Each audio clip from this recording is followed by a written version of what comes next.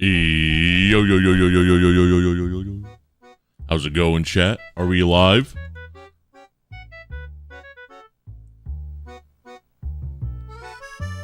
Gamers, 1 2 1 2, test. Are we here? Are we gaming? What's up, chat? Good to see you. Sorry I'm late. Got a dude come by, had to fix the sink. It was the whole thing. Don't worry, though. Time was not wasted. While the sink was being fixed, I was playing Satisfactory, and that game is really fun. And now we're gonna game. 1 hour late. That's not Sigma. I know I was supposed to be on time. I didn't realize that I had the sink guy was gonna be coming today to fix the sink. I thought it was gonna be tomorrow. Don't worry about it. I'm sorry. I apologize. It will happen again. But today, chat. We have to talk, chat. We have to talk about the catastrophe of yesterday that I cannot reference. I'm not allowed to make references anymore to the events of yesterday because, wow, okay, well, never mind. Give me 1 second to fix the screen, apparently. There we go. Now will you work? It's just always something new, isn't it? Always. So there you go. I don't know if you guys could see right here. Because of the SCP we kept talking about yesterday, my YouTube was like, bro, we can't monetize your stream. You can't keep referencing 9/11 over and over and over again in the stream. So with that being said, we have an SCP to read today. And by vote from you guys in the Discord, it's another SCP about 9/11. So, I don't know how we're going to do this. This is going to be tough. We're going to see what happens. Biden's America. Exactly. Yep. How's it going on, Dad? I think it's some towers falling in Minecraft. YouTube is so soft. True. Why won't they let me reference a national holiday? I mean, a national tragedy on the day it happened. Starting stream now. You already know that, though, Hot Dad. We'll look at these fresh memes right after stream on God. Okay. All right, chat. Let's get everybody in here. Let's ping everybody as we do. We're going to do some SCP Timber, and then we're going to play a Janitorial mod at Ping4 Streams.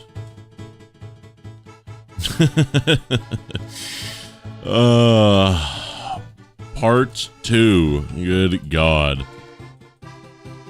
Finishing it today. Big gaming. Janitorial mod, let's go. Finishing it today. Big gaming and 9/11 SCP article part 2 today. Yes, it's real. Oh my God, chat. Why, dude? Why? I swear YouTube's getting so shitty. I mean, to be fair, it is the anniversary.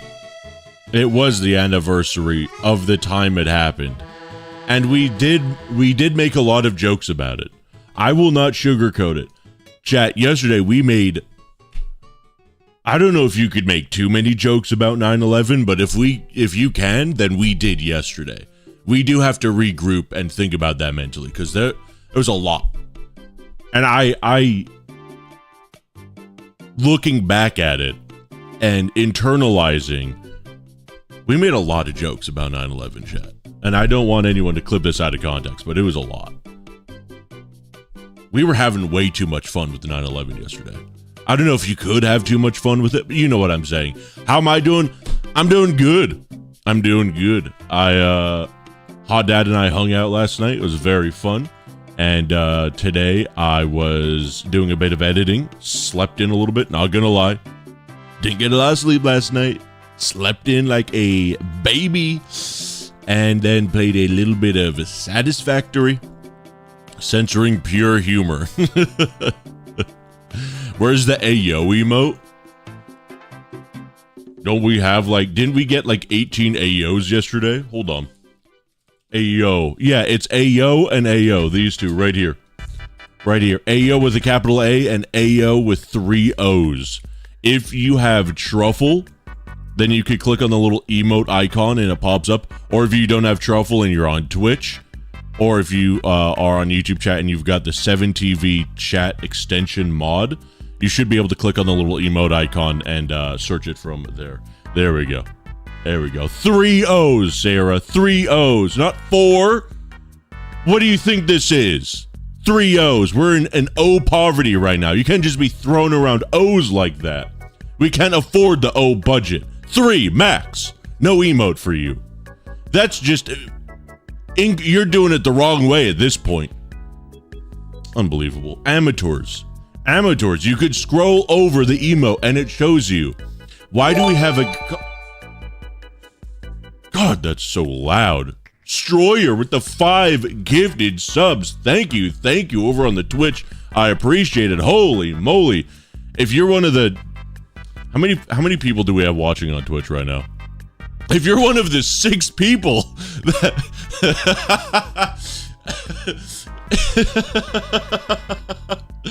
If you're one of the 5 out of 6 people that just got gifted a sub, you don't have to sit through this 3-minute ad break right now.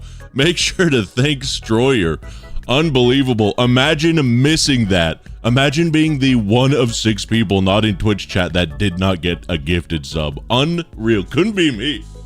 Couldn't be me. Absolutely ridiculous. Holy moly. Okay. No, I didn't get gifted a sub. I don't know what to say, folks. That's Biden's America for you. If I were president, not only would the Fortnite Battle Pass be free, but everybody would be gifted subs. In fact, as part of my previous administration, if you have Amazon Prime in Twitch, you can type !Prime in the chat to link up your Amazon Prime with Twitch to get 30 days of ad-free viewing for free. Completely. The Dems, the dirty Dems don't want you to know about this. It's quite possibly the greatest deal in American history. That's what they're calling it. I don't know. I feel like over time, my Trump impression has just turned into Steve-O slowly. I've been looking back at old streams. It was like, if it was 1% a good Trump impression a month ago, it's about a 1/100th% Trump impression now. And somehow it's a little bit better, like as a Steve-O. I can't explain it, but if you hear me do Trump, I get more raspy. I don't know why. You should totally play the clip I sent in Discord, #clips.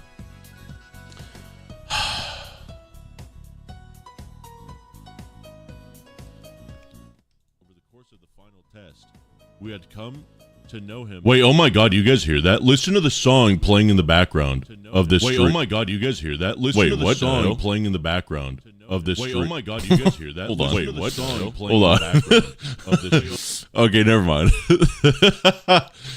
That confused me a little bit. Never mind. Okay, let's okay, are you talking about this clip? You're talking about this clip in clips. This 52-second clip. Let's watch it. Of the course of the final test, we had come to know him as a humble, soft-spoken, down-to-earth. If you were not here for yesterday's stream of SCP-8963, I don't want to actually play this clip because it is a spoiler.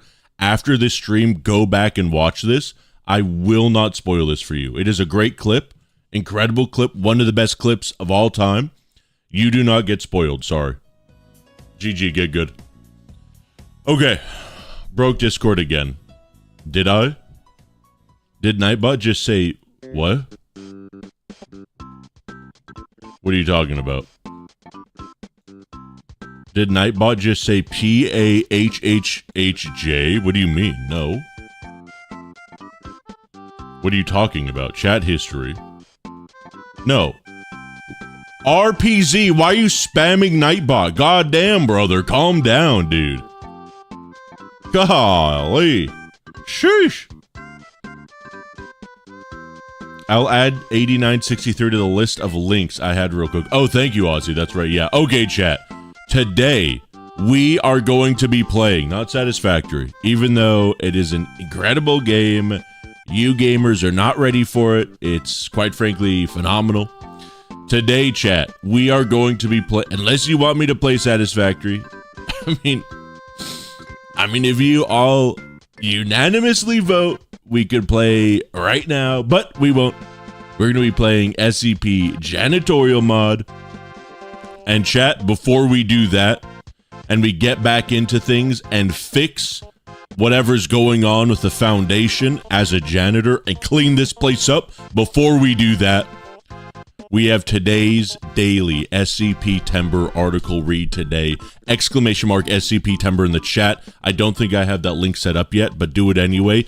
Every day for all of September, we're reading a new SCP article every single day at the beginning of the stream to educate you gamers on articles you should know about. But you don't because you don't read, because you're indignant. What is that? And I read them for you because I know why you're here. There's only one reason you're here. You're not here for the god tier gamer skills, even though you should be here for that. You're not here for the incredibly accurate and intelligent reviews of SCP games, even though you should be here for that. And you're definitely not here for my incredible good looks, even though you should be here for that. You're here for my voice. I know what you want. I know what you guys want. Hey, at least we're literate.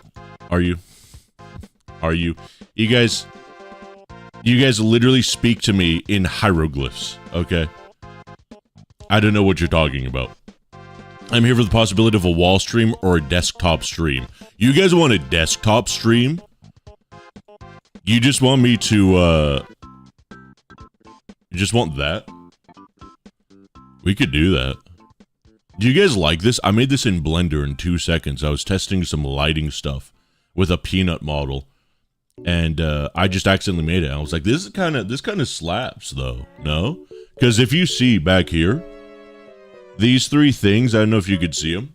These are these things here are actually real things. Let me show you. They're monkeys. We got see no evil right there. We got hear no evil. And we got speak no evil, right? These protect me on a daily basis. And it's kind of like this. See no evil, hear no evil, speak no evil. Except because Peanut can't move his hands, they don't do the pose. But it's like, it's the three monkeys, but for Peanut. You know what I mean?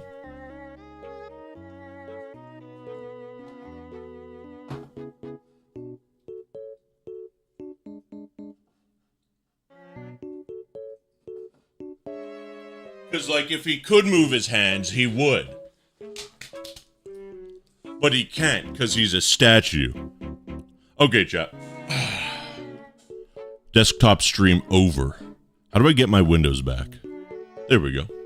That's easy. Okay. Try out Glenn M. What does that sentence even mean? You're talking about the musician that does SCP music? We're not even anywhere near the topic. I feel like I can't have a conversation with you guys. Because, okay.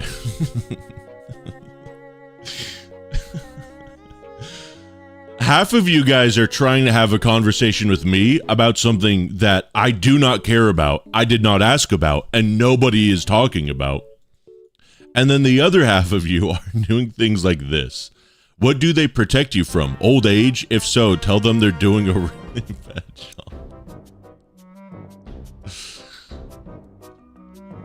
Sarah, what are you even trying to do? This is an emote. This is an embed fail if I've ever seen one. Good God. Metal, yellow, first, red. What the hell is this? I'm just going to banish this out of principle. Good God. Make sure your emotes are working before you spam them. How many calories are in SCP-3395? Good question, chat. Let us read today's SCP article of the day. SCP-3395. Object Class Euclid. Special Containment Procedures. As of August 2001, the SCP-3395 containment team is employed at a Foundation front company headquartered in the North Tower, Tower 1, of the World Trade Center complex. Any reported sightings of SCP-3395 are to be responded to by the subdivision of Mobile Task Force Pi-1, City Slickers, assigned to the World Trade Center. SCP-3395's manifestation area is to be immediately cleared of civilians and amnestics issued as appropriate. I'm sorry, I just feel like this music is a little inappropriate for the topics we're discussing today. No, chat? Hey, yo, No, this is not a 11 task force, okay? Technically, they were not tasked with stopping the horrendous events that occurred that day. They are tasked with simply observing and ensuring SCP-3395 is contained. What is 3395? Good question. Let's find out together. The messages delivered by SCP-3395 and their exact meaning are currently being reviewed and analyzed by researchers, and this file will be updated with any relevant findings. Description: SCP-3395 is a spectral humanoid entity resembling Monica Rodriguez Smith, 1958 through 1993, an employee of the World Trade Center who was killed during the 1993 bombing of the complex. Let's see if this is a real person. I'm already on a list, aren't I? Oh boy. Oh boy. Oh boy. All right. I feel like we need a counter of people that the SCP sort of okay, I'm sorry, I can't even speak. But someone has to make a list of all of the people that have passed away from tragic events that the SCP Wiki has disrespected by simply making them an anomaly. This was a real person and she tragically exploded from a bombing. Why would you do this? Unnamed SCP Wiki author? Why would you guys suggest this to me? Wait, she was real? Yeah.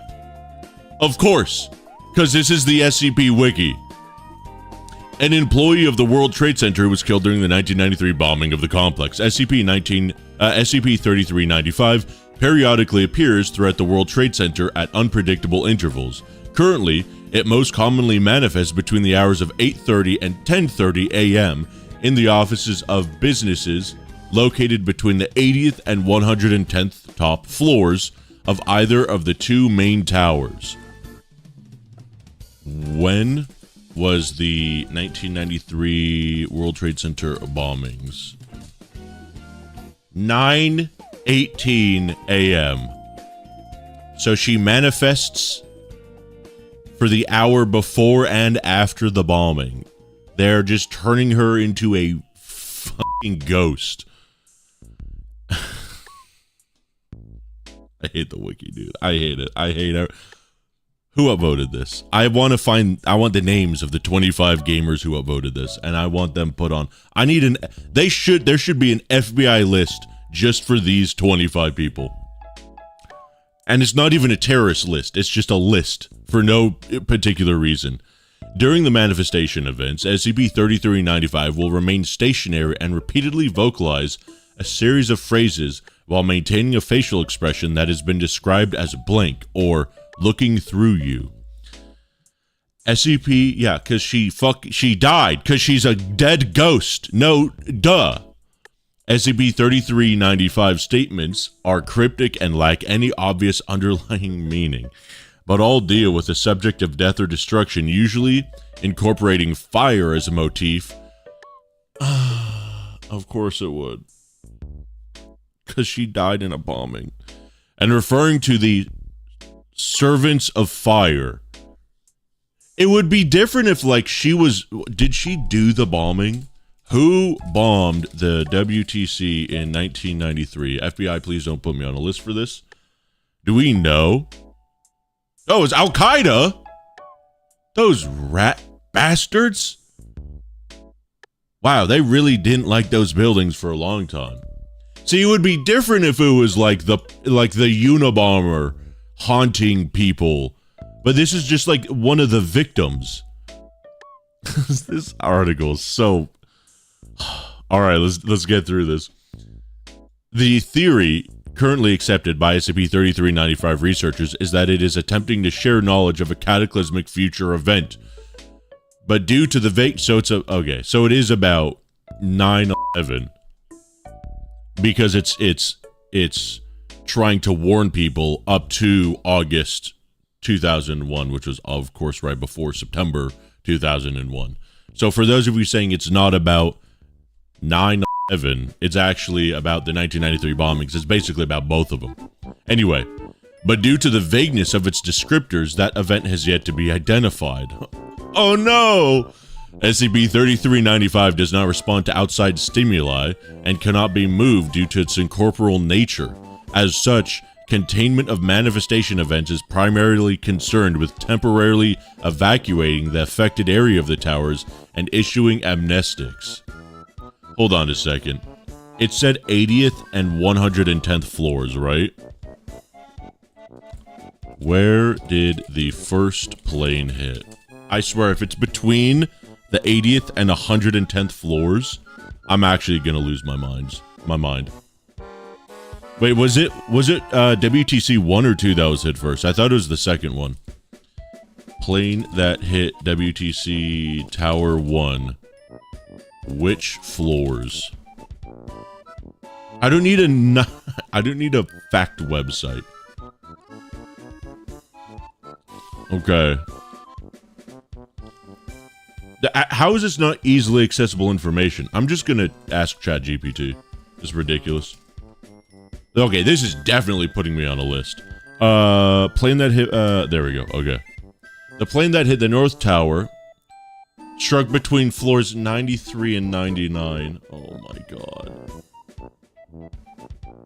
It's literally the bottom 10 and top 10. ChatGPT is so real. I mean, it's useful. Boring that fell really fast. Do not say this article fell off when referring to an article about 9/11.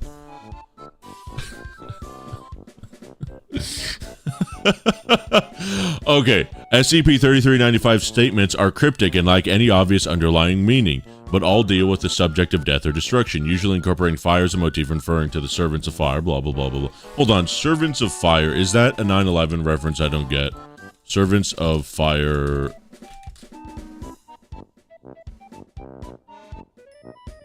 Okay. Okay, nothing's like popping up immediately. Good, interesting. So we're inventing new canon for this 9/11 fanfic. Excellent. Okay, does not outside stimuli, blah blah blah. Let's see. Does not respond to outside stimuli, cannot be moved due to its incorporeal nature. As such, containment of manifestation events is primarily concerned with temporarily evacuating the area affected of the towers and issuing amnestics. My father died in 9/11. He was the best... Okay. You know what? Now I understand why YouTube had to demonetize the last stream. This article is... Okay. Jet fuel, why? Jet fuel? No, I know. I know. I know. I understand the connection between jet fuel. I thought that was fairly obvious. I wasn't sure if this was like the code name for the terrorist cell of Al-Qaeda or whatever that hit the towers. I was just checking. What if...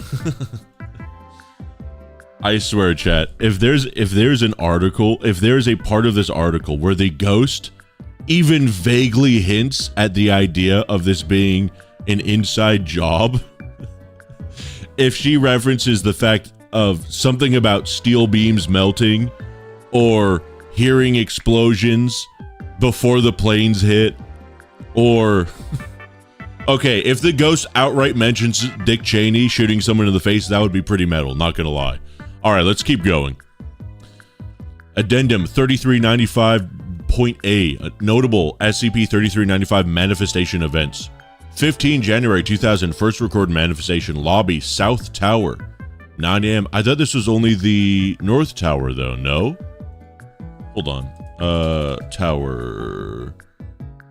Oh. They're headquartered in the... Okay. So Mobile Task Force Pi 1 City Slickers is in the North Tower. Okay. Is it a canon event that the MTF unit Pi 1 City Slickers died in 9/11? 2 of the Servants of Fire have arrived. A common vessel carried them across the seas. Not knowing of their intentions for its brothers, it has begun. 18 May 20th, 2000. Windows on the World Restaurant, 107th floor, North Tower, 9:30 a.m. The Guardians of the Weak have fallen to deception. A Servant of Fire is allowed to enter the land of the innocent. His smoke will replace the air as the suffocating power of his evil lays waste to the monument of civilization. Wait a minute. 15 January 2000. 2 of the Servants of Fire have arrived. That wouldn't be...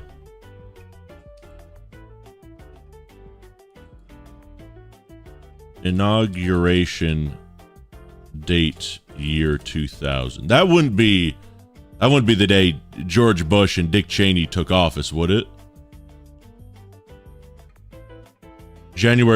No, that's 20th. Oh, because the election, that's right. The election is in 2000, and the following year is when they're in office. Okay, so January 20th. Okay, that was close. Goblin jump scare. Shalom, chat. It's 5 days before. No. Because the election is in 2000, and the inauguration's the year after. I forgot. Right? Because, like, the 2020 election, January 5th was 2021, right? Because the election always happens a few months later. Okay. Whew, we're good.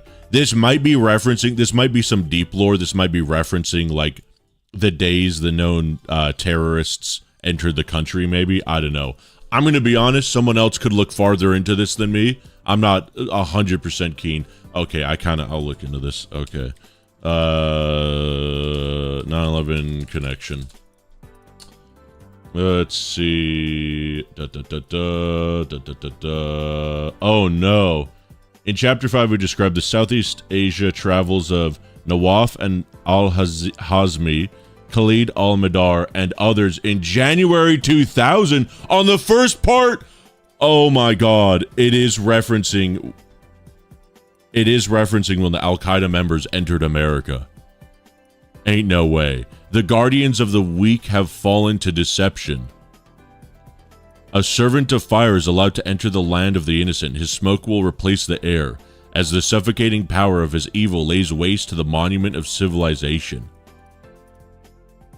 September 11th, 2000. Aeon Corporation offices, 105th floor, South Tower, 9:15 a.m. I hear his voice now. He cries out, desperation to escape the inferno, reaching out to those who cannot save him. His voice will oh God, is it also going to reference someone jumping from the towers? His voice will reach across the years, even as his soul does not. January 31st December 2000. Marsh and McLean offices, 96th floor, North Towers, 8:45 a.m. Rito Ass's message. Okay, hold up. Dude, go to the... Wait, hold on. Hold on. See the discussion page post from Observer September for context. Please do. It's important to this SCP. Click the thing marked as spoilers on page 1. In discussions. Okay, good. Okay. That's all you need me to see. We'll look at it after this. Wyatt, please start. We have to get through 9/11 fanfic first, Stephanie. This is what the chat voted for. I'm sticking you to this. Smoke replaces the air as in when the towers fall. Yeah, duh, chat. Duh. I'm sorry. You know what? I should explain all of this to you. I'm sorry. I just assumed when it's talking about fire and smoke in the article about 9/11, I was like, do I even need to explain this to chat? It's referencing the fire and the smoke in 9/11. I was saying it. Okay. Okay, I'm going to explain everything. So September 11, 2000, this is significant because this is exactly 1 year before 9/11 happened. And Aon Corporation's corporation offices, 105th floor, South Tower, that's right above where the first plane hit on Tower 2.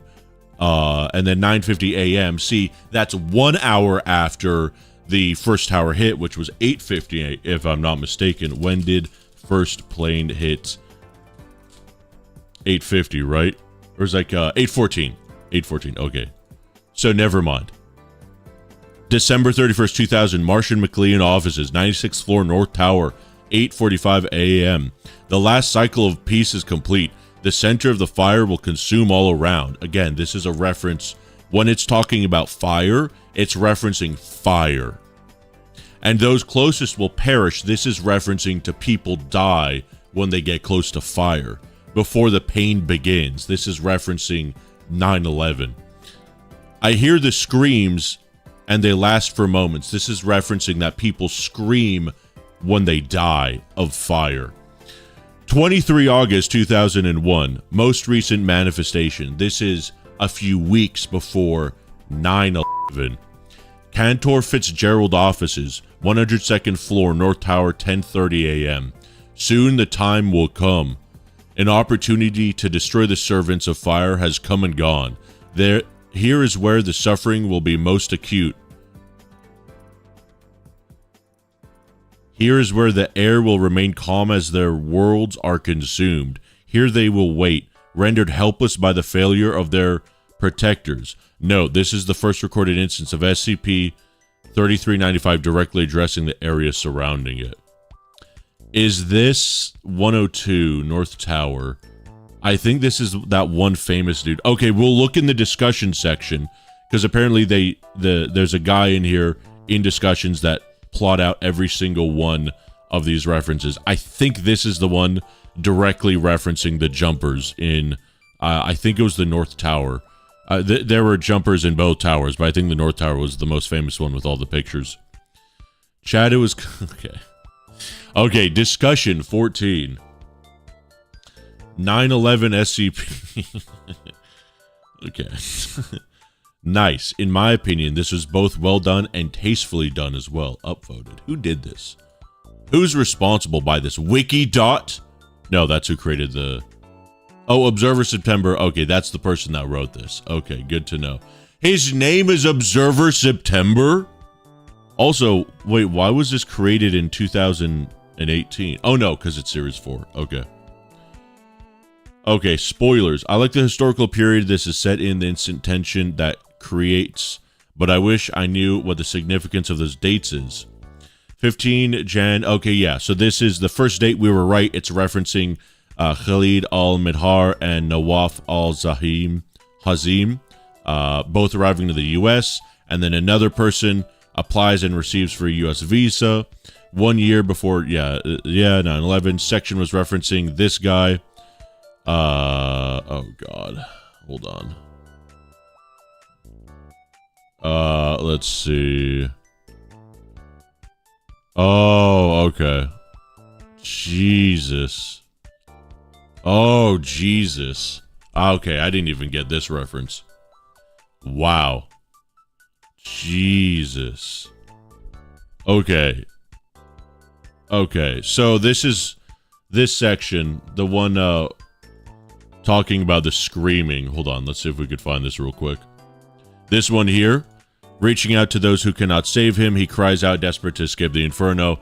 So this is referencing a person who had called 9/11 during the whole thing, and it was very, very traumatic. Oh, did we? Okay, and then 31 December 2000, no significance, last date of the year, and then hold on a second.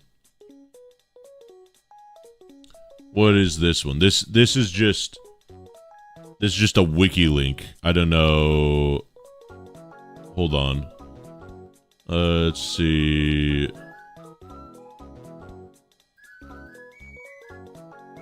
Let's see.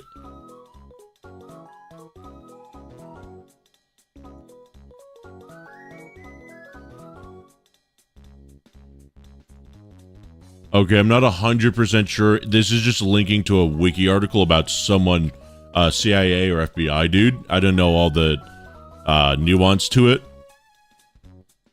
Called 911. Yeah. Maybe we should see the reference as well. I don't know. I mean, this is just it's just tragic, right? This is linking. It's referencing this guy, who Cosgrove is known for the 911 call he made during his final moments, which ended with him screaming from inside the South Tower as it collapsed. The recording was used during the prosecution of Zachariah Moussouni, the only criminal trial to result from the check, blah, blah, blah. Cosgrove's last words made international headlines. So that's that. And then this is the second one where it's just a link to the article. John P. O'Neill, some FBI dude, somehow linked to it. O'Neill's life been featured, blah, blah, blah. Let's see. Was an American counter-terrorist expert who worked for special agents, eventually an agent in charge. Began to intensely study the roots in the 1993 World Trade Center bombing after he assisted in the capture of Ramzi Youssef, who was the leader of that plot. Subsequently learned of Al-Qaeda, Osama bin Laden. So I guess he connected some dots. I'm not 100% sure. The offices in which the entities manifest were all areas that were in or above the impact zone of the airplanes on 9/11. Marsh and McLennan spanned the impact zone of the North Tower, Cantor Fitzgerald, and the North Tower impact zone, and most lost more employees than any other company or the city of New York. And Aon Corporation was located above the South Tower impact zone. I don't know how people could say this was tasteful. Maybe I'm wrong, and I'm a dude. Again, I don't care. I like dark humor, but this was not what you would call tasteful. I agree with Western. This is very tasteful, considering the subject matter. I appreciate the dates on which the article decided to stop. Well, it stopped because 9/11 happened 2 weeks later. Sometimes nothing more is needed. I mean, yeah. I'm pretty iffy on this one. This is Pepper's Ghost. I think I recognize this name. Pepper's Ghost. I recognize this name from somewhere before. It's written well enough. There seems to be a good chunk of research behind it, but I just can't get into the core concept of a spooky ghost cryptically foretelling 9/11. 100% every single thing agree with on this one. Check the wiki on the CIA guy on his death. Check the wiki. Oh my God. Is it going to be linked? Is it going to be linked to 9/11 was an inside job? O'Neill was killed on September 11, 2001. Oh. In the collapse of the World Trade Center towers, Wesley Wong, an FBI agent who had known O'Neill for more than 20 years and was in the command center with O'Neill that had been set up during the North Tower crash, last saw O'Neill walking toward a tunnel leading to the South Tower, likely to assist in that building's evacuation and gather surveillance footage from the security offices located there. O'Neill's body was recovered from the debris of the South Tower on December. Dude, it took 10 days. Man, that is crazy. O'Neill is buried in the Holy Cross Cemetery in Mays Landing, New Jersey, and at the National 9/11 Memorial. O'Neill is memorialized at the North Pool on panel N63. God, I don't like this article, bro. Shit, maybe I'm just a fucking softy for this, but Jesus. This one kind of had me spooked a bit once I got to the interaction logs, as it was foreshadowing 9/11. I mean, yeah, dude. Of course it was. What do you mean? So I have to agree with Pepper's Ghost, but I give it a +1. Ay. From an in-SCP Foundation world perspective, should this be presented as an archive of previous containment procedures? I was wondering that as well, too. Shouldn't this technically be SCP-3395-ARC? Because it's an archive at this point. Which SCP is this? This is 3395. The article is old, being written before... wait, hold on. Oh, yeah, the idea technically is that this was written in August 2001. That's why it says most recent date. So this is like literally right before 9/11. Which that's always been a question in the SCP Wiki is like when an article is written, what time is the article written? Is it written like in the past or in the future or technically when you're reading it? But they make it kind of clear that this is just a date of right before 9/11. But why is it Euclid and not neutralized? Because right now, right now in this article's chronology, it is later than August 23rd. So maybe it's like, I don't think they give an exact date, but it says as of August 2001. So the very first sentence is saying right now it's August 2001. So after this right here, but before September, because it would say as of September 2001. Like some Apollyon SCPs are like currently world breaking when you're reading it. Yeah, exactly. That's just sort of, that's not a really big qualm that I have with SCP articles. Some are written, actually one of my favorites. Do you guys know the origin of the term D-class? We're going to go on a little bit of a tangent here. Do you guys know why they're called D-class personnel? I did a little bit of a deep dive on this. Disposable? Nope. Drake class? Nope. Delightful? Nope. Death row? Nope. Mario music on... yeah, it is. Yeah, oh yeah, I forgot this whole SCP was supposed to be read as if you're living right before the events of 9/11, yeah. It is not Diddy. The factory D class dead? No, why? That's a good question. Let's see. SCP Wiki D class. D class orientation. Is this the article I'm thinking of? Let's see. History. This might be the one I'm thinking of. Okay, yeah. Hold on. Let me look at one.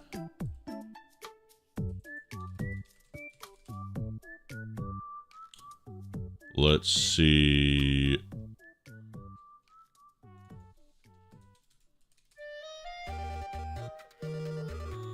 Is this the one? Yeah. Okay, so let's see.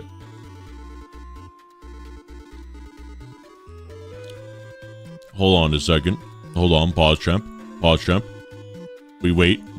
Give me 1 second. I'm checking something out here. Hold up.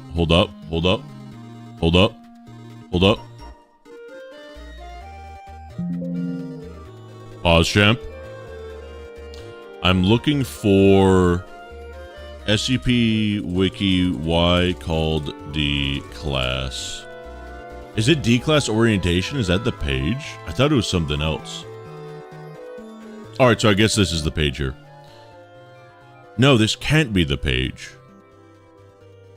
Is there a pause champ emote? I think there is actually. I think we've got pause. Yeah, we've got pause champ right here. Boom. Delta class. So, there are multiple canons as to why they are called D class. God, this is not the article. Where is the article? SCP article naming class D.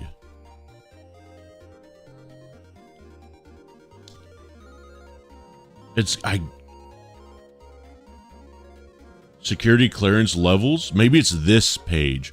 Oh, I think it is. Okay. Yep. Okay, so here we go. From what I understand, let's see. Okay, so this is a very interesting, fun little puzzle.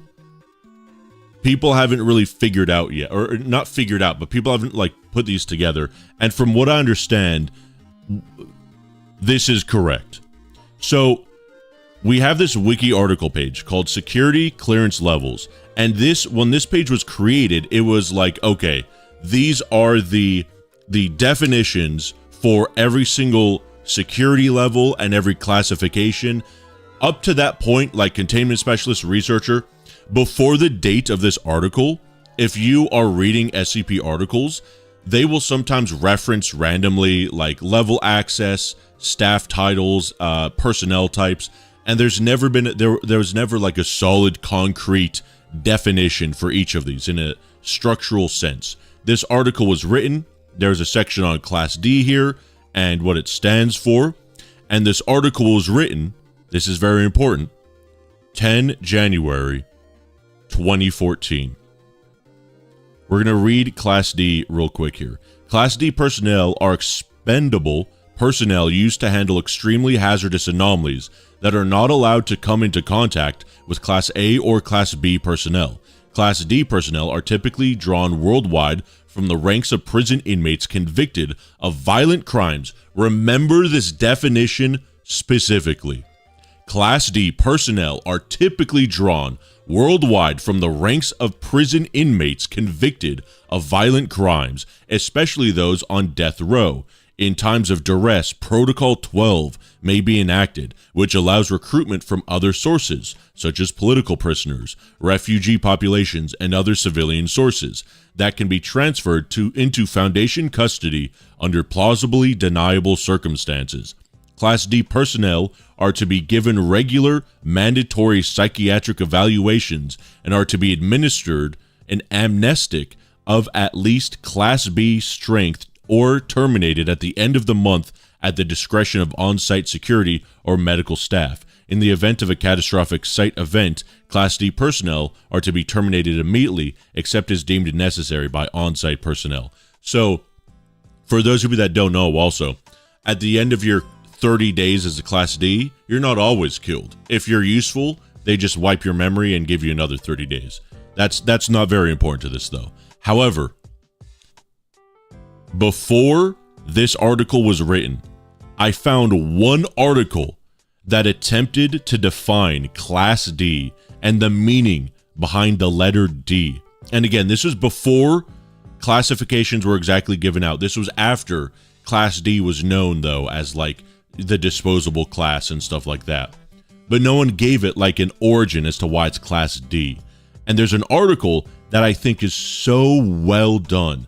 I love it. And in my mind, this is canon to the history of the Foundation. And we're going to read it today. It's going to cover something you might not know about, and we're going to educate you guys on this. This is SCP-8551-EX. This stands for explained. So this is an SCP that is explained, is no longer an SCP. And you might notice this image right here. We're gonna get to this in a second. But this is SCP-1851-XE. And this year is very specific too. So there's a note at the top here. The following has been classified Code Red, inaccessible by the Records and Information Security Administration. Access is restricted to Level 5 personnel only. This document was nullified by Overwatch Directive 001 when this organization, the American Secure Containment Initiative, emerged with several other forms to modern foundation, to form the modern foundation on 1 January 1916. So before 1916, one of the organizations that formed the SCP Foundation had this SCP in classification. And when they formed, they took this SCP and they said, explained this is no longer an SCP. This record is retained for archival purposes only. Item number 1851-023, classification type threatening. So this is sort of to further the point that this is not a normal SCP SCP type. AOSCP racism. I mean, we're going to get into this. ASCI, remember this is the American Secure Containment Initiative. ASCI protocols for containment. I totally forgot this has words I'm not allowed to say, so I'm just going to say certain types of individuals of a historically negative context affected by this phenomena are to be treated by as many of the following procedures as is deemed necessary by the owner or lessee. 1. That corporal punishment in the form of whipping be applied up to 100 per day, 75 for wenches, 50 at most for pickaninnies, which is a name for children, which you could figure it out, the word here, pickaninny, coming about this word, right? You could kind of get a sense of the year, right, when this article might have been written. If you're piecing together, if you know anything about American history, and the year 1851, and the types of people it's talking about. 2. That affected workers be instructed through biblical teachings in the appropriate deference to be shown to divinely ordained masters. 3. That the large toes of each foot be removed. Incurable servants are to be recruited into the program for incorrigibleness. Into the program for incorrigibleness, so being a dick, basically, as detailed in this report. And then there's an image, popular newspaper depiction of a gamer servant afflicted with phenomena, 1851-023. So there's this weird SCP called 1851, and it's affecting certain individuals, and it's only affecting a type of gamer, okay? Description, phenomena, 1851, take it easy, Egg. 1851-023 is a disorder of the mind exclusive to the gamer race, the most particularly to those segments of the gamer race appropriately employed in servile labor under the tutelage of a white gamer. Footnote, whilst it goes without saying that gamers released from this form of service are far more susceptible to mental insanity and weakness, this form of madness is strictly confined to the servant population. So whatever this SCP is, it's only affecting servant gamers, right? Note that this is a -EX, not a main lister. It's a -EX, meaning in universe, it's no longer classified as an SCP. It's an explained phenomenon. But we're not there yet.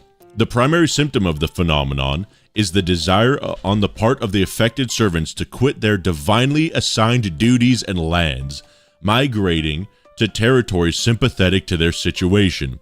Of late, it has been recorded that a number of gamer servants, footnote 2, this of course changes nothing of the general attitude of gamers under our employ, who ensure us that they feel, as we have taught them, their futures would best be spent under our benevolent supervision, have become difficult to contain in their places. This has been noted both within those properties, those properties controlled by the Containment Initiative, and throughout those areas exhibited by the owners of such servants. Initiative Senior Researcher S. Cartwright, this name we're going to save and we're going to keep this for later, okay? S. Cartwright. Initiative Senior Researcher, who wrote this, doesn't matter. Listen to me, I promise you, it's a banger article. Initiative Senior Researcher S. Cartwright has demonstrated in his laboratory the existence of a phenomena he called by himself drapetomania, but to be known henceforth as phenomenon 1851-023 in initiative documentation. So these two words, drapetomania and S. Cartwright. If you, for some reason, failed your history class and don't know what drapetomania is, it was a fake disease created by a dude in 1851 named Dr. Samuel Adolphus Cartwright, and is described as a psychological disorder that caused a phenomenon of enslaved black people to run away from bondage before the Civil War. So in real life, there's a real life dude, like in our history. And by the way, this guy, Samuel Cartwright, he didn't like washing hands. This is just an aside. When modern science and medicine was like coming to the forefront and germ theory was invented and people were like, hey, we should maybe wash our hands before we stick them in people's bodies, he was a big opponent to this idea. He said that's the stupidest thing, just to tell you where his mind was at. But he invented this disorder because he was like, how come black people don't like to be slaves? Well, they must have a psychological disorder, and he called it Drapetomania. It says initiative rather than foundation because this was a document from the American Secure Containment Initiatives, an organization said by some SCP stories to be a foundation precursor. Yeah, exactly. As we covered before, this is, you can see that the format is a bit different. It's called ASCI protocols instead of foundation protocols. It's about a precursor organization before the foundation. The lore is that this company or this organization, the American Secure Containment Initiative, with other organizations formed to create the foundation. And then after this date, they looked through all their records and they looked at this SCP and they're like, oh, it's not an SCP. And we're gonna, let's see. Okay, we're gonna skip to the end, I think, because I think we get this. Actually,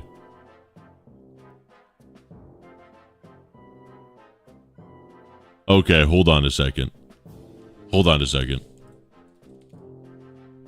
Okay, so the idea is that they classify this thing as Drapetomania, and that all of these, for some reason, black people that don't want to be slaves, for some reason, must have this mental disorder. And in the SCP universe, Samuel Cartwright is an SCP, scientist, and he says they must have an anomaly about them. And a little bit later down the article here, it says nota bene, which means additional note. The prevalence of phenomenon 1851-023 among the working and breeding stock owned by many of the initiative's directors, along with a general sense of civic duty, have prevailed upon the initiative to take action. Henceforth, initiative men are to encourage patrollers and police to reprimand captured gamer escapees into the custody of Dr. Cartwright. Into their custody. Dr. Cartwright has put together a particular cohort of unruly servants otherwise suited for conventional gamer labor, which he is referring to informally as the Drapetomania class. These are to be put through the most rigorous of duties for the initiative, those for which loyal servants would be wasted through attrition. Director Wilson noted March 31st, 1857. And it goes on and it talks about the D class is just short for Drapetomania class. When will things get interesting around here? I sleep. We are learning about the history of our people, aka SCP Wiki gamers, okay? Go sleep some more. What's going on? You know what? Fine. We're done. We're not doing this. We're not doing this anymore. I'm telling you guys about interesting, cool SCP lore, and you guys are going to sleep.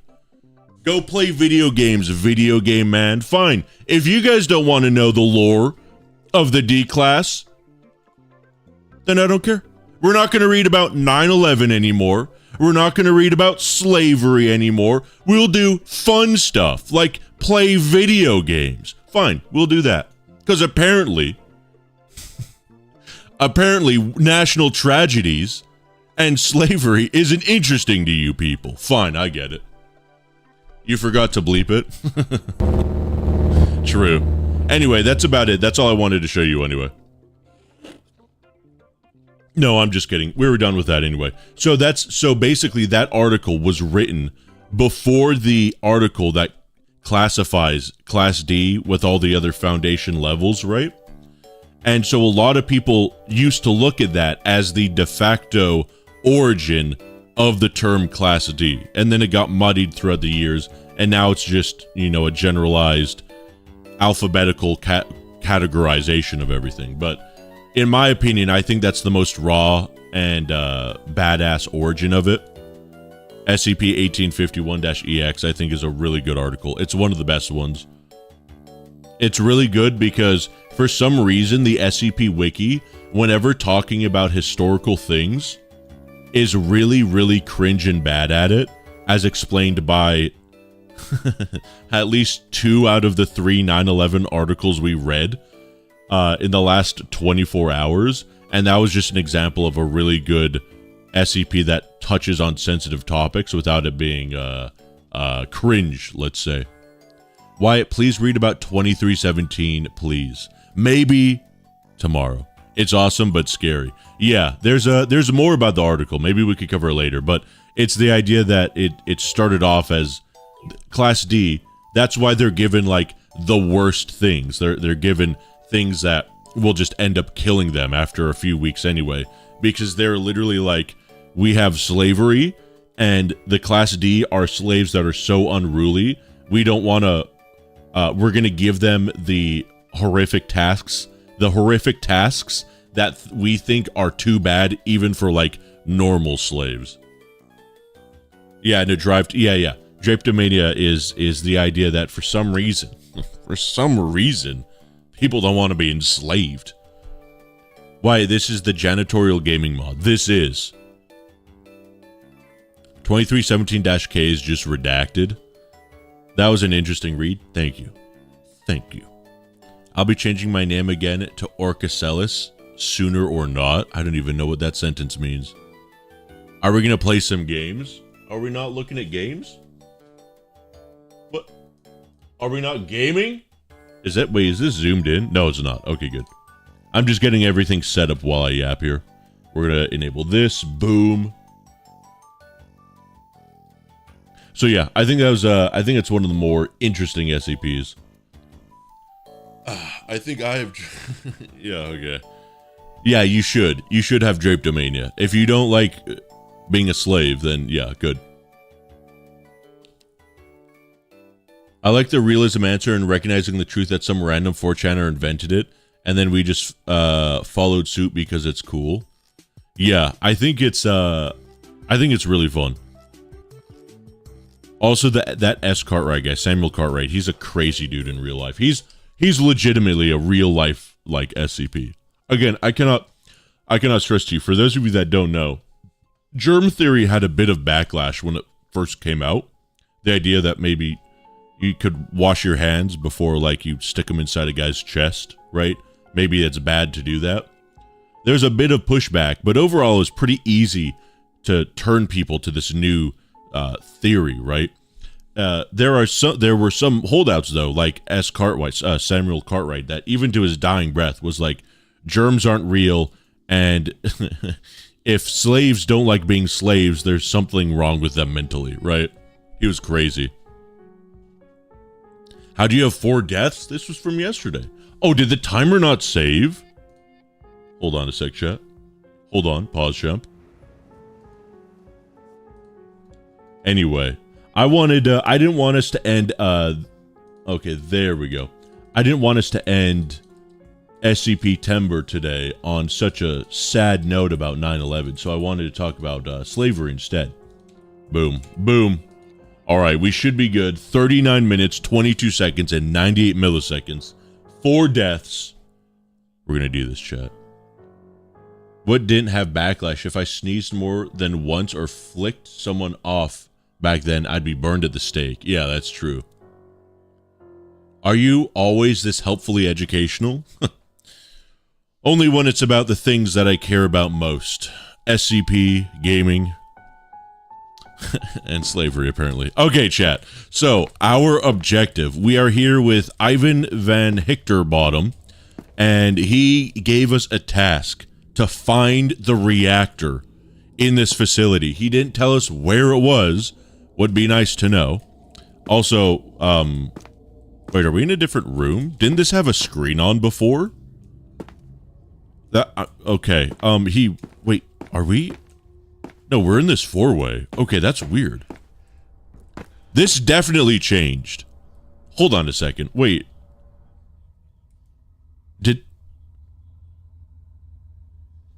Hold on a second, chat. I might be losing my mind. We're gonna take a little field trip here. I'm gonna bring up yesterday's stream. I know for a fact those machines were different yesterday. Hold your horses. Let's hold on. Chat, clip this. Chat. Where do we clip this? Okay. Should be near the very end here. We did a lot of emote stuff yesterday. Okay. So, hold up.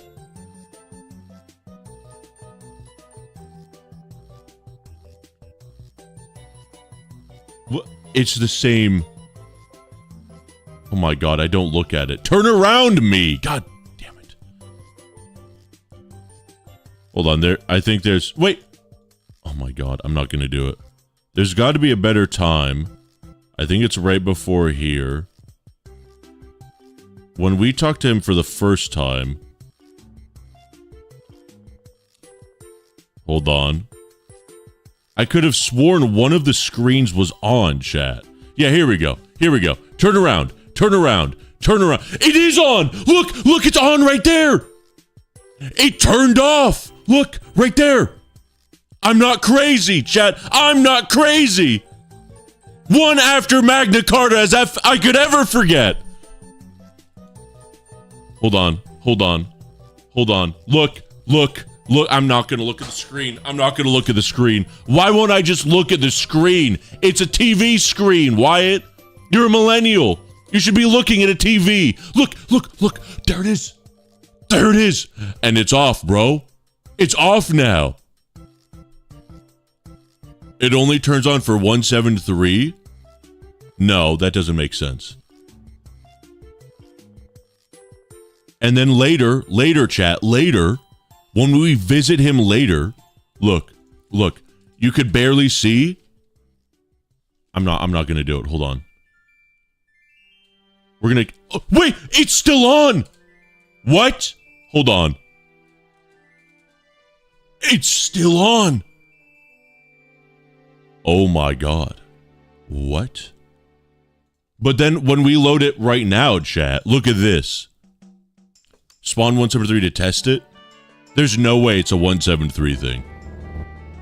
My chat broke, so I had to exit and come back. Yeah, mine broke too because I loaded the previous stream. It's just a screen, calm down.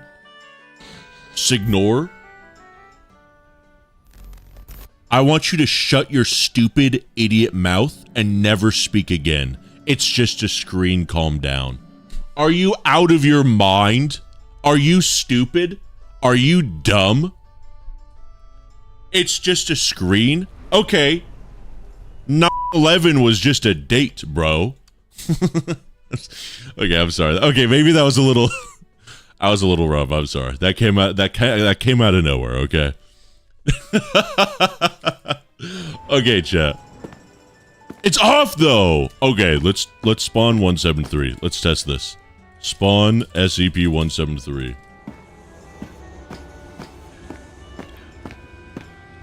Excuse me. See, it's still off, chat. It's oh, okay. It's still off, chat. Oh, whoa. Excuse me. He can't kill me like this because our boy's watching him. He's doing it again, chat. Uh-oh. Listen, we can hash this out, Peanut. We could discuss this. Alright, that's fine. That didn't count anyway. Because we spawned him in. That doesn't count as a death. Okay, chat. So, ignoring all of this, we are with Ivan von Victor Bottom. He has tasked us to find the reactor core, I believe, in heavy containment zone. Though we're not 100% sure. It could be in whatever zone we're in right now. We have to go in there and do something. Maybe press a button or flip a lever or something. Also, we're on the lookout for a level 3 key card so we could go back to 106's chamber, which is a little bit down the hall, and recontain him. And also, we might want to do a side objective, which is to go back to 096's room and open some doors in there because we have a level 2 key card now. So let's do this. 3, 2, 1. Timer starts. Let's go to heavy containment. We're going to look for the reactor room and possibly a level 3 keycard. Okay, well, we're not going to be going right there. Wait, can I open this? You're kidding me, right? This is 079's room, immediately in heavy containment? Okay, well, we need a level 3 clearance. Okay. We're coming back for this room. That's a phenomenal start. Very interesting. Okay, good to know. So, Immediately after Ivan's room is 079's room. Very, very interesting.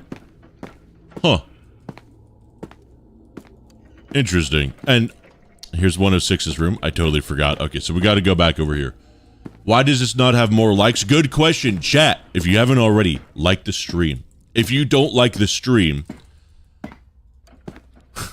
well, let's just say you remember 9. I'm just kidding. I'm just kidding. Do you like the stream, though? Do you like it? I'm not saying that I will, you know, but I'm just saying if you don't like the stream, I will, well, you know, I'll do it. I will do it. That is a threat. What am I going to do? I'm not saying. Don't worry about it. We also need an S-nav if we could find one. I love the rooms in this mod.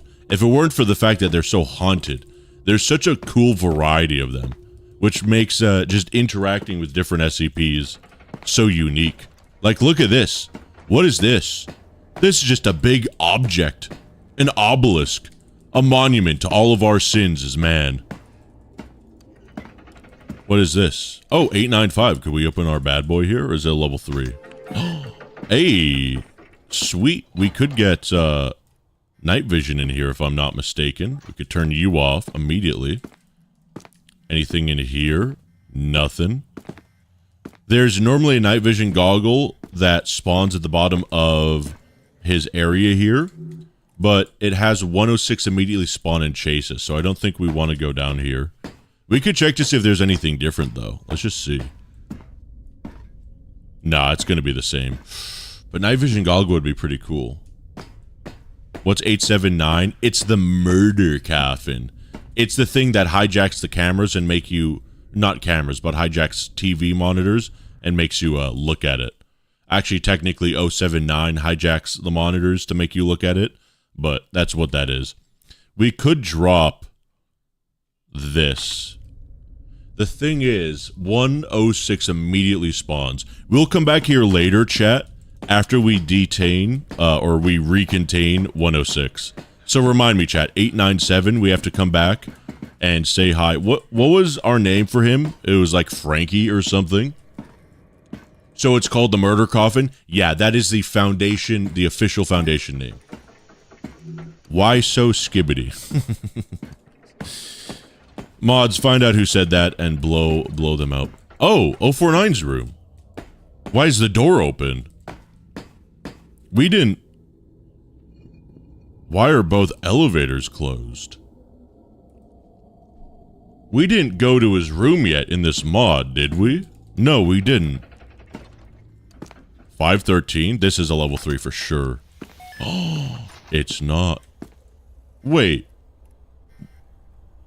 Did we already come through here? We did. We rang the bell. We already got Philip Seymour Hoffman. That's right. Okay. That's right. I think if we keep going north, we're going to run into entrance zone eventually. Locker door. Oh, yeah. This is where we opened up 096. Uh-oh. Uh-oh. Is Peanut right in here? He is. Let me get this door. Oh, ho, ho, ho, ho. That was close. Okay. Can we close this? Okay, good. Okay, we're just going to keep going north and we're going to explore stuff a bit. Why so madable? Can we name the coffin Mr. Nosy? I mean, I suppose we could. Too slow, down low. Yeah, there's Philip Seymour Hoffman. Okay, yeah, and then this is the room with the elevators that don't work. I forgot what's over here. Oh, water closet.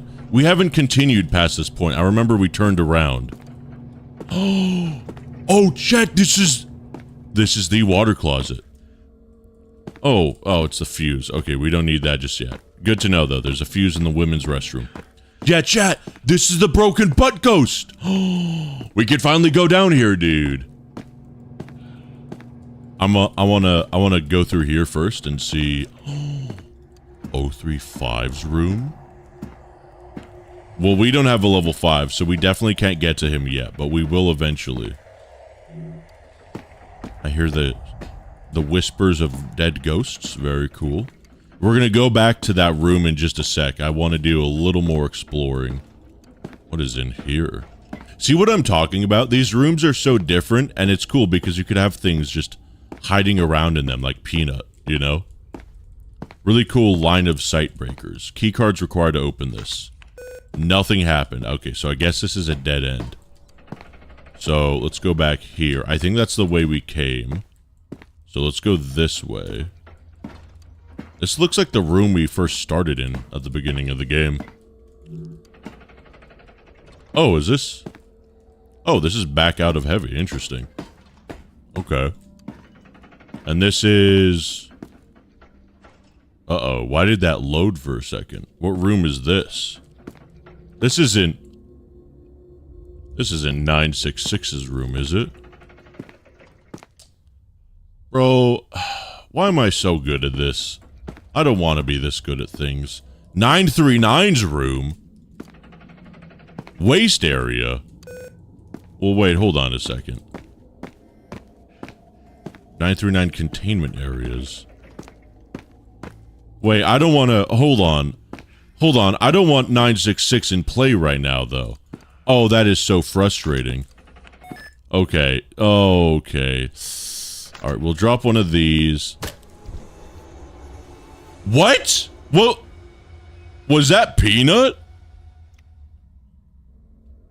Oh my god. I'm sorry. Did I just miss him?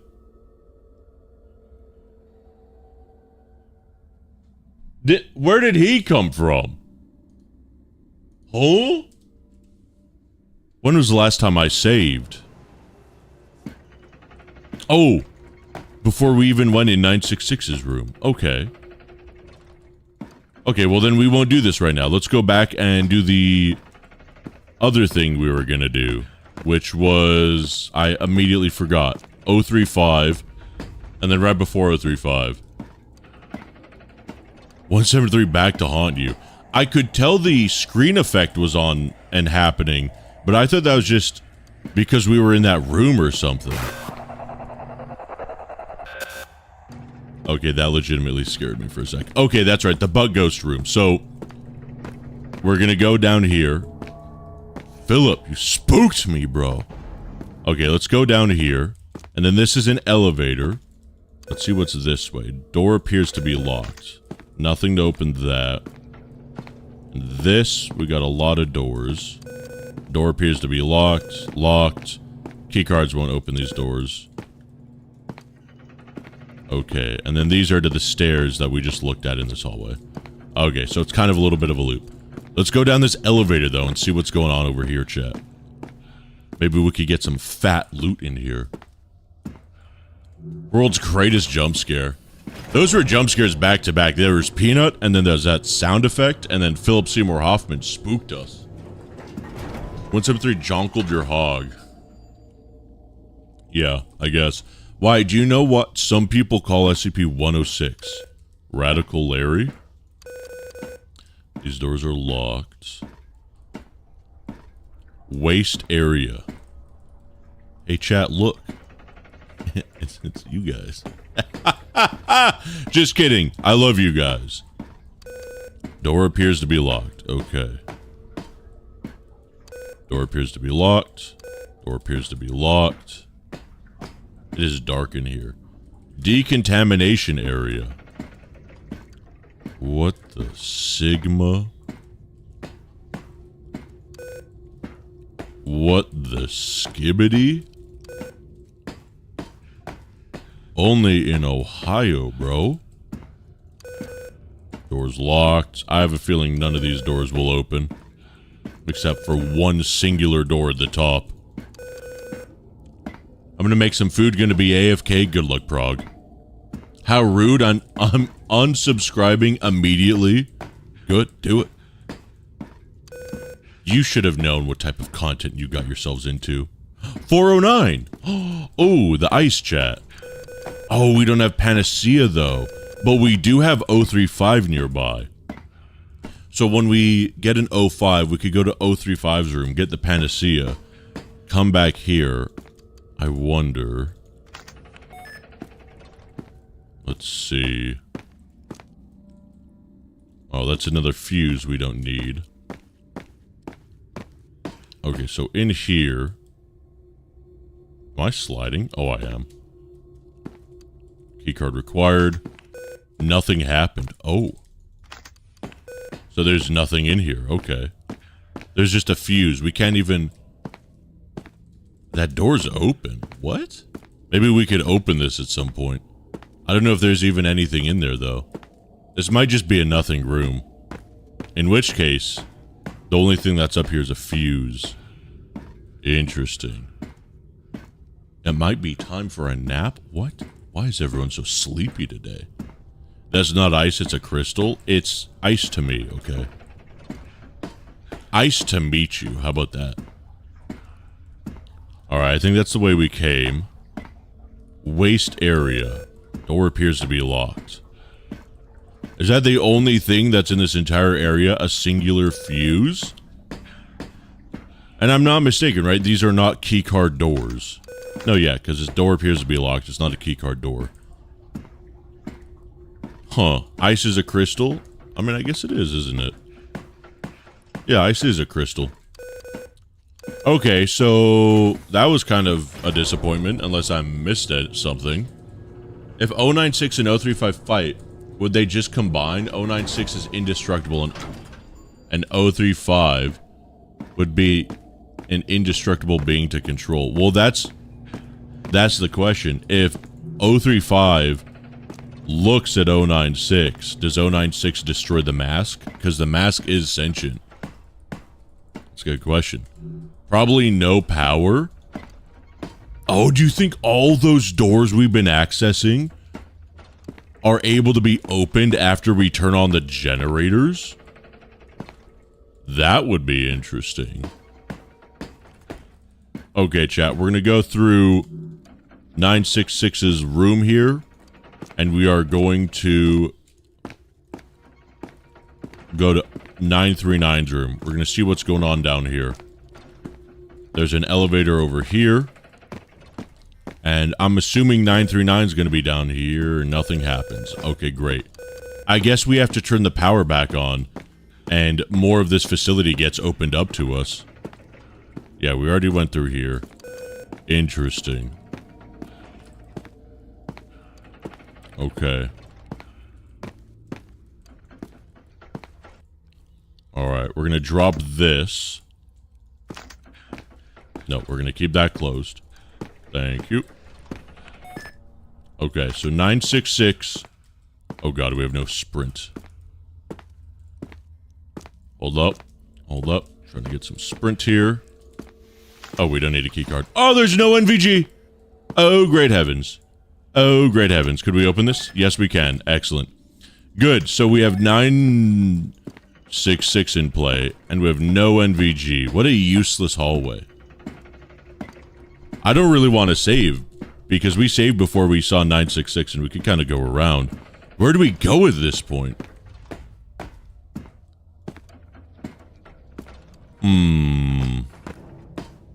Oh, this is... Oh.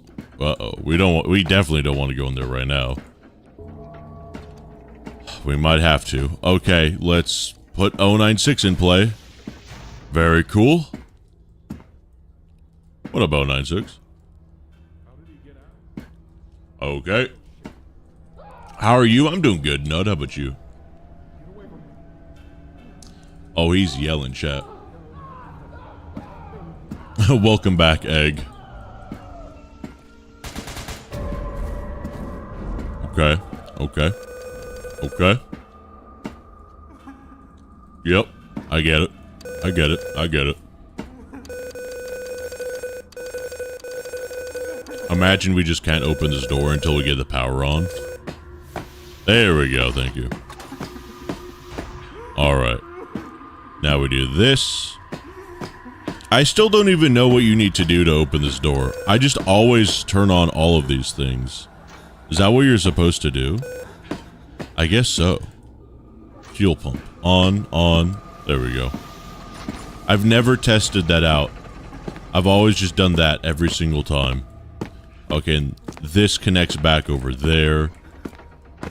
Have we been everywhere in this section here. Wait a minute. This isn't cowbell, is it? No, it's not.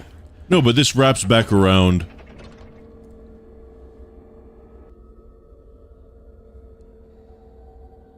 Have we explored all of heavy containment at this point? We need to go north. Is there a three-way over here? Or four-way, I mean? It's only three-way back down south. And this is 096's room.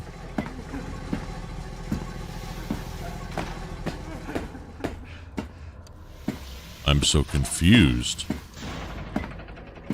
We can't go north is this way. There's no way to go any further north. Interesting. Just find the reactor simple. I guess it's not in heavy containment. Yeah, look, there's no way to go north, chat. Okay, and then this is back to... Okay, I'm just gonna reload. Because this is 966's room, and I'd rather not have 966 and 096 in play. So I am gonna save scum. If you have a problem with it, then what you could do is go up to your mom and tell her to call me and complain on your behalf, and I will gladly talk to your mom about it. Wait, this goes up north, though. Right? Oh, but this is a dead end, right? Oh, it's a key card. But nothing happened. So it is a dead end. It's an end cap. Very bizarre. And we have 079, which means 079 is something we want to get to eventually. 035. Wait, what? Wait. Hold on a second. I'm so confused. Which direction are we going right now? This, we're going east, right? And this... Is this back the way we came, or is this... This says heavy containment zone. There's a keypad, which means that's a dead door. So we go back over here.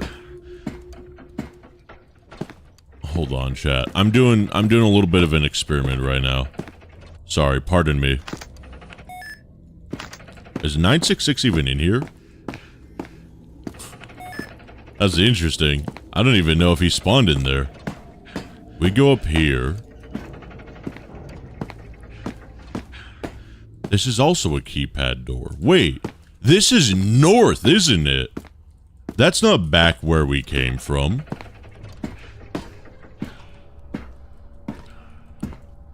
I'm very confused, chat. I'm very confused. That's south. That's where we came from.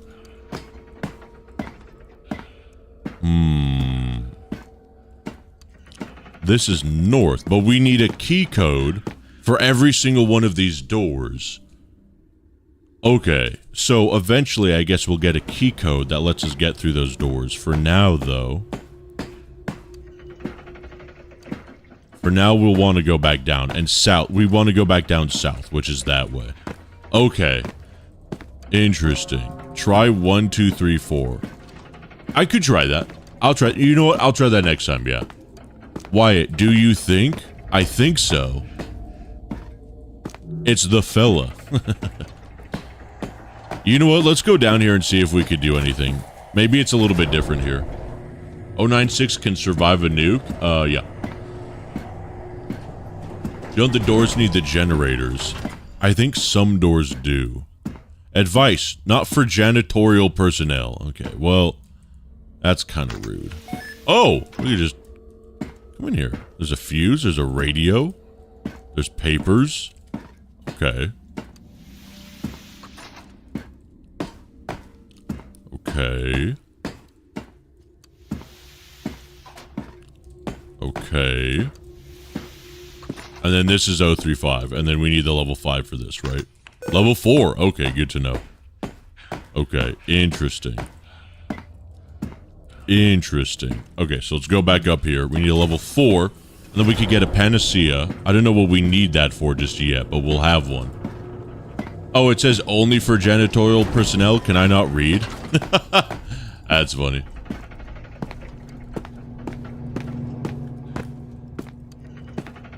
How much scarier would it be if a pure bone of 096 were to chase you? A pure bone?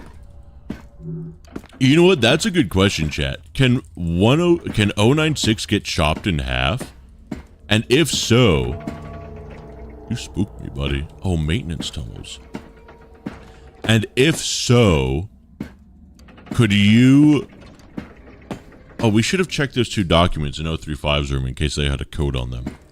If you chopped 096 in half and looked at his face, would both halves chase you? What happened there? Oh, that was Philip Seymour Hoffman. So we rang the anomalous bell, SCP-513, and all that happens is that dude shows up like that. Why is it doing that again? Why is it constantly doing this sequence every time we go into this room? It's very bizarre. Anyway, he just says hi, and then he runs away. He's a cutie. That's all he is. Alright, let's go through here. This here... Oh.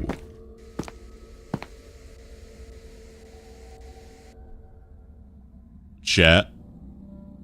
This is 096's room. ATTG. Appreciate the huge raid. Thank you, dude. Chat. You remember how we had to take this elevator, go down that spooky hallway with the ghost, and then come up an elevator to get to 096's room? It's actually just behind this door right here. That's awesome. Well, that's really awesome. Okay, so anyway. What is that right there? Level 3 clearance. And this requires level 3 clearance. Okay, so not level 2. Okay, so eventually I want to get into his room because I bet there's something really cool there. Interesting, that's good to know. You should look at 096. No thanks. He's a cutie, but would you say he reaches patootie classifications? 096? A cutie patootie? I think he's definitely... He's definitely a scrumptious snack. But I don't know if I'd call him a cutie patootie. Maybe he's adorkable? I'd say that. No, absolutely adorkable. That's without question for sure. Nothing here. That door doesn't have a thing. Okay, this is basically a nothing hallway. That's fine. So we are still looking for this mysterious generator. Oh, 077's room. Are we able to do this now that we have a level 2 keycard? Sending you feet pics. Oh, food pics at the moment. Jesus Christ. Goblin, what are you eating? Let's see. Let's see. Oh yeah, this right here.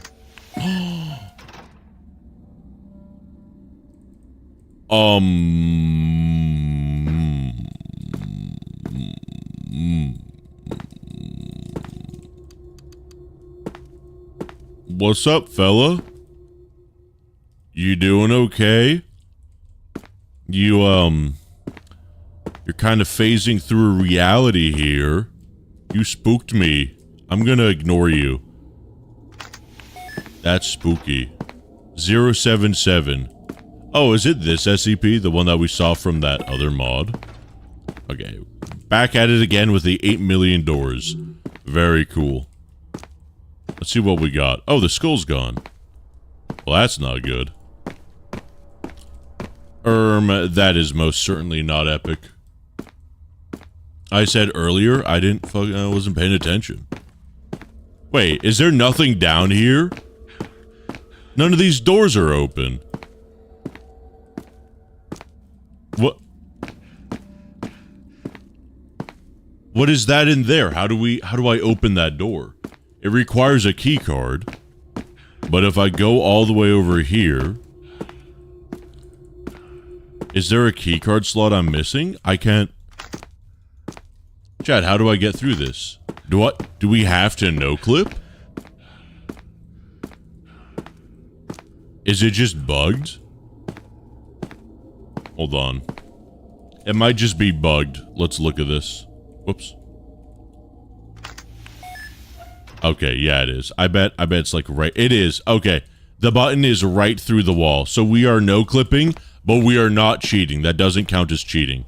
What is this? Probably the document for 077. Yep.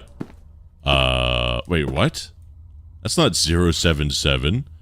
That's the Lovecraftian locket, my gamer. Yeah, that's 427. What? Document for SCP-077, and then it's just the image for 427. Okay. I feel like we weren't supposed to be in this room. Interesting. Okay, well... okay, SCP-077's room. Very anticlimactic, I suppose. Nothing else in here. This is the elevator. Yeah, nothing else in here. Okay. Okay. Whoops. There we go. The design is very human, says the guy in chat named AI. Very work in progress looking. Yeah, that's what I was gonna say. Alright, well, SCP-077, let's just close this elevator. Hold on. I'm closing that just so that Peanut doesn't have a chance of spawning in there and being annoying. 008, let's see if we could do anything with this guy. The 9/11 stuff is hitting me now. I feel bad. What a sentence. What an absolute sentence. I mean, that's good to know, I guess. Good. Can we... oh god, do we have to no-clip through this one as well? Level 3 clearance? Hold on. Is this level 3 clearance too? Oh, nothing happened. Okay. Okay, so that's... this door just doesn't open. Interesting. Okay. Okay, so we need a level 3 before we could come back to 008. Good to know. We really need to find that reactor. Don't say COVID-008, chat. This mod isn't as good so far as Terror Hunt. We got spoiled for Terror Hunt. To be fair, though, Peanut is not spawning on top of us like he always would in Terror Hunt when we use the elevators wrong way. This mod just feels like it needs to be finished, you know what I mean? Hopefully, we have a seed that actually works. I think we do. As long as it has reactor room, we should be fine. That's where we started. Okay, good. Good. So, let's see. We already explored everything in here. I think we explored everything in here. We didn't, but that's Peanut. We'll come back to that later. This is here. Gauge system forcibly disabled by... 3 fatal errors were found. Please contact the gate control center of the heavy containment zone. This works now. This elevator works now. Also, did it say gate A manually... okay. Maintenance tunnels. Okay. Okay. It said the gate was manually disabled. Wait, can I not even open this? I can't even open this. What's the point of coming down here? Is this one of the endings? Do we escape through the maintenance tunnels? Very bizarre. Wait, we're playing an unfinished mod? How do we know the end game? Because I made a video about this a few weeks ago, and people assured me to keep playing The problem was we first played... Oh, small storage area. The problem was that we apparently played this mod, and we played on a seed that was broken, but if we played on a seed that wasn't broken, it's really good. And we think... Okay, yeah, we've already been in here. We think we've already found a seed that's not broken, but we're not 100% sure. We need to keep playing until we get soft-locked, which we might be soft-locked. What do you do? What would you do if you had 106's powers? I would, I don't know, can 106 live forever? Oh god, Philip, you spooked me, dude. If 106 could live forever, I would just, I don't know. I'd play video games all day. The only thing stopping me from playing video games all day is the fact that I have to eat and sleep. And if I didn't have to do that, then I would just do that all day. It would be a simple life, but it would be my life. I think we're gonna get to Victor von Ivensten's room. What? Wait. What? Oh man, that was the only way to get out of here. Oh, the maintenance tunnels. He wanted us to go to the maintenance tunnels, so we just did the objective. Okay. I think the only way is wait The screen is back. right now to the help. So Earlier, did it have this image? Because this was the room we had to go to. Hold on. Let's listen to him. I think we need some resources and stuff to survive here. You can find some food and that kind of stuff in this. Oh, I remember that storage room. The storage rooms have a lot of stuff to survive. I think we can take some things from there and. Huh? Okay. This was the room we just were in with the elevator. I wonder if this was supposed to be a hint for which room we're supposed to go to. But he says storage room. There's a storage room we need to go to. Haven't we already been to a storage room? Pool is cold. Does he have... God, Jesus Christ. Okay, so was that the storage room we had seen way down here?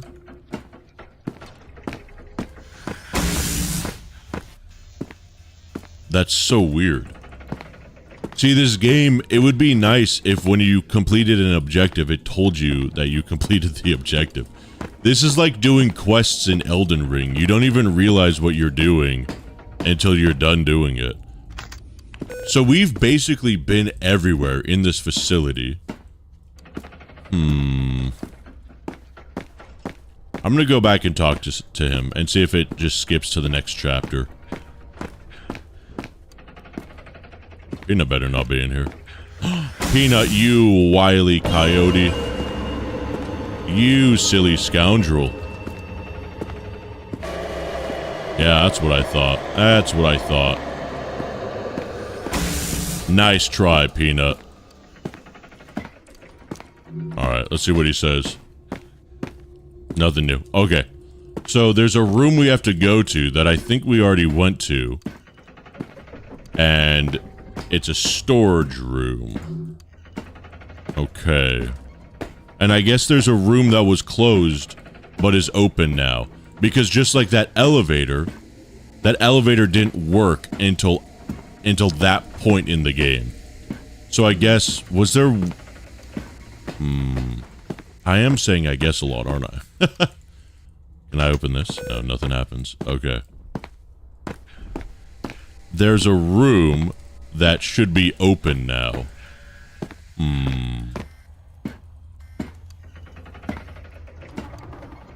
What's this again? Oh yeah, the airlock. Oh yeah. This is just the airlock, okay. Alright, that's fine. So let's go here. Not much to do. Is this the room that he wanted us to go to? The storage room? I think this might have been a different room. Can't carry more items. Oh! Do we pick these up now? No. Okay. Still... Wow, okay. Still don't pick up those fuses. We need to find the storage room, which I think was maybe over here. It was like small storage or something. Yeah, small storage area.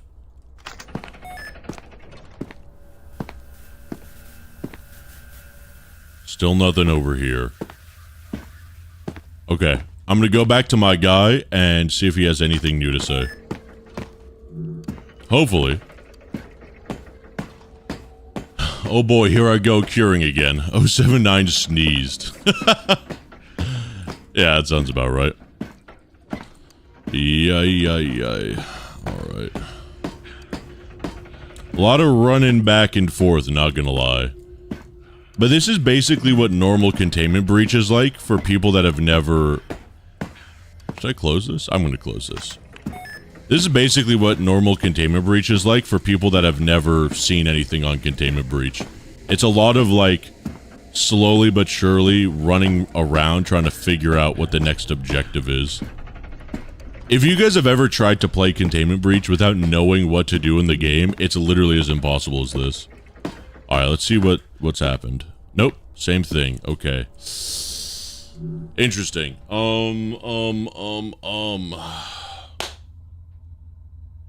What do we do, chat? You should go explore the 939 containment chambers you saw earlier. We tried, but the elevator didn't work, and the other area needed a key card, like a level 3 key card. I like the inclusion of other humans for the most part, but I feel it takes away from the point of SCP-CB. Yeah, I think it's pretty cool, but you're right. I mean, yeah, I do like it, but I think I agree with you on the analysis of it. Yeah, this is 079's room. Okay, that's right. What do we do, chat? What do we do? What's my objective? Nope, I don't want that. We need a level 3. Should I go back to that one room? With the thingamajig? Maybe that'll work. Omega Warhead Silo Man. I think that was still not openable. I think we need a higher level keycard for that. If we keep going, eventually we are going to get to that one corner room. We could... Wait, what is this? Nothing happens. Okay, good to know. Let's see. It's 3 AM for me. Wait. Where are you? Mate, where are you? I see another thing outside the place. I don't even have a radar on me. How is he talking to me? I don't know what it is. It looks like a old man, a decrepit man. Uh-oh. I don't know what 106.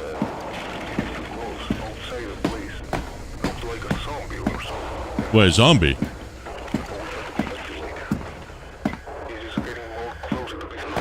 Oh no. It's 106! Wait! No! No! Ivan! I'm right here, Ivan! No!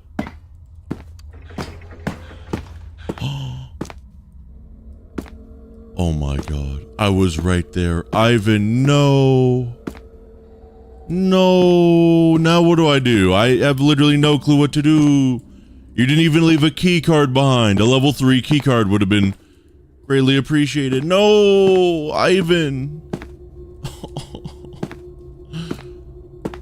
I feel sad that you're gone, but honestly, I'm more upset at the fact that I just don't know what to do now. Also, you had to test the gate one room over, Ivan. Come on, man. You could have lured him in there. Unreal. Well, maybe there's a key card right outside of 106's room. No. Okay. Dang you, 106. Okay, well, now what do I do? Dang it. This is worse than 9/11. Ay. This game seems very long. I think it's just because we don't know what to do. If we were to play this game again, ouch, it would be a lot easier because we'd know where to go and everything. So, now what, dude? There's nothing anywhere. Still can't... Oh, man. Are we gonna find his body decayed somewhere?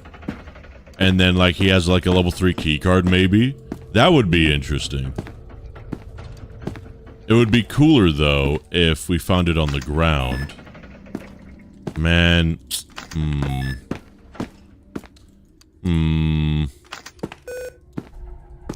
096 room? Nah, why would he be in there? I mean, we could go there. This game is a walking simulator imposter. Yeah, kinda. I think that's farther this way, if I'm not mistaken. Yeah, it is. It's over here. This is worse than if 049 were to go into 914, upgrade himself, and take all of the other SCP powers. I mean, yeah, I don't think that's how that works, though. But yeah, I do agree with you. That would be worse. Let's see. That's 008. We need a level 3 or 4 for that. This is 077, which we've established is unfinished in this mod. This is the supply room, which has nothing we need in it. Do we even get to 914? What up, Philip? Boom. Okay, here. This is the room. We go through here. We have... Oh! 173 tried to open that door. So we have this. We still can't do anything with this because we don't have a level 3. Nothing new is in here.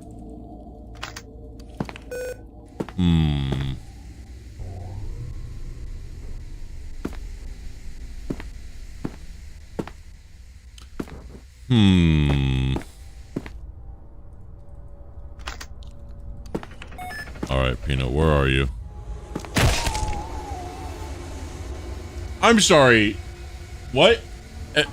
Did I just miss him? What was that? Hold your horses. What? Okay, he just teleported behind me. He was a teleporter. He's teleporting around. Unreal. The lever? What do you mean, the lever?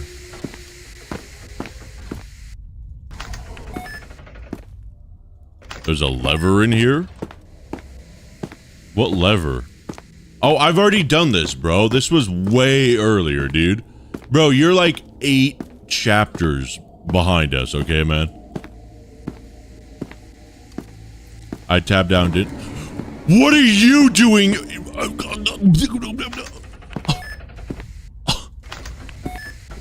Makeup in my Valentino bag? Whatever the hell that meme is. Unbelievable. The curse, bro. The curse. Why does this always do this whenever we... Is this new? Hold on. Still nothing happens, bro. Yeah, it always does this voice effect whenever we go to this room. After we turned off the pump, pump, pump. So do we have to go to heavy now?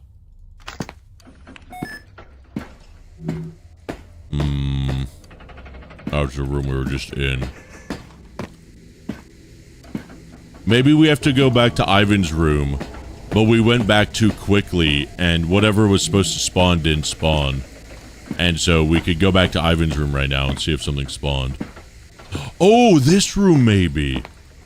The gate of... the control of the gate. No, level 3. Ugh. Have we seen anything that requires a level 4? I guess just 035's room, huh? There's a lot of stuff that requires level 3. Yeah, very weird. Do you have access to the room with the big radio and keypad?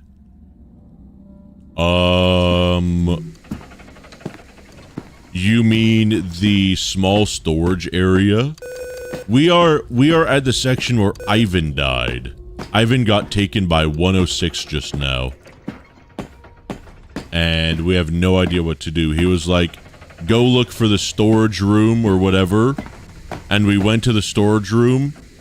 And he had no unique dialogue. And we went back.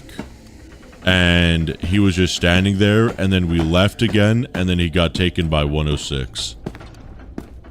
Yeah, Ivan was a real one. Ivan Van Victor Steinstism. Yeah, see, Ivan is gone, bro. I gotta go for 5 minutes. I have to do something. Good luck, duck. Yeah, Ivan Van Victor Steinstein. Is he Jewish? No, he's Russian. Why does Ivan not jonkel 106? Is he stupid? Well, he's Russian, so that's your answer. Huh. Do we have to go to heavy? I feel like there's nothing we could do in heavy, right?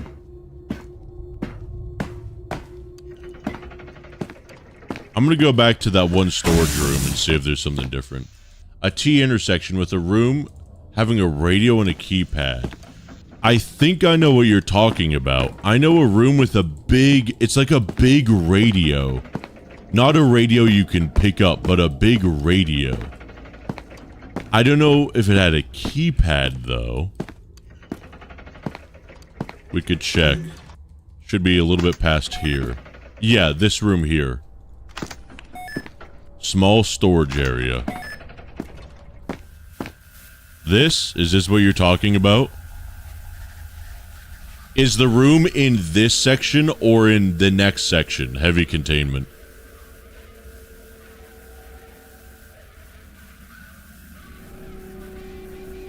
I don't think this is it. No, it's not this room. Okay.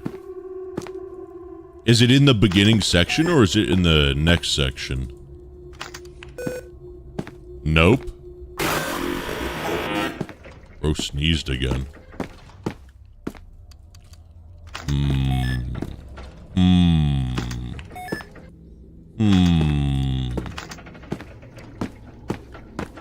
I don't know. Okay, let's go to heavy and see if there's anything there. Do we have to go to 939's room, maybe? Maybe that elevator works now? We gotta figure out something. Did 079 get a cold? Yeah, 079's got the flu. He's got a virus. Damn it, this is 079's room. Damn it. That's a good joke, though. I got ranch on my Steve-O shirt. Oh my god. Goblin, that's disgusting. How dare you. I'm telling Steve-O that happened. He's gonna be so upset. He's gonna be like... I don't do a good Steve-O impression. I'll do my best. He's gonna be like... Goblin, you are no longer my biggest fan. I hate you. Please sell all of your Jackass merchandise. You are not a Steve-O fan. That's what he'd say, dude. I take that back. That's a really good Steve-O impression. Okay, so we're looking for a three-way. Is he Indian? No, what are you talking about? We need a three-way. Oh yeah, 049's room. We haven't gone to his room either. Wait, is this the same room we were just in? What the Sigma? No, this is a different one. That's so funny.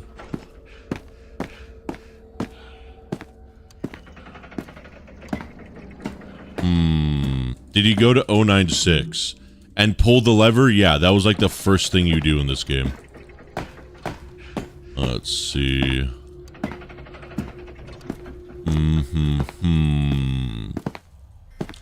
A three-way. I think we've seen another three-way with a radio. This is the Warhead room. Chat. Ignoring Philip Seymour Hoffman, do you guys notice something?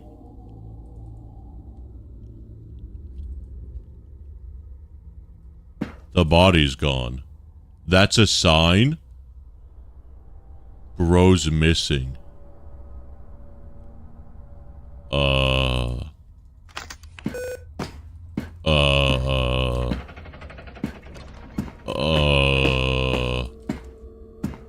couldn't finish this game when I was playing. Oh, snap.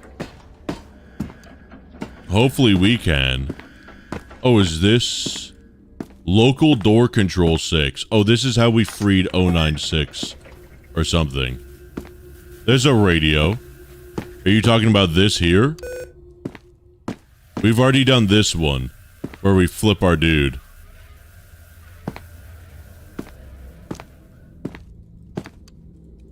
Maybe 049 turned him into a zombie. Should we go to 049's room, chat?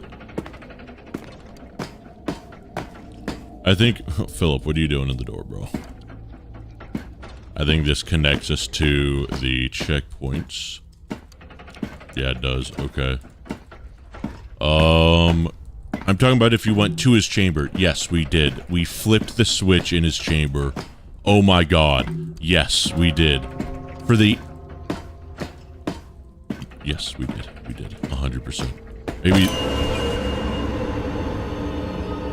I hate you, Peanut. I hate you. I just want to let you know. I hate you. Maybe these elevators, do something? Thank you, Peanut.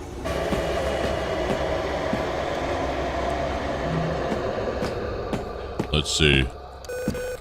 Don't say Lamau, you guys. Don't say Lamau like you guys didn't also get jump scared. Nice try. Also, we were here, we did this whole thing, but we couldn't find anything interesting. Maybe we have to do something with the fuses? Wow, were you in the elevator, bro? Dude, Peanut, you're going ham today. Sheesh. That was close.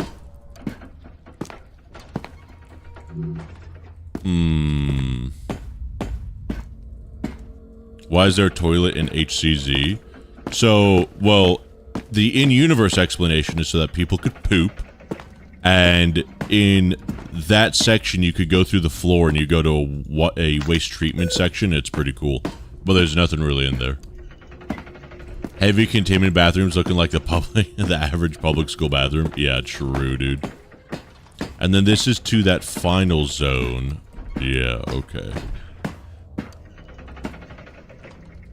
Okay, so this is 966's room. And this is where 939's room is. Let's see if maybe the elevator for 939 is open now. If not... Let's see. I mean, open as in we could use it. No, still nothing happened. Let's go this way. I think we still need... Nothing happens here. If we go... Wait, did we go up here yet? Have we been up here yet? Oh, I don't think we've been in here yet, chat. Wait, this is news, bro. Hold on a second. Did we just totally forget to go up here? There's not going to be anything in here, though, right? It's just empty? Yeah, it's just empty. We got 939. It's a screenshot of him taking a bite out of a person. That's funny. So there's nothing in here. It's completely useless. Peanut's one room over. Okay, maybe I could go to the elevator now, though. No, nothing. Check the papers. You know what? That's a good idea. What mod am I playing? I'm playing Janitorial, mod. Yeah, you know. I assumed it would just be the papers for 939. Let's see. Yep. 939, primary method, blah, blah, blah, blah, blah. Let's look at these papers, though. That's not a paper. That is a gas mask. Thank you. Another document for 939. Okay, very useful. I'm just going to check, because you never know if these mods give you super gas mask. No, this is just regular. Okay. Useless. Cringe and useless.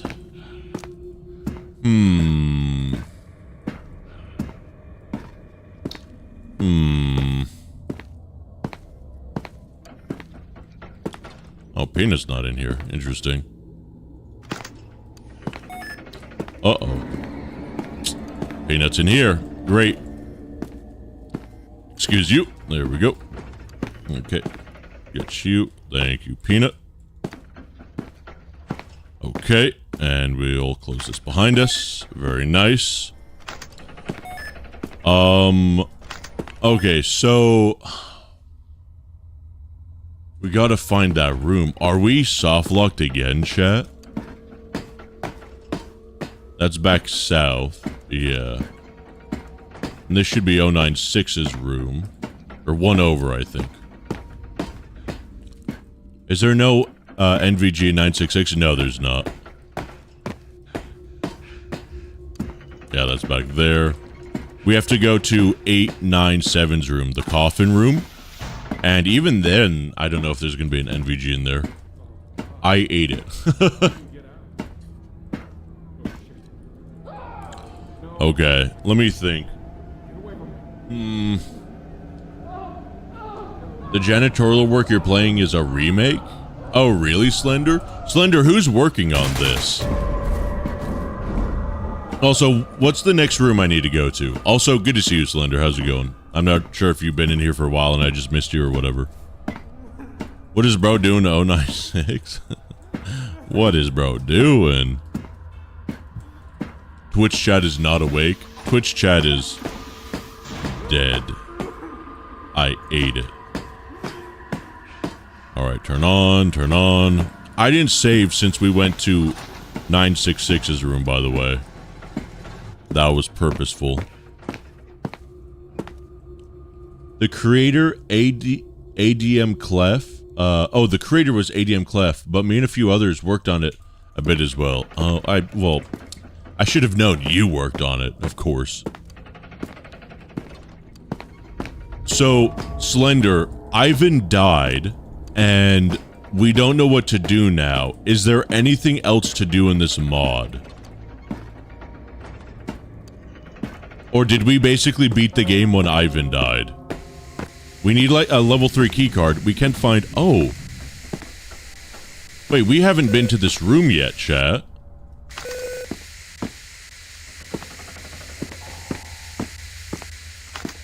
Hold on. Somehow we missed this Oh, that's why. Okay. Alright, it's completely useless. That's why. That's great. That's fantastic. You can beat it. Okay. What's the next... Oh, I'm a god tier gamer. What is the next room we need? Do you know, Slender? Also, wait, I thought we couldn't beat it. I'm not sure, actually. The nut in chat says hi there.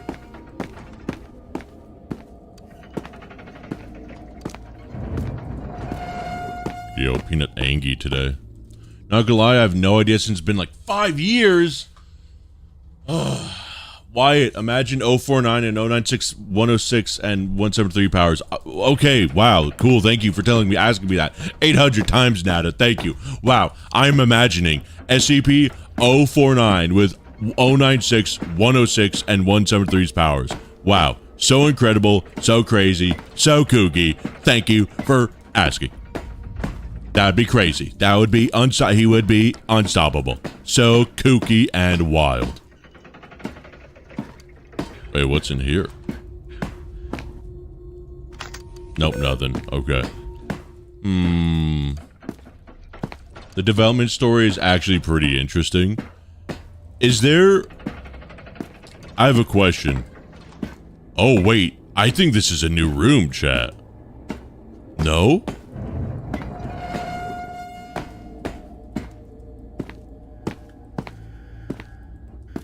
Wait, what is this? We haven't been in here yet. Was there something I could touch? It looked like it.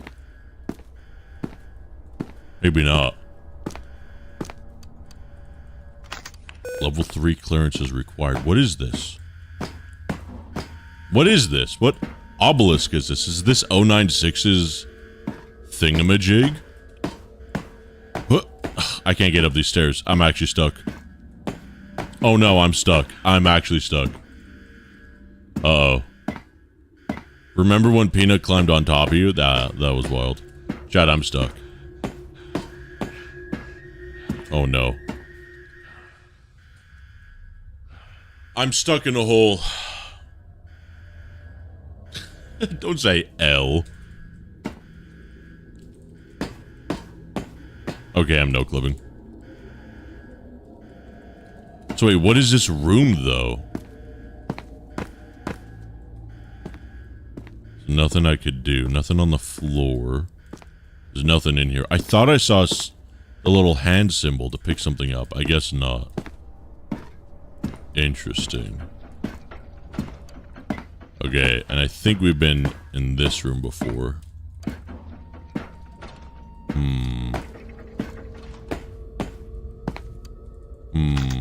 Yeah, this is a dead end. Didn't even try climbing stairs backwards. I'm just gonna do that right now to prove to you that that is impossible. Oh god, the nut is here. Oh no. Is he gonna get me? Oh no. You've actually doomed me. I can't even climb stairs backwards. Okay, well, this is excellent. This is great. Get him trapped with you? I don't think I can. Hold on, I'm gonna save. And I'm gonna no-clip. There we go. Where's Peanut? Hold up. Okay. Okay. Hold up. I'm gonna cheat again real quick. Can you get up here? Let's see. He can. Okay. Good to know. Good to know. So he can climb stairs better than me. That's great. That's fantastic. Excellent. Very cool. Good to know. Cheater? Oh my god, Goblin. Wait, what's this? Wait, this is 106's room. Wait, this normally has a level 3 keycard, doesn't it? Does this mean Ivan escaped? All the other items are here, except the keycard.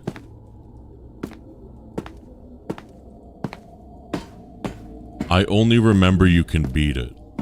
Chat, you guys think Ivan is still alive? I feel like these are all brand new rooms. How come we haven't seen them before? What the Sigma? Wait, where did this come from? What? Like containment?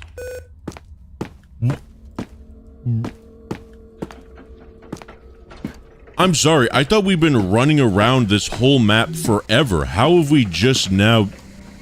Yo, what's up, Peanut? How are we seeing all these new rooms, dude? What room is this? What the Sigma? Is this door open? No, it's not. Oh, wait. Is it just... No, it's not. Okay.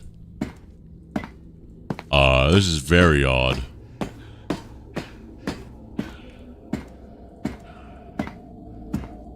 Huh. Oh, wait. There's an elevator in here. Oh my god, progress. Are we beating the game? Imagine this is just suddenly the ending to the game. That'd be cool. Oh god. Uh-oh. Keycard required. Nothing happened. And before this is Endless Hallway SCP. Uh-oh. Also, we still have maintenance tunnels we haven't gone through. I just realized.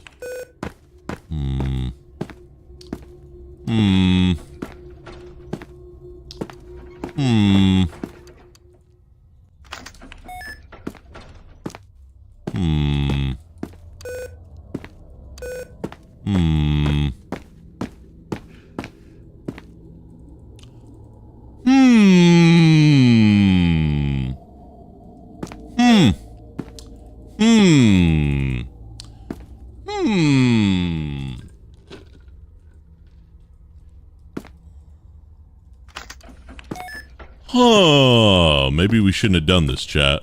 Uh-oh. Uh-oh. Why is 682 only a level 2 clearance? Uh-oh.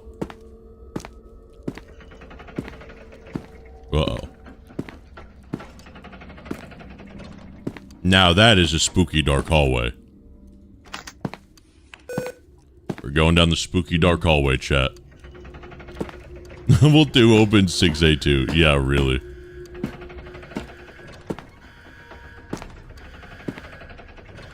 I don't like all these spooky dark hallways, chat. Oh, God.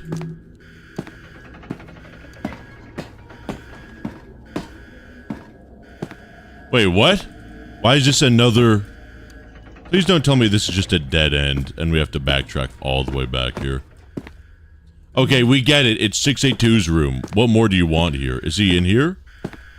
That'd be kind of cool. Oh, there's another fuse. Oh, this whole thing was for a friggin' fuse?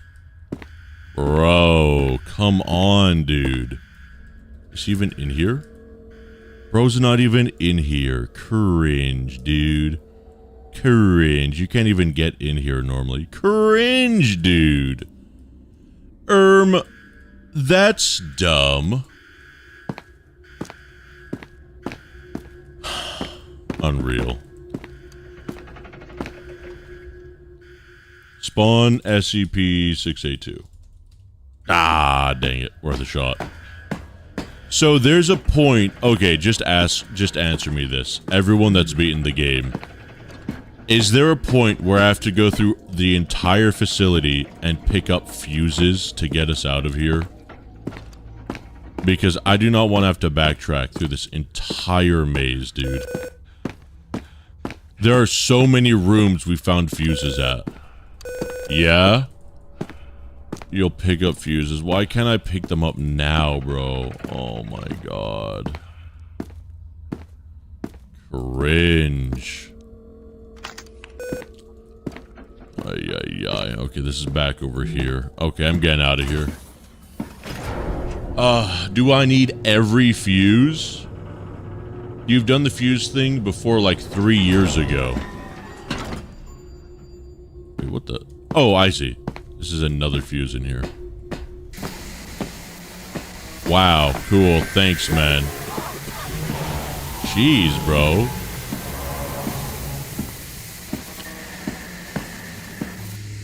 No, I think you're thinking of something else, Zerg. That wasn't with this mod. Okay, this better not be... Oh, we went up the wrong way, didn't we? Yeah, we did. Okay. Let's go this way. You need 5 of them. Ugh, okay. Backtracking is amazing stream content. It is. Take that from Goblin and I. People that are forced to watch through my streams and edit these things. We love backtracking. Yo, what, Philip? Oh, is this the room with the radio?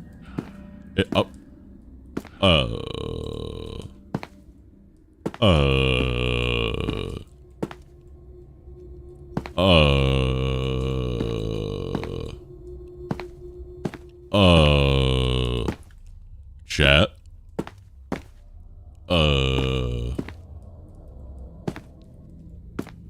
I'm going down. Oh. No, I'm not. Wait, what is that room? Sewers. Interesting. Okay, well, I'm going back this way then. Interesting. What's in here? It looks like nothing. This, I'm getting a feeling like this room was incomplete. Call me crazy. Can I just... Can I do this and cheat? If we get 106 to spawn, we could do the 106 glitch, chat. And we could just cheat this game. Was 1 plus 1? 2. Nice try. You think you'd get me on that one? Nope, I'm too smart. Alright, what is this? Elevator control 5B. Wrong, it's 5? Damn you. Oh, come on! What is this entire section of the map we've never seen before, chat? We keep going and going and going, and I expect to hook up to a place we've been to before. What the heck? Wait, we've definitely been here, right? Oh, no. Oh no. This is a dead end. We have to backtrack. I'm testing something, chat. I need to test it. We're gonna delete this, I just need to test it. Yep. It was all a straight line.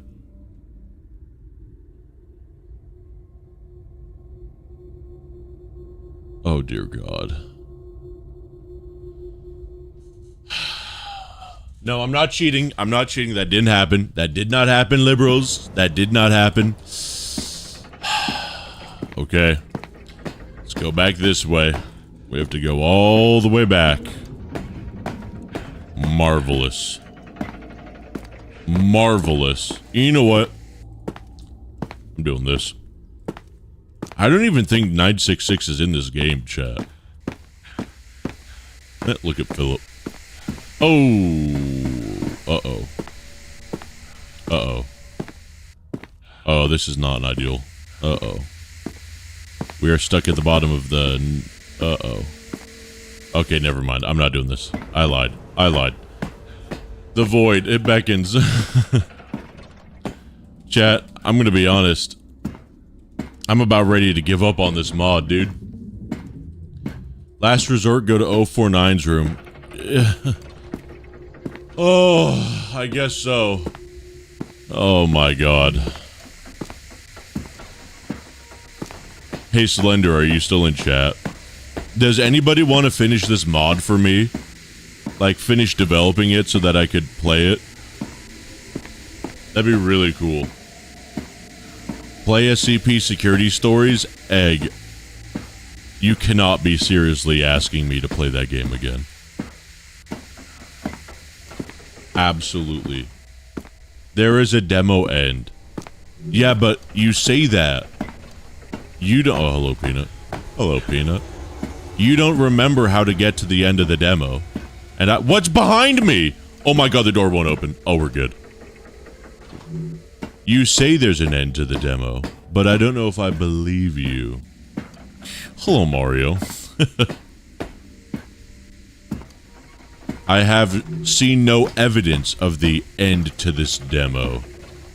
I'm gonna see what's over here again. I forgot. I think it's definitely a dead end. Yeah, it's... What? Where's Peanut?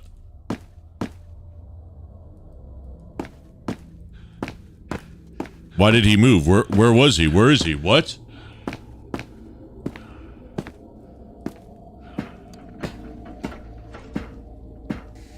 That was super bizarre. The audio played where Peanut moved, and we had the sound of the visual effect where he moved right in front of us, but he wasn't there. There's no end to my suffering. There's no end to my suffering. I feel like this means Ivan left 106's room. Also, it's weird that a level 2 keycard could open that door, but okay. Normally it's a level 3, I think. And you get it. No, wait, maybe it is a level 2. Never mind. Anyway. We're looking for a T intersection with a radio. And we're sure it's not this, right? Yeah, there's no radio or nothing here. Broken seat again. Does anyone have the name of the room we need to find? Maybe we could just check to see if we have it. Like do a teleport room to blah blah blah. And just to see if it's in the seed. This is such an odd thing here.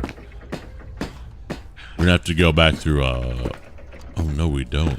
Oh yeah, that's right. Black checkpoint is over there. And then it leads to a straight dead end. And we're one over, that's right. Try to no clip, I have no idea. Oh, we got this jabroni. Oh, he's still in this room. Bro doesn't wander. We got no 966. 049's doors are both closed. We're gonna go back there right now, by the way. We're gonna see what to do. But right now... Actually, yeah, we're gonna go over here. That bro out? I let him out, dude. Maintenance? You mean in that rocket ship room, right? Yeah, we went down there. The room with what looks like a rocket ship or missile or whatever. We went down the elevator, and there's a thing that says, like, maintenance tunnels, and the door is closed. And we went up to Ivan, and he's like, "Oh, it's closed? Go to storage room and see if you could find anything." And we went to storage room, we went to some room marked storage, and then nothing was there. And then we went back to Ivan, and he said nothing. And then we left a few rooms away, and then he was like, "Oh no, I'm literally dying right now. Ah." And then he died, and now we don't know what to do. So what lets 096 wander in base game? It's normally that room. When you go to that room and initiate him, he starts wandering. Or if you don't activate him in that room and you go to entrance room, there's a corner room where he's crying in the middle of the room. If you walk into that room, that sort of activates his wandering, and you'll see him later. This is super bizarre. There's another one with a key card. Why? Go to maintenance tunnel now. 096 is in the base game. Yeah, we know. So you want me to go back to maintenance tunnel? 035. Still can't do anything with that. We got butt ghost room. Still can't do anything with this. We got twin elevators. Still can't do anything with this. What happens if you first activate 096 in entrance, then go back to the heavy room where he usually spawns? I don't believe he spawns. It's actually a good question. I've never tried that. Maintenance tunnels. Oh, let's open this. Oh. Oh, interesting. We got another health kit, too. And a radio. 513. Oh, that's just the cowbell. Okay. Okay, let's go to maintenance tunnels and see if there's something new here. Didn't you make it so we didn't wander in CB Ultimate Run I edited? Yeah, so if you never go to the room he spawns in heavy containment, and you never go to the room he spawns in entrance zone, then he just never spawns. And that's what we did. Okay, so these rooms are different, I think. No, they just look slightly different. Yeah, these are still maintenance tunnels. Okay. And there's the other elevator. That's really fast. Excellent. I'm going to see if we could find Panacea down here while we wait for the elevator. It looks like this is just a very basic 3x3 grid, which means the Panacea might be... Oh, that's the elevator already. I guess there's no Panacea down here. It's not a randomized... Oh. What the Sigma is going on here? This is just a phantasmal elevator we can't get into. Okay. Weird. Yeah, so this is a very bizarre layout for maintenance tunnels. It's just a 3x3. And, okay, fair enough.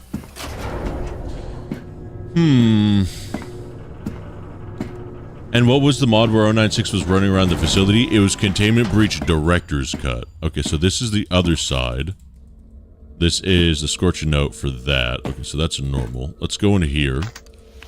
So this is new. Oh, we got batteries. Nice.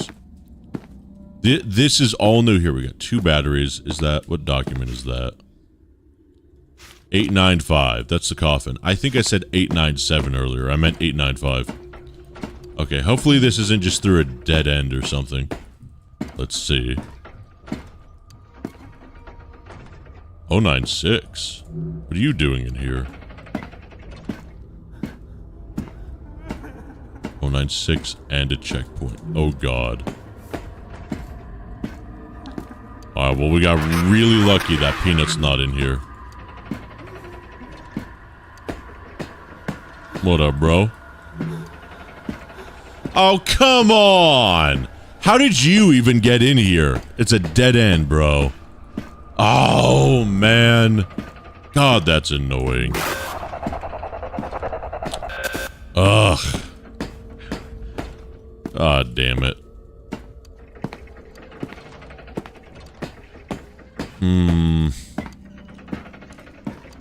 Okay, you know what, chat? I'm just doing this.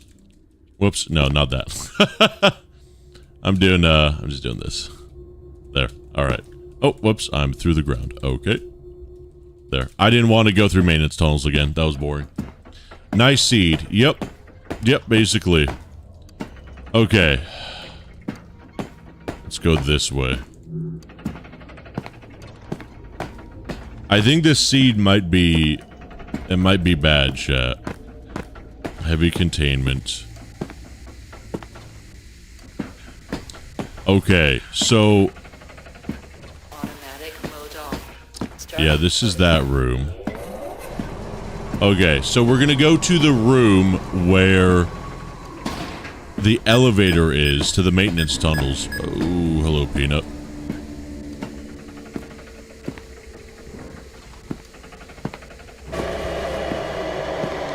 We're gonna go to the maintenance tunnels and see if those are magically opened yet. I don't think they are, but we'll see. Oh, that's right. 049's room. That was the last resort. Okay. We gotta go back up here. If 049 doesn't work, chat, then we call it quits. How about that? And we go to the Bahamas. Unbelievable. Am I still editing this VOD if you aren't able to complete it? That's such a good question. At this point, I mean, there are so many... Oh, that's right. This is that thing. There are so many SCP games we can't complete, chat. But Goblin needs something to edit. God damn. This is Nuke. And the guy's gone. That's back over there. Maybe... I don't know, though. It would be such a boring playthrough if the video just ends and we can't beat the game. Okay, chat. Oh, I don't like how both doors are open. Or open automatically. Let's go up here and see what happens, chat. Oh.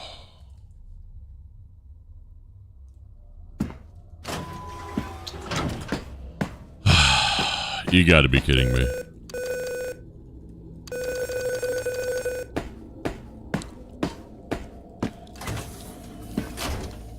Elevators don't work. Okay. Okay, chat. I give up. This game beat me. It beat me. It did. It did. The liberals beat me. Let's just go through every room here real quick and see if... This is that room. Wait. Oh my god, dude. See if we could find the room we need. See, I don't think the room is here, chat. Let's go here. We go here. This is this room. This is over here. This should be the Ivan room, and it is... Oh. Wait, did we just get spoiled? Ivan's in here. Uh-oh. And more batteries.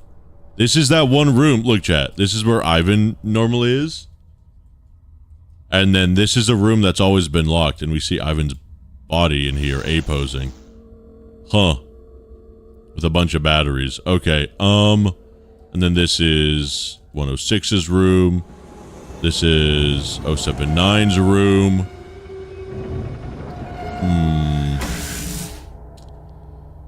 Wasn't Ivan a scientist? Was he? I thought he had that, I thought he had that model. You might be right, actually. No, you're right, you're right. There's nothing in here. This is that one room. Okay. And we go over here. We go here. Yeah, maintenance tunnel. Oh, wow. Wait a minute. Wait a minute. This door could be open and there's 3 buttons here? We can't interact with them, though. Interesting. Nothing in here. Oh, finally, another person. Wait! You must be in a small server farm, right? Yeah, well... Wait, here, sorry about that. I'm trying to get something going with these cables here. I don't really think I know what I'm doing. If I get this fixed steps, surely you can get out of this mess. Is it working? No? Alright, wrong cable again. That door's open. Did you see the level 3 keycard in that small room? You can use it to enter the gate control room of this sector. You can deactivate the gates there and you can, we can get out to the surface to the emergency exit. Oh my god. Alright, that's good. We have a plan now.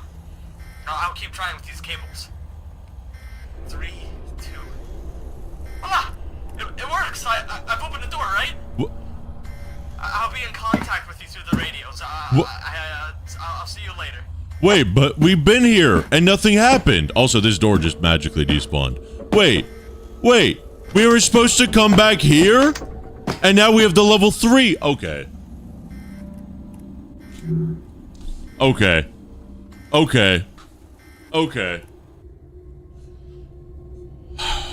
I think okay. So we're still playing the game. Why do you always choose to be late on the days where I could actually watch the vast majority of your stream? I do it just for you, Balik. Just use 914. Okay. So we got more to do. We can actually progress. Oh boy.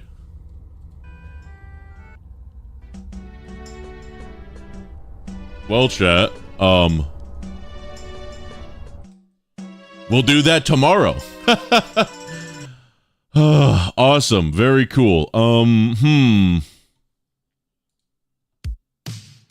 Okay. Good. Every time I join.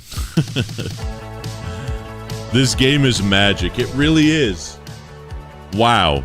I could have sworn we went in here after Ivan died, but maybe not. We just passed it a whole bunch.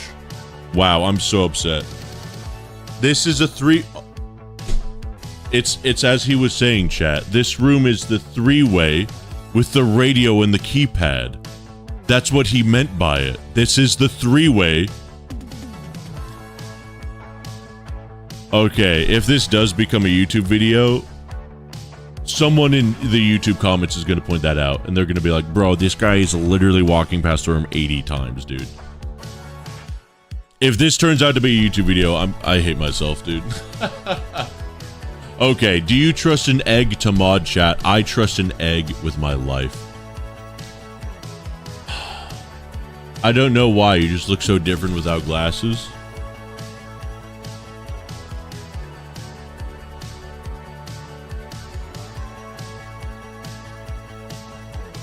Alright, chat. Wow. I mean, this mod is cool. I feel like we should have done this when we first played Janitorial mod. Because having played so many different mods with all the things that Janitorial mod does, like new rooms, voice-acted characters, and playing other mods like Director's Cut, with crazy new SCP functionality. I mean, this has got kind of a compelling story, you know, so I kind of like it. Walking simulator this stream, yeah, really. Well, now we could recontain 106. We're gonna do something with the level 3 key cards. And by God, chat. By God, I think we're gonna finally get out of here. I wish there was more cleaning in this mod. Yeah, me too. But technically, we're cleaning up this mess.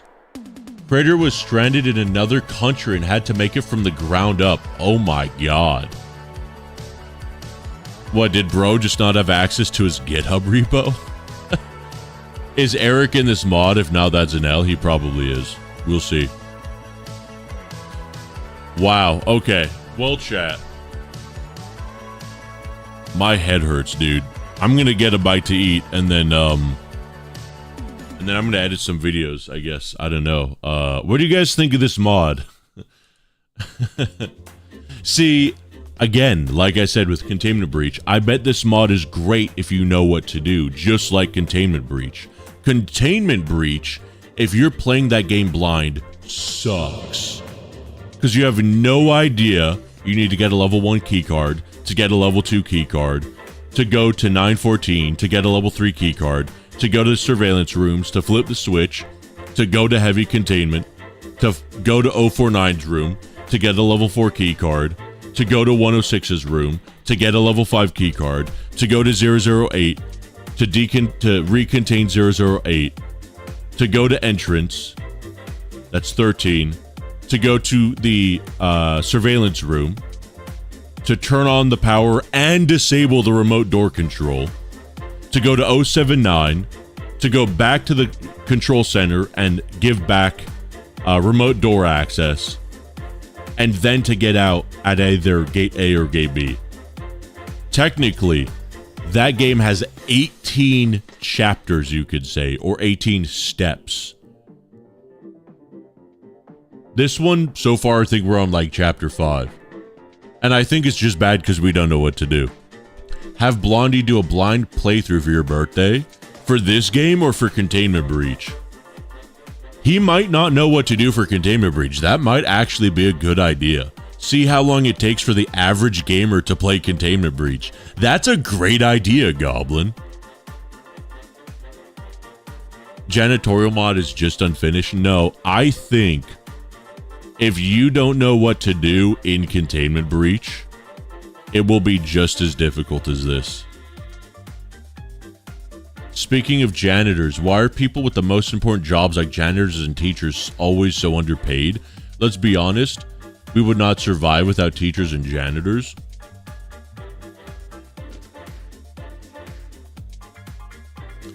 Yeah, that's a good question. I mean, here's the thing though. When was the last time a janitor or a teacher did something important like buy Twitter and rebrand it X, or I don't know, start a cobalt mine in Africa? Like, these are the important things. When was the last time? See, this is why we need CEOs. When was the last time a janitor or a teacher spent all day, as in maybe 2 to 4 hours a day, 1 day a week, in meetings, telling other people to tell other people what to do, while they flew across the world in private jets and sat on their yacht all day? Like, these are the important things that we need as a functioning society. I understand you say we don't need teachers. Brother, we've gone 10,000 years without someone teaching us what to do, okay? And we've gone far longer without people cleaning up poop, okay?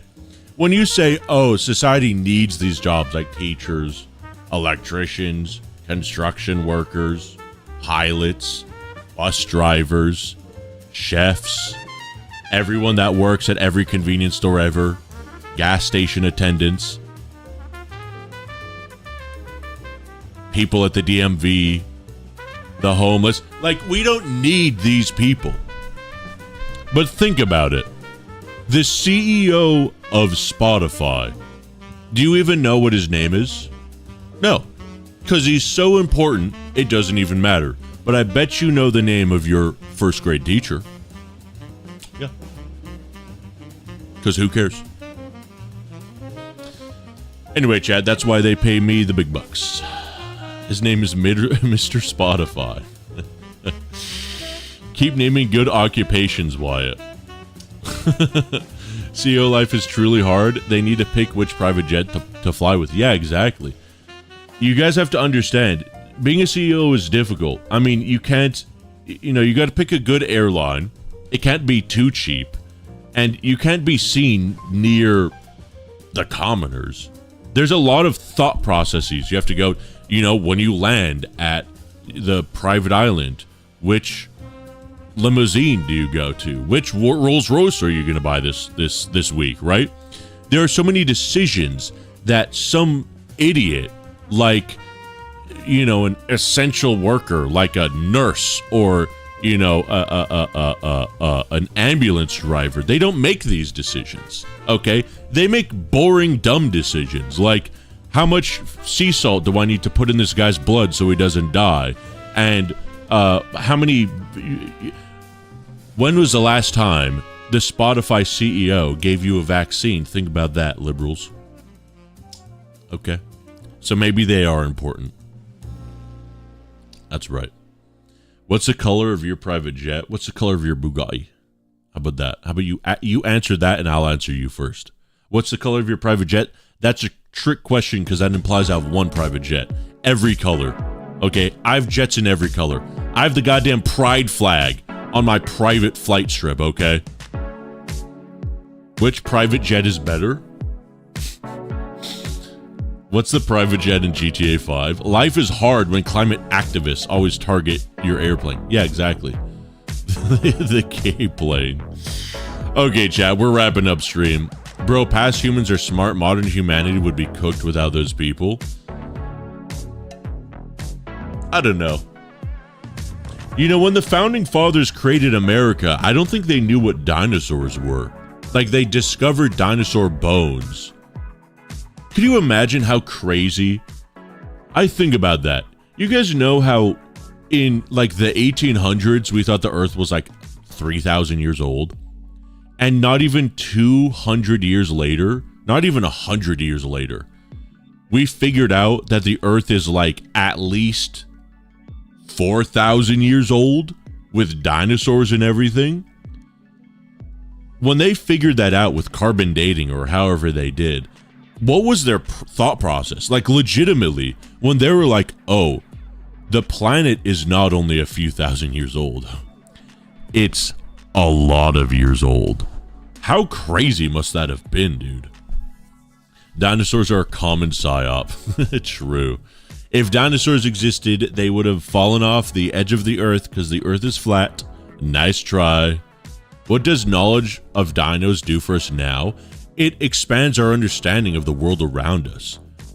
No one 200 years ago could have fathomed the Big Bang. I don't know, some astronomical or astrological phenomena.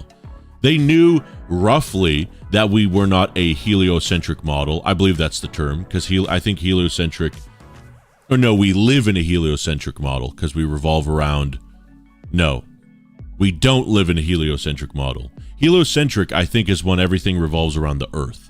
We don't live in that, and we don't live on a flat Earth as long as we know, as far as we know. 200 years ago, I mean, they had better life skills, and like that, you know, the average person could survive in the wilderness for sure, right?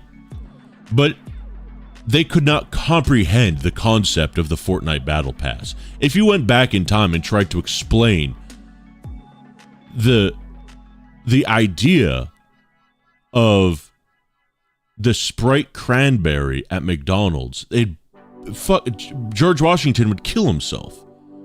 He'd be like, if you try to explain to him Skibbity Toilet, he wouldn't be able to handle it. His poor little brain. Even the smartest person back then, you know? George Washington rode a T-Rex into battle against the Redcoats. Yeah, true. What if a guy on the street asked you for $1 million about doing a second grade question? I could do that. SCP Gyat fell out 72 viewers. Well, that's what happens when we announce the end of the stream, yeah. We were supposed to end 5 minutes ago. Heliocentrism means we revolve around the sun. Geocentrism means we revolve around the Earth. That's right. Thank you, Car. We live in a heliocentric system. We used to think we live in a geocentric system. Are you going to eat the goddamn eggs? No, they're going to live forever in my fridge. Sprite cranberry to George Washington. Yeah, dude. 9/11 SCP, but you have to get historical figures to prevent the creation of the Battle Pass. Modern SCP, modern humans are smarter, but our survival skills suck compared to people in the past.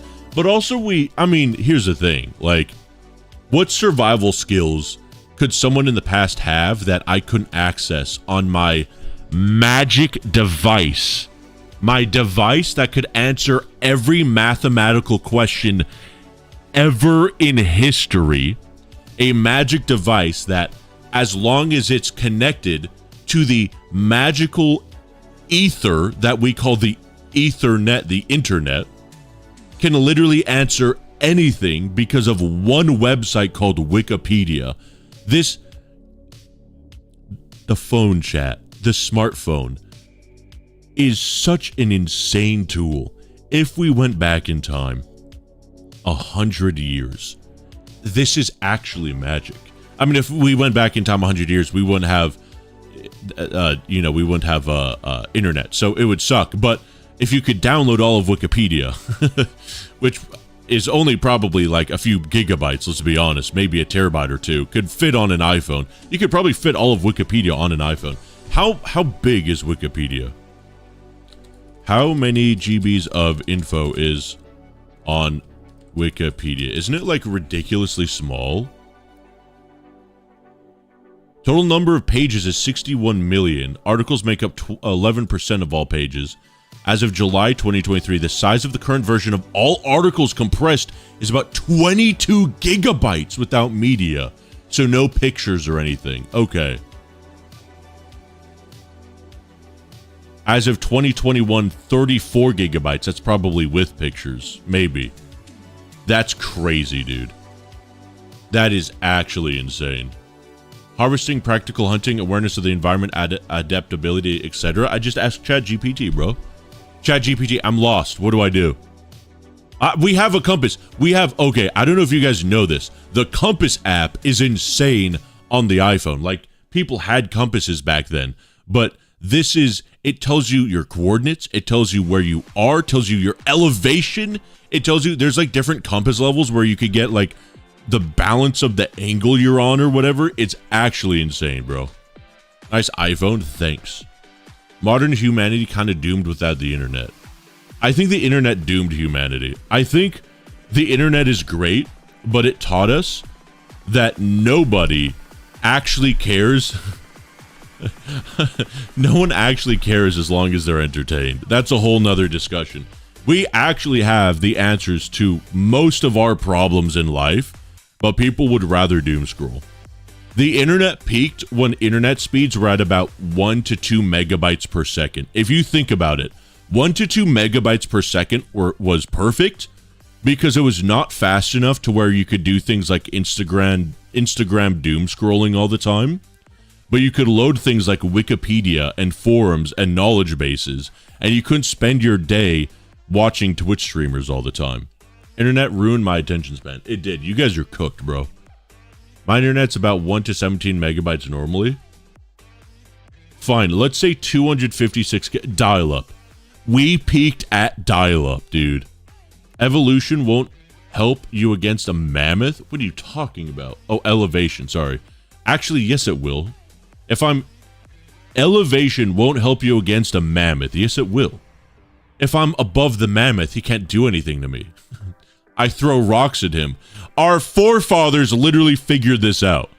Our forefathers understood if we are in a tree, we could throw things at animals and kill them. That's literally one of the most basic things we learned.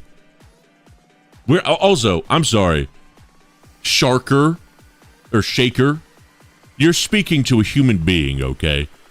We are at the top of the goddamn food chain, and that's for a reason. Because even our Unga Bunga ancestors were able to claw our way to the top. Could you imagine what a caveman could do with an iPhone? Could you imagine what a caveman could do with a Netflix subscription? All of Game of Thrones. All of House of Cards. At least the first 4 seasons. That's all that matters. All of Avatar: The Last Airbender. With this knowledge, a caveman would be able to take over the globe. It took us 5,000 years to conquer the globe. Take us 50 years at most. Enough dissing our past. Yeah, I think so. Let's diss our present. Fun fact, we will likely never travel the entire universe. To travel at light speed, you need infinite energy and infinite mass. The nearest galaxy is 2.2 million light years away. Didn't they discover a planet that said there possibly is life on it because they found methane in the atmosphere, and methane is a sign of life, and it's only like 100 light years away or like 200 light years away? That's crazy, bro. We probably won't ever get faster than light travel, FTL, or even as fast as the speed of light. But even just moving half the speed of light, meeting aliens in a 400-year time span, that's crazy, bro. That is crazy. And if they're on their way here, we could meet them at half the distance. The nearest star is like 2 light years away. That's nothing, bro. That 2 light years away. We could go there and back. Listen, if you started traveling there at the start of COVID, you'd be coming back today. That's not that bad, bro. You got to think about it, chat. When we develop science to the point where we are able to go to any planet, it just takes a few hundred years. We're going to be able to just live for thousands of years. There's going to be a point where we just fix aging. It's going to be like every other advancement in human history. Every advancement in human history has followed what's called the stepped, what is it? I think it's just called the stepladder pattern, or just the stepping stone pattern. Human advancements kind of flatline for a bit, and then there's an instant huge jump, and then we flatline for a bit, and then an instant huge jump. Think about the hundreds of years. Actually, what was the most significant thing before the Industrial Revolution? For like 1,000 years, it was pretty boring. And then the Industrial Revolution, within a few hundred years, we went from nothing to cars, airplanes, man on the moon, Spotify, Hulu, Netflix, Wikipedia. A few hundred years, chat. And we're kind of flatlining right now. Ever since the iPhone, not much has really come out that's been super incredible, except, of course, the Fortnite Battle Pass. There's going to be another step where it's just like, boom, and then we're up again. At some point, we're going to evolve, just like after the Industrial Revolution. If you go back 300 or 400 years, you try to talk to a human and tell them what life is like, they'll be like, dude, we literally could not imagine this in our craziest, like, they didn't have science fiction 400 years ago. They didn't have science 400 years ago. They hardly did. But their science was like, oh yeah, we'll have big balloons that carry us to places, and that's it. And like, in a few hundred years, if you have a time traveler come back to today, they're going to explain things that are like, bro, you've never been to Aquanius 4, and you've never had a helium pop? That's my favorite soda of all time. I'm sorry, wait, there's only one species, one intelligent species on Earth? Bro, it's the year 2024. I thought we discovered the Klingons by now. Aliens? Maybe. I like to prescribe to the idea that we are probably one of the first alien species. There's been a bunch of like math stuff that's happened, and math nerds have crunched numbers, and they said, relativistically speaking, we're pretty early when it comes to alien development and the age of the universe. And I like to think it would be romantic to think humanity was the first extraterrestrial species. By the way, I've heard that any object with mass traveling at light speed would pretty much destroy Earth. Yeah, maybe. I don't know. I mean, I think that everything sounds like science fiction to even the smartest people until one day it's not. If you took a light bulb to the smartest people 500, 600, 700 years ago, a light bulb, and you talked about electricity, and then you said the entire world is now connected to a mass grid with electricity and another thing called chat. I cannot tell you just how crazy the internet is. The internet is actual magic. This device isn't connected to anything. It's self-powered. Every half day or every day, I have this little thing here. I have this thing right here. All I do is put my magic tablet onto this thing, and it powers up the tablet. And this thing, through air, is connected to every other magic tablet in the world. It's actual sorcery.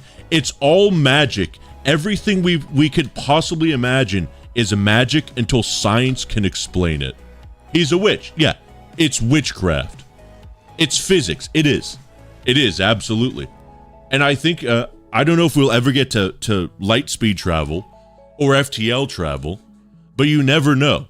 There's still a lot of mysteries in science, and it might be that someone discovers something and it's like, oh, wait a minute.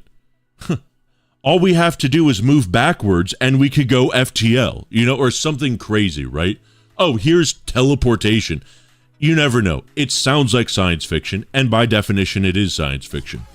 But 40 years ago, on Star Trek, the craziest thing ever was FaceTime. 40 years ago. You never know. Crucify him right now is a witch. That's a phone, not a tablet. Can't even divide 0 by 0. Yeah, it can. It just says it's undefined. Stop yapping, you witch, and get crucified. How are we going to get infinite energy and infinite mass? I mean, listen. You never know. You never know, dude. How are we going to get microchips this small, bro? How are we going to, we have cured and eradicated some diseases, basically eradicated them from existence. We have done insane, amazing things as humanity.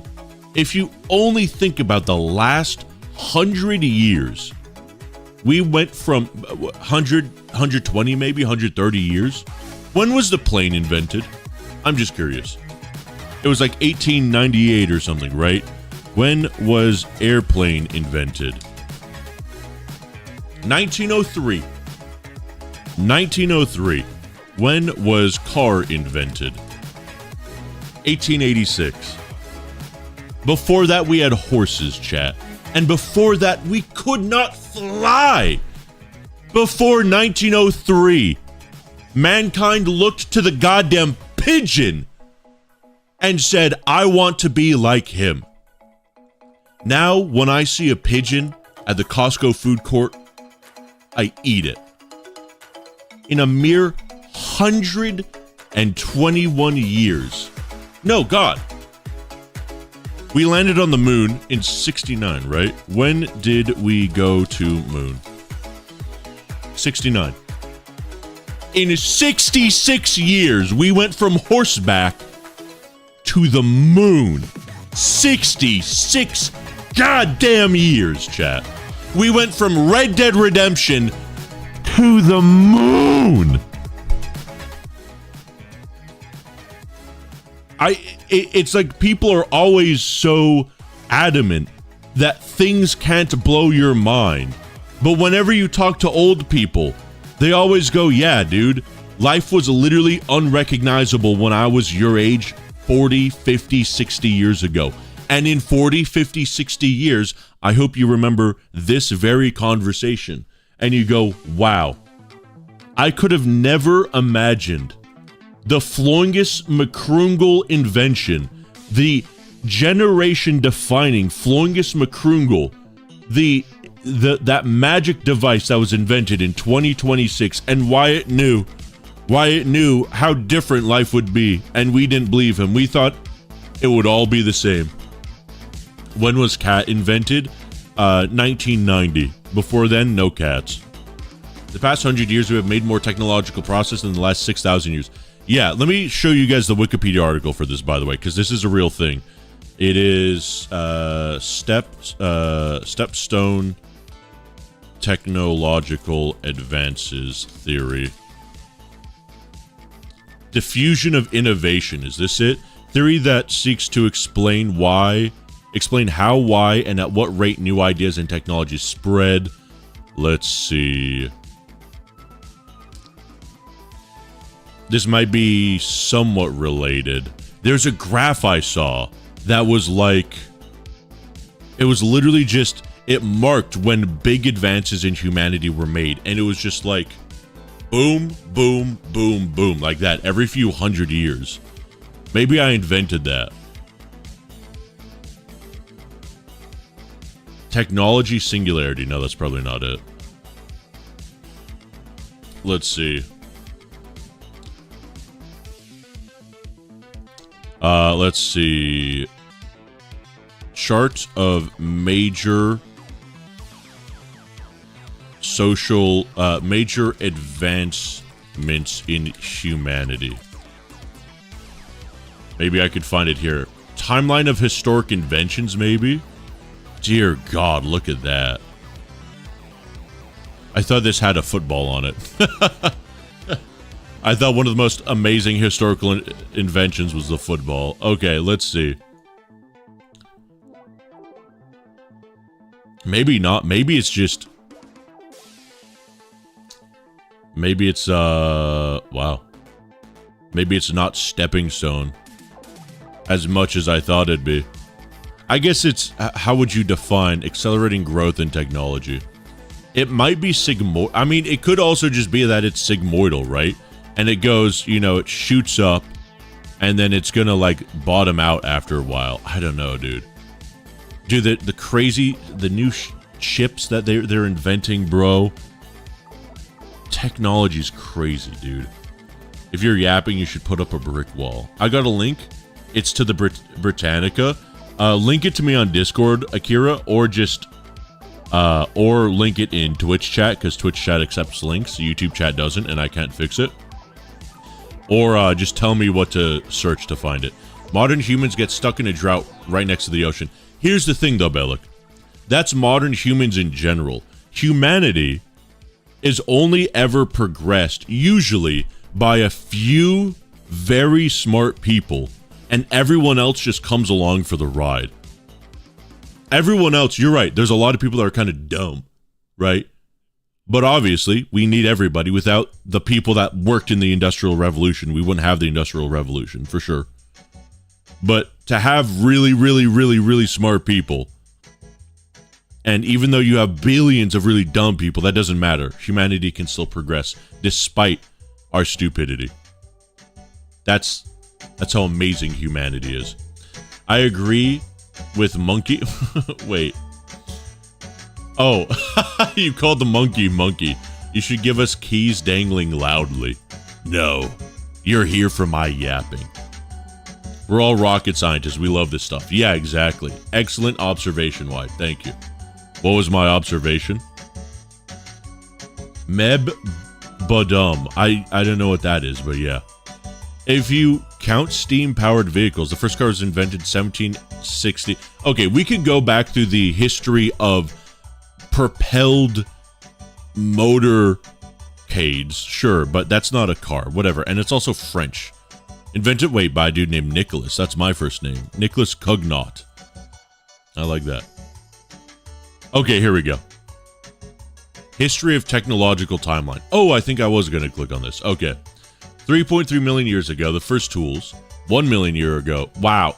It took us 2.3 million years to take a tool and make fire out of it? Okay. No offense, but even the stupidest person today could get flint and tinder and accidentally make fire. That's crazy. But this is 3 million years ago. These weren't Homo sapiens, right? I think Homo sapiens came about in like 10,000 BC, right? When were Homo sapiens invented? Oh my god, they're way older than I thought. What? Am I thinking of something else? I think I'm just thinking of recorded history being 10,000 years old. So 200 to 300,000 years ago. Capacity of language for about 50,000 years. Dang, that's crazy. Dang, that's crazy. So after that, it took so long. The Neolithic Revolution, Neolithic period, several key technologies arose together. Fortnite, humans moved from getting their food by foraging to getting it through agriculture. Oh, it was agriculture. That's what it was. That's right. Yep. And then it all changed with agriculture, bro. That's crazy. That's why whenever you play Civilization, the very first invention that's always unlocked that everything stems from is agriculture. People came together in larger groups. Clay was used for pottery and bricks. Clothing began to be made by woven fabrics. The wheel was also likely invented. Wait, we didn't have the wheel until 20,000 years ago?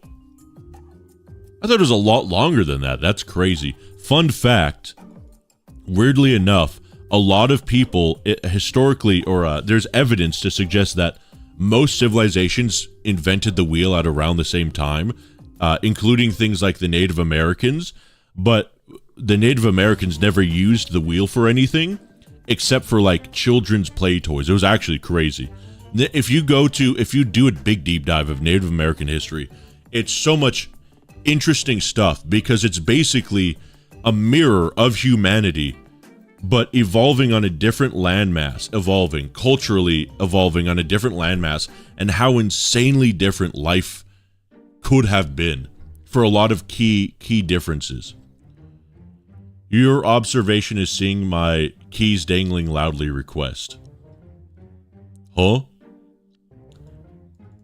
We've been searching for dark matter for decades, and we're no closer to finding it, and for all we know, it may just be that we have gravity wrong. Even rocket scientists aren't perfect. Yeah, and for a very long time, I mean, we've had theories. There were theories about basic scientific questions that weren't answered until hundreds of years later. We had known that we did not live in a geocentric system, but a heliocentric system for a long time. We had known the Earth wasn't flat for a long time. We had no way to prove it. We just had really good mathematical guesses, right? They'd guess with the charting, the sun and everything, and the fact that it kind of seems like we're on a ball and we're flying around the sun, not the other way around. And it wasn't until we actually, went around the Earth when we were like, okay, there it is. We're Dunyan rings, right? And eventually that just one day that happened. And if you take a look at calculus, the invention of calculus is crazy. It exploded the world of mathematics. And it was invented by two people at the same time in different ends of the planet. Sometimes crazy things happen. Oftentimes, that's what happens with technology. It's a very crazy thing that happens. Non-monuments first for culture. That's true. Big stones. The civilizations in the Americas never used the wheel. They had it on like toys, but never actually used it for wagons. Yeah, exactly. That's what I just said. So the reason for that, I'll actually get to that because there's a big theory as to why the Americas never really progressed past where they were. Washing your hands wasn't a thing until the 1800s. Yeah, we went over that earlier today. We thought smells caused sickness till then. Yeah, we had, what was it called? Not anathemia or something like that. We literally just had a theory that there was bad juju in people. I thought stream would end soon. Yeah, we were supposed to end about half an hour, 45 minutes ago. Okay, so miasma, that's what it was, yeah.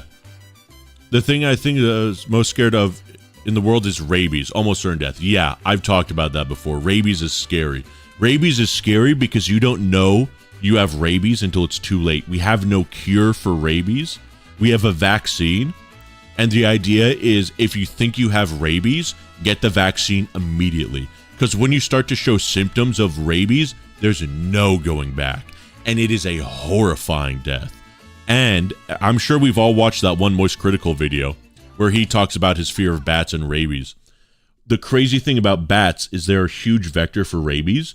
And when they bite you, you don't even know you get bitten half the time because their teeth are so fine, they don't leave a mark. And very often, you don't even feel anything other than like a bat hitting you in the face or whatever. Rabies is scary, bro. I will Fortnite dab the day we discover a cure for rabies, bro. On my mama, dude. That is going to be such a good day. That's going to be like, that's just one of those irrational fears you have as a kid, like quicksand, but it's not irrational. Good night, chat. I have school tomorrow. Take it easy, monkey. We used to do bloodletting. Yeah, it was crazy. Fun fact, the name rabies comes from a Sanskrit word, which is one of the oldest languages. Rabies has been with us for a long, long time.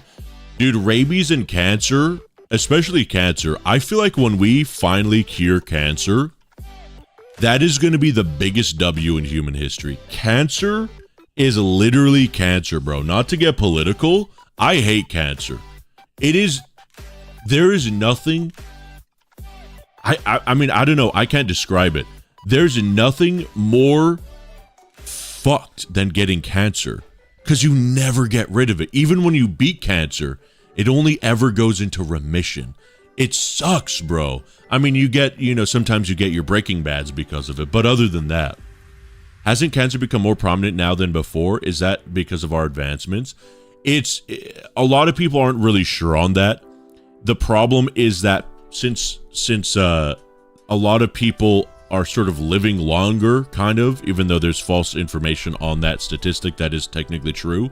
It could just be the point with cancer is after a while, statistically, theoretically, everyone will get cancer, even if you live forever, because all cancer is when a cell malfunctions and it multiplies, but it doesn't die, and it's rapid multiplication, and it just keeps growing and growing and growing. That's all cancer is. It is an unstoppable growth of a cell, no matter where it is. Skin cancer, breast cancer, brain cancer. It is a particular cell that is growing too rapidly, which is why it's so hard to destroy, because it's your body. It is your cells rapidly growing.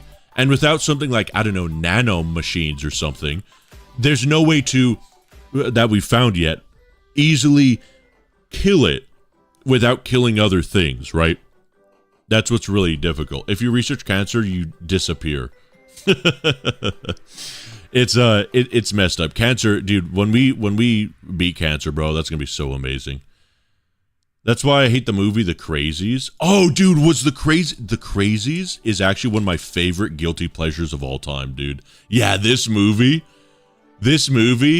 I just really liked it because it had Mad World in the trailer and it was so good. But ultimately, yeah, this movie, I like this movie. This movie is basically SCP-008.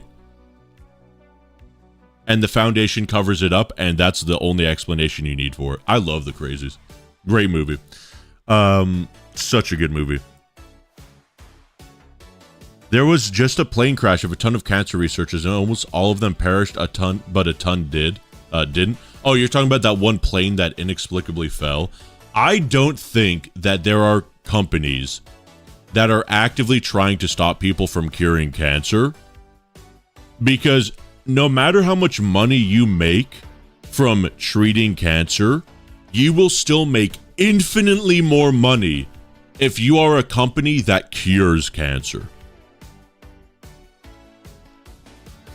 I mean, it's just true. It's just true. I don't know what else to say. Take it easy, Xander. Okay, so I wanted to go over, let's see. God, look at these inventions. Compass was big. Compass was a big one. We should do a tier list of the biggest and best inventions, because these are good. Sailing was huge, dude. Sailing was so huge. Iron was a big one. Iron was MVP for sure, dude. A lot of people sleep on iron, but it's goated. Windmills are really good too. Windmills might have been our first instance of automation, because what windmills did was they took the wind, and the most fundamental versions of windmills was they used wind power to crush grain for us. So I think that was the first time we were ever able to automate anything in human history. And look at how quickly that idea spread. For those of you that don't know, humanity abstracts. What we do is we take a concept. It's very basic. We take it and we automate it, or we make it more simple.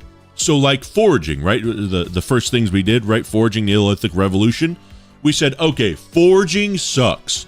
Let's take the seeds and make it so they always spawn here. And we literally farm them. We are farming them 24/7. We don't have to move. We bring the berries to us, right? Irrigation. We hate having to get water. We're going to bring it over here. We're going to automate the water so we don't have to get the water anymore. We have these stone channels that gets it for us, right? Boats, sailing. We're going to automate movement. We got a big boat that moves me now, right? Gunpowder. We're going to automate killing somebody. I don't like that guy. I'm going to make a gun do it for me.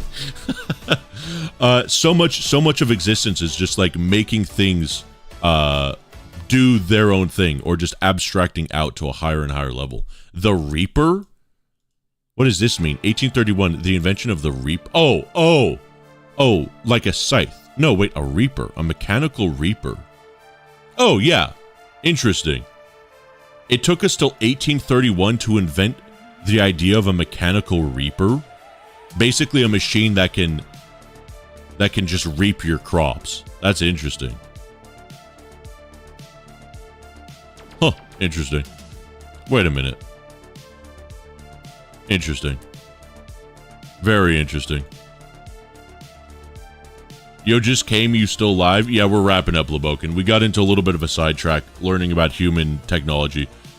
Wait, I can take almost over a year for rabies to show signs, and you're telling me you can get bit without knowing? What happens if that bat I almost ran into did bite me? I'm scared now. Wait, can it take a year for rabies to show? How long is incubation period for rabies? I thought it was a few weeks. 1 to 3 months. Several days to several years? The incubation period can range from fewer than 10 days to longer than 2 years. I mean, if you think you got bit by a bat, just go into a doctor and check. You know, you can never be too sure. An ounce of prevention is worth a pound of cure, as they say. Especially when there is no cure. Take it easy, Egg. Okay. Language is one of our greatest inventions. It really is. Lets us carry concepts beyond just our generation. That's very true. I like how the Foundation has an infinite water, infinite pizza, and infinite vending machine. They could solve all of world hunger and thirst and just don't. Yeah, it's based. Okay, chat. So one thing I wanted to go over. Damn, chat. Look at this, dude. Damn, dude. Oh, yeah. Gene editing in 20... God. Damn, bro. The iPhone's not on here. Super crazy. Okay. So, world map. This isn't going to dox me, is it? So, one more thing I wanted to go over is there's a big theory. I forgot the name of this theory. That is a tiny map. Oh, my God, dude. There's a theory as to why North America and South America did not evolve or culturally advance as much as Eurasia, right? And same with Africa, even. And the big reason, the biggest, like, sort of theory is that you've got, let's see, what is longitude and longitude and latitude? Longitude is top to bottom, right? Latitude, longitude, oh no, longitude is left to right. Okay. So you got longitude, you got left to right, right? And then you got latitude, top to bottom. The Americas are a big latitude area, so top to bottom. And Eurasia, especially if you look at the civilizations that were the most advanced, the English over here, you got these people over here, you got the Italians, you got the Turkish, you got a bit of the Middle East, you got these guys, all the way to Asia and Japan. All of these people, the commonality is they have a longitudinal, what's the right word? A longitudinal similarity between them. They're all sort of on the same longitude. They're more long than they are tall. And because of this, the biggest thing, the biggest advantage they have is they could do things like trade crops. Crops, if you guys don't know, they don't work very well on the latitude. That's why you could only grow chilies on the equator and different things in the north and the south, right?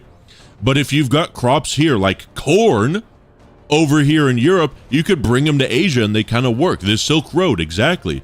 Whereas with North America, you don't really have that. At best, you have the continental North America right here that could maybe do trade, but it's nowhere near the boom that Eurasia had because there's not that much. You have civilizations which come and go. They could, instead of fighting, they could just trade with each other. They could trade things like silks. They could trade things like coffees. They could trade things that might still be a bit more difficult to grow in other places. But because of that, it created an environment that, even though there was a lot of war, still fostered a bit of innovation. And over the years, you saw it more and more. Why did we use the wheel? To farm, for agriculture. In North America, why would you do farm and agriculture? Even on the longitude, there's so much diversity in North America. You have the Rockies way over here. You got the breadbasket in the middle America. And then in the east, you've got New Yorkers, so nobody likes them. And you got Florida. There's not much variety you could have there. So when you have a disagreement with, you know, the neighboring settlement, you're just going to fight them. There's nothing to trade. Who cares about acorns, bro? You don't have coffee beans that I could get addicted to. You don't have cocaine that I could get addicted to. Like, come on, man. Whereas Eurasia, it advanced. And that's why Africa didn't advance as much as well. You see this big region right here in Africa and right here as well. This is called the Saharan Desert. It is the worst thing ever invented. It is literally worse than oceans, because oceans, at the very least, boats could go across. That's why the top of Africa, North Africa, even though all of sub-Saharan Africa was like up until a few hundred years ago, was just black people. I don't know if you guys know that. Black people are in Africa. Most of North Africa were all white people. Because look at how close Italy is. Italy to Egypt. It's 5 feet away on water, and water's fast to go across. Whereas this is like 20 times the size, and it's desert. It's hot. There's no trees. There's no water. The only thing that could cross it is camels, and no one likes camels. It was atrocious. It was probably would have been easier to go from Europe to North America, from Europe to Asia, if you didn't include the coastline. The Sahara simply means the Sahara, as Sahara means desert in Arabic. Yeah, well, listen, the Saharan Desert is so bad. It's literally called the Saharan Desert because they had to name it twice. The Desert. The desert's so nice they named it twice. I sure love how he made silk and coffee have plural past their actual plurals, like silks and coffees. I don't know what that means, but yeah, I'm smart. On top of that, you had conquerors like Alexander the Great, Genghis Khan, and the like, who spread culture because of conquering different countries. Well, the thing is with North American history, you did have a lot of historical figures in North America, like Tecumseh, the MVP. But even those people you don't know about until we don't have records of them until around the time the colonists started arriving, because that's when we started documenting things. North Americans had more oral tradition, because again, what were books used for? Abacuses? Markets for writing things down. Dude, I have so much grain I've got to sell and buy. I've got to write stuff down. I've got to learn how to write. When you're in North America, you don't have to do that much. And there were meccas of trade. I think specifically here, and in the Pacific there was one, in the East there was one, and I think in around Central America there was a really big hub, but it wasn't anywhere near Eurasia. I mean, look, the footprint was smaller. The only thing, it's so crazy too, because North America, I don't know if you guys have seen how beautiful the US is, but pictures of North America, this place literally looks like heaven, dude. This continent is absolutely stunning, bro. God, I love being an American. It's so crazy because whenever America was invented, whoever invented it put all of its stats into aesthetics and charisma and none of it into functionality. Because good God, again, a latitudinal landmass with the only bits of wide longitude being completely broken up by different terrains, or whatever the geographical word would be. You can't do much with it, but God, is that beautiful. Look at that. Oh my, and then the redwoods, Chad, don't even get me started on the redwoods, bro. Oh my God. I mean, it's just biblical, bro. It's amazing, dude. God. America's cool. South America's pretty cool too, but North America is literally the coolest place ever, bro. Good God. And then this is why you see in again, a lot of places that were not technologically advanced were places that didn't have a good ecosystem to harbor longitudinal advances. Again, Africa. Even though you've got wide areas like this at the top of South Africa, I guess, or Middle Africa, you couldn't grow anything here because it's too close to the equator. Not a lot of good crops. Egypt was pretty good, but that was way up here. Australia, just unfortunately horrible spawn choice. Madagascar, too longitudinal. You've got New Zealand and Philippines and all these areas too latitudinal and everything. Eurasia was just so OP, dude. It was so OP. It's crazy because if you think about it, I wonder if North America had never been contacted. If you play, I think it's Crusader Kings, there's a DLC called Empire of the Setting Sun, And the idea is that the Aztecs evolved technologically and they invade Europe. But if Europe had never contacted North America or South America, would they ever technologically advance? Or would humanity just equalize like every other animal, and we would be like that today? We would be like that for forever. If we look at other planets and we find a planet with life, would it be just as lucky as ours to have such a god tier, triple S tier spawn as Eurasia? Or would their landmasses be more like North America, never evolving past very fundamental and simplistic settlements? Like the Eastern Island was it? The island that they ran out of resources and all died? Was that Easter Island? I didn't know that about that. That might be what happened to those dudes. I thought that they had the heads, but I think they just got... I thought they got wiped out by disease or something. Birmingham looks better. Okay, dude. Wyatt, have you ever heard of Xenobots? They're cool new technology. That definitely sounds like sci-fi. You mean nanobots? What's going on? We were supposed to end stream an hour ago, but chat got me ranting on human history. That's why we're not playing video games. And they cut down all the trees and such. That's really funny. Not funny, but that's rough. Stranded and overpopulated, then all gone. Damn. That is rough. Yeah, Eurasia was such a god tier spawn, bro. It was so good. Also, coffee was huge. You guys want to know something crazy? When was coffee first brought to Europe? There's a big rabbit hole you guys could go down. So, okay, this is not the answer I'm looking for. When was coffee first popular in the West? Late 18th century, after the Revolutionary War. Coffee, it says America, but this is also like England and stuff, and Britain. Coffee started exploding because it became very easy to bring over here, right? Coffee, late 18th century. When did the Industrial Revolution start? 1760 to 1840. When was the Enlightenment? 1685. Wait, am I thinking? Yeah, Enlightenment, 1685 to 1850. If you look at memoirs or journals of figures like the Founding Fathers and people alive around then, they literally swear that coffee is a miracle drug, and without it, they would not do a fraction of what they... Oh, is this the same link as earlier? No, it's not, but it's the same website. Coffee, historically, has been linked to such incredible innovation, it's actually wild. If you look at it from an anthropological standpoint, coffee is actually a miracle drug for technology and being able to focus and get shit done. You've been talking instead of ending stream. Well, should I just end stream? Coffee's one hell of a drug. It really is, dude.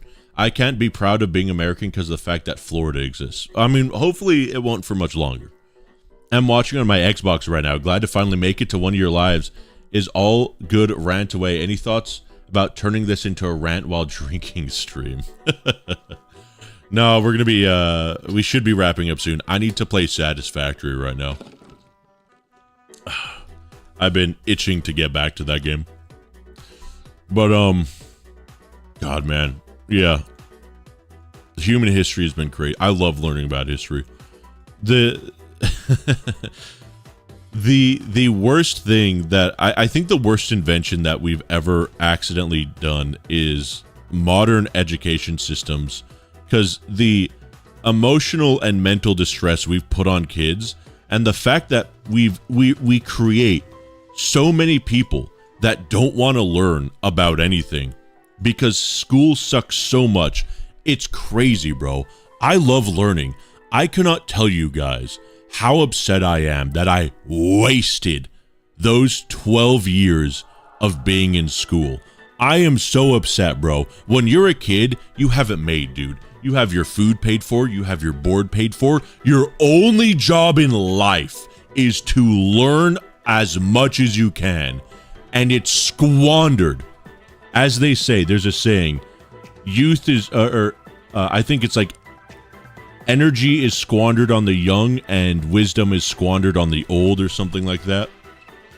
Energy is squandered on the young and youth is wasted on the young. Oh no, what's the full saying? Youth is wasted on the young, and then there's a flip side, which is like wisdom is wasted on the old or something.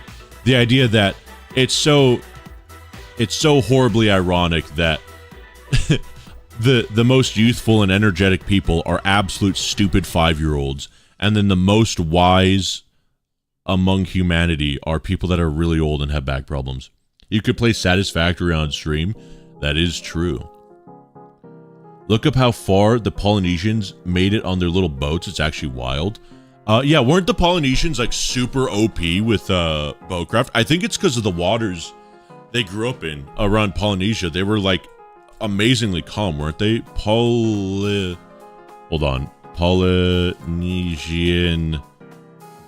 boat maps. Maybe this will give us what we need. Let's see. Oh, did they make it? Wait, what? No. Okay, I was gonna say, there's no way the Polynesians made it to other landmasses. Let's see. I don't know if I'm gonna find what I'm looking for. Also, the Vikings discovered America first, okay? They just did. My people, we discovered Vinland first, okay? Let's see. Is this it? Polynesian navigation and settlement of the Pacifics. Well, oh, was it because they also had all the islands? Hold on. Wait, wow. Wow. Holy hell, dude. It's super calm in the equator, right? When it comes to the ocean, because it's the equator. I wonder if that played a big part too. That's funny that it doesn't look like they got to Africa. That's crazy. If you look at this, this is all the equator, isn't it? Why did they not get to Africa? They must have. There's no way they just skipped that. Vikings made the first prank joke. Greenland versus Iceland. Yeah, honest to God, bro. I think I low-key learned more history from Oversimplified than my 10th grade English class. Dude, when you get that thirst to learn, school needs to be fixed, bro. Wait, the Polynesians made it to Hawaii? I didn't know that. Are Hawaiians descendant from Polynesians? Am I an idiot? Wait a minute. Are all of these Polynesians, Malaysians, Micronesia? Wait, what the hell? Are these all the same people? Oh my God. God, there's so much to learn, bro. I love learning, dude. God damn it, dude. Oh. If you let me spend the next 12 years of my life doing nothing but learning, God, what I'd give to just be able to go back to school for 12 years, chat. Oh my God, dude. You should just watch a historical iceberg on stream. It gets so damn interesting. That'd be pretty wicked, not gonna lie. Did you just call Australia Africa? Did I? I meant to say Australia. Oh my God. Sorry about that. I meant to say Australia. Polynesians are just waterbenders. I think it has to do with the equator. That must be. How did the Polynesians get everywhere? Let's see. Their knowledge of the natural world and their skills of navigating the ocean. Voyage across vast water, double canoes, or outrages. Oh, was it the double canoe tech? The outrage. What does that look like? Sailing in double canoes or outrages. Wait, what?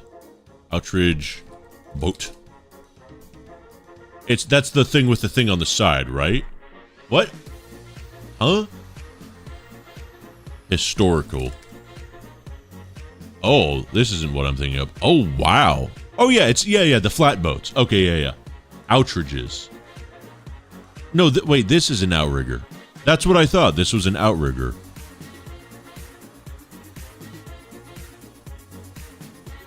Yeah, okay, it's got the things on the side. That's so crazy, bro. But they had to have calm seas. First of all, it's okay. Is the oh my god, what's it called now, chat? I've literally been saying this word all evening and I forgot what it's called. What's it called? The equator. Is the equator calm in the ocean? Is there a map that we could find? Ocean near the equator is generally considered calm due to a region called the doldrums. Yeah, doldrum. That's the word I was thinking of. It's like One Piece. You have the calm belts. Because the equator is one big doldrum, right? And so they probably were able to use that to their advantage. They didn't have a lot of choppy oceans like the Europeans and the Asians did. Because look at how far up north they were, dude.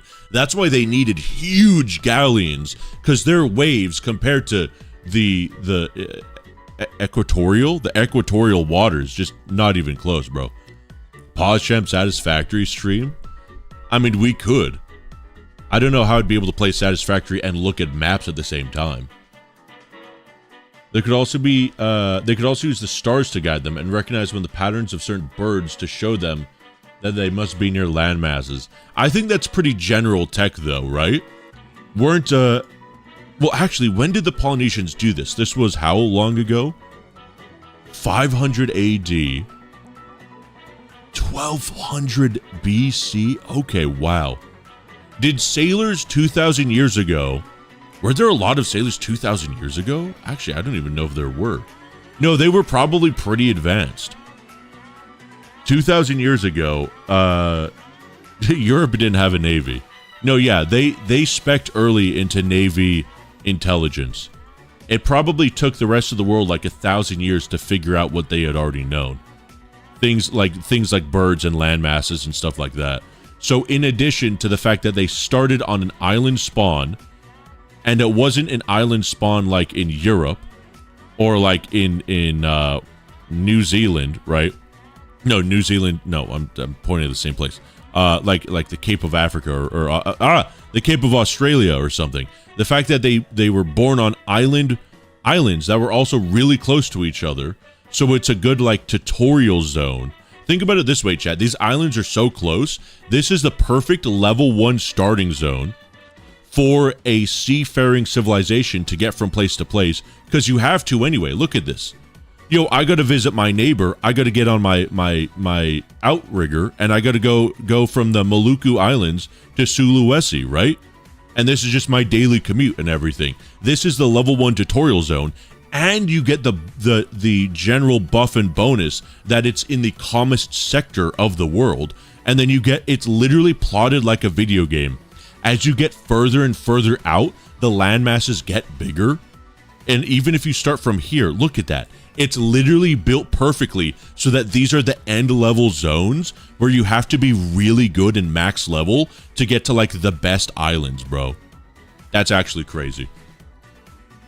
Spawn loot, yeah. Over 3,000 years ago. That is crazy, dude. Humanity's biggest mistake isn't school, it's the invention of nukes. Okay, Balak.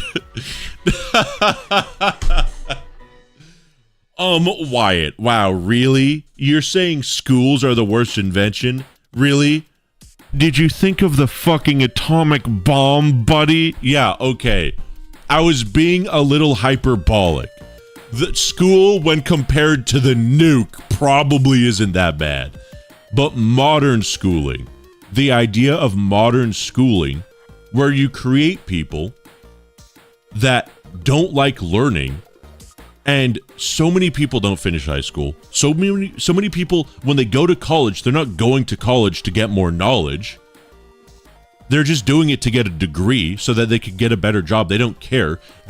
School, like, kids love learning things. It is built into human brains to learn new things, especially as a kid. And school has been more efficient at removing that than anything else in the world. You get a kid that loves to learn stuff and you put them through the average schooling experience, and it saps them, bro. I don't even need to bring up stats for that. We could easily see it. The amount of people that start things like drugs, mind-altering medicines, and substances, not even for any reason other than for God's sakes, please. I mean, American schools suck so much, kids would rather kill each other and shoot up schools than just go on another day, bro. There's something fundamental needs to change. It's crazy, and it's probably not one thing. Everyone in life, whenever tackling big issues, always says we got to change one thing to fix everything. That's never the case. If it was one thing, we would have already fixed it by now. We're in a game sim. Yeah, dude. I love how long it actually took them on those little boats. It didn't take them 2,000 years. No, it's not. Joe and Bob didn't take 2,000 years as an individual pair to get across this ocean. They weren't that slow. It's that the civilizations took that long to get there, bro. School just raises workers. Yeah, it does. And to an extent, that's kind of, if you're looking at the Industrial Revolution, you need people to work jobs. But I hope with the rise of automation, we can get away from people being viewed as worker bees and statistics and move towards, like people always hate that AI is taking their jobs. I think it's great, bro. I'm sorry. No one wants to work McDonald's. You only want to work McDonald's because it makes you money.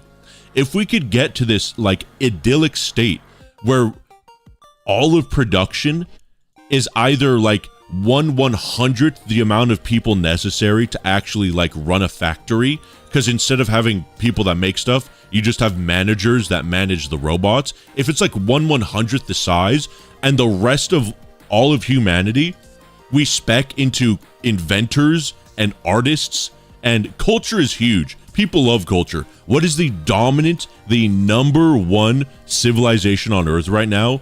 It is America, because our chief export is culture. Culture is huge, bro. I am A-okay with having an overabundance of people like artists and entertainers and things like that. And especially people like just inventors and philosophers, stupid people like that. If we could just get every worker and go, you're an artist now, idiot, go make art. Some people might hate it. A lot of people would love it. I'm sorry, I could basically just live the dream. Yeah, that sounds great, dude. To be fair, if AI takes over, I feel like drugs will become more of an escape as there's nothing to do.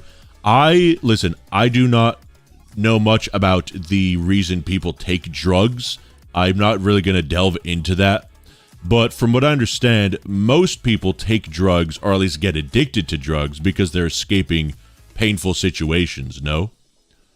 If your life is pretty good, like right now, my life's pretty good. I don't do drugs. I don't really feel a need to do drugs, right? But if you have someone who has a terrible life, and you say, hey, bro, here's some sticky icky. Here's some devil's lettuce, Satan's spinach, they'd be like, well, let me get a little bump of that reefer there, buddy. Or like alcohol. I mean, alcoholics drink alcohol to escape, Have you heard of Sequoia, the Cherokee man who looked at the U.S. military reading books and being like, yeah, I'll do that, and made the writing system for the Cherokee? Was it one dude that made the writing system for the Cherokee? I remember learning about the history of the written Cherokee language. It was one dude. I do remember that. Yeah. Oh my God. I forgot. I didn't know his name was Sequoia, or I must have forgotten about that. But yeah, I took a class in college that was all about Native American history, North American Native American history. It was so awesome, dude. I absolutely loved it. It was so good. Sorry that I keep talking a bunch about topics. I just really like knowledge, I guess. I mean, we all do. That's why we're here. I don't say we all do. 100 people left because they don't like learning. We're the real knowledge learners here. How about we all agree that the founding fathers weren't talking about shotguns, rocket launchers, pistols, etc. when they said you had the right to own a gun? We ain't fighting British. The Second Amendment is such a crazy topic. Me personally, yeah, I don't think that I think that you genuinely have to be delusional, or you have to be lying to yourself to assume the founding fathers would look at the current state of armaments and would agree that the Second Amendment shouldn't be changed or altered whatsoever. The idea that the Second Amendment is used to fight against a tyrannical government, it's not even necessary anymore. Okay, if today the U.S. government decides to be a tyranny, the U.S. population isn't fighting back. Doesn't matter how many guns we have.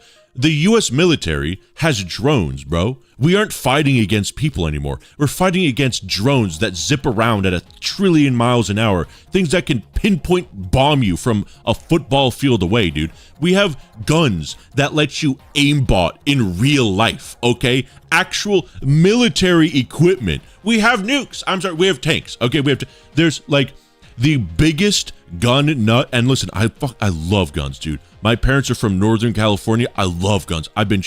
Dude, I am a huge gun enthusiast, of course, but you cannot even, like, come on, bro. We ain't fighting against the tyrannical government as people, just like as regular people. Come on, dude.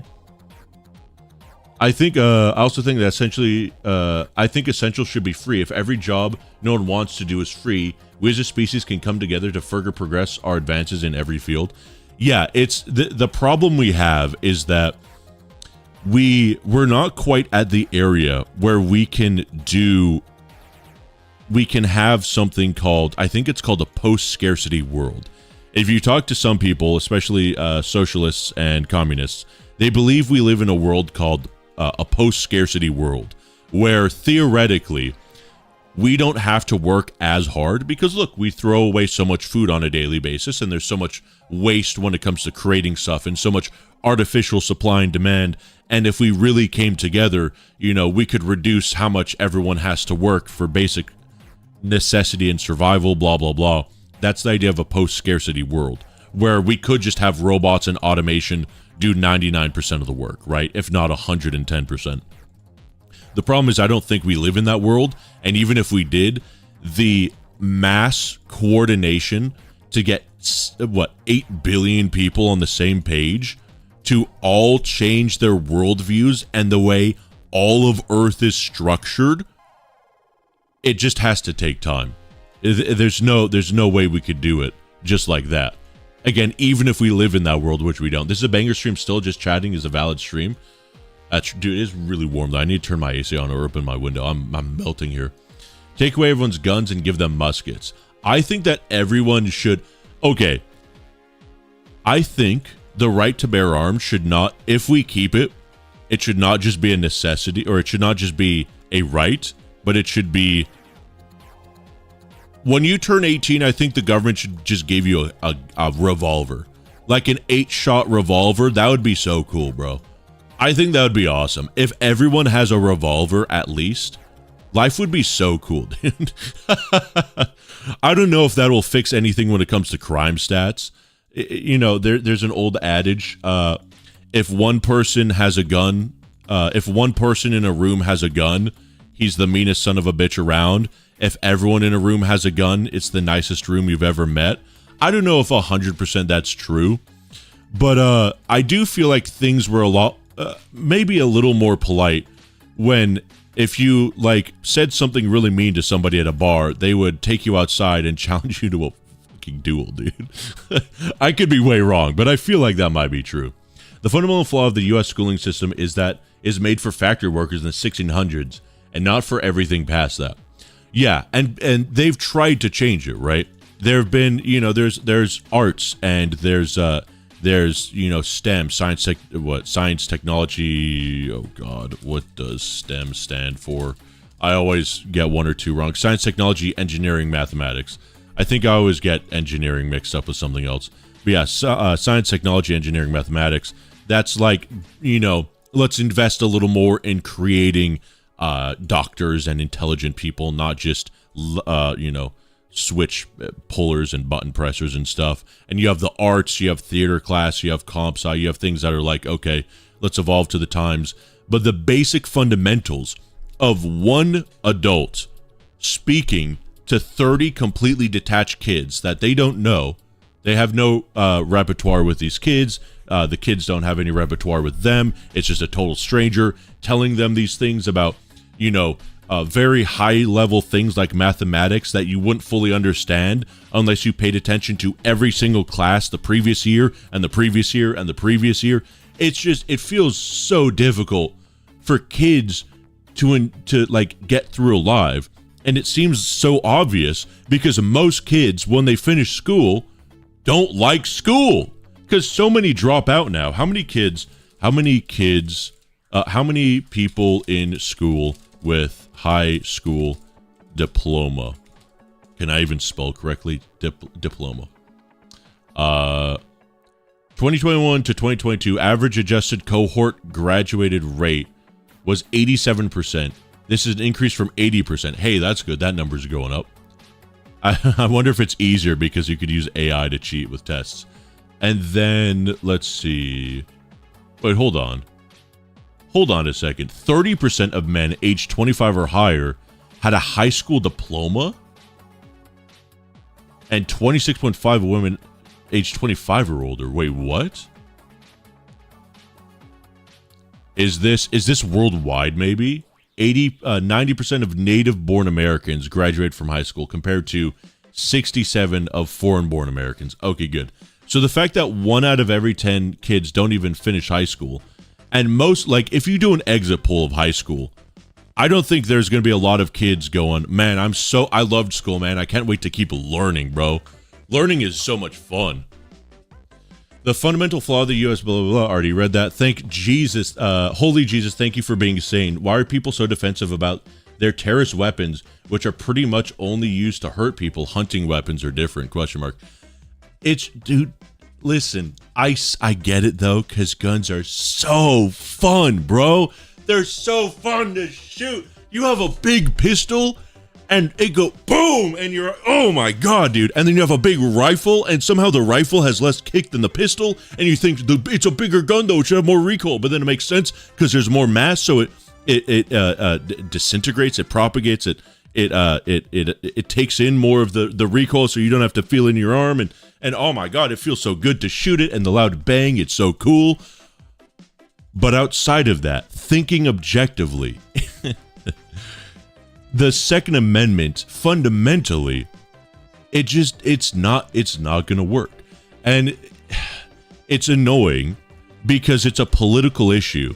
And political people are the most boring, loser, cringe tards in all of human existence. Politics people are so dumb because they could take an issue you have that's not political, like, I don't know, who you marry, or what you want to do with the stuff you own, or what you do in your free time, or who you want to believe exists. All of these things that shouldn't be political, they make them political. It's like, bro, why is LGBT political? Why? It's a hot button topic. And all these people are like, well, we have to make it our issue.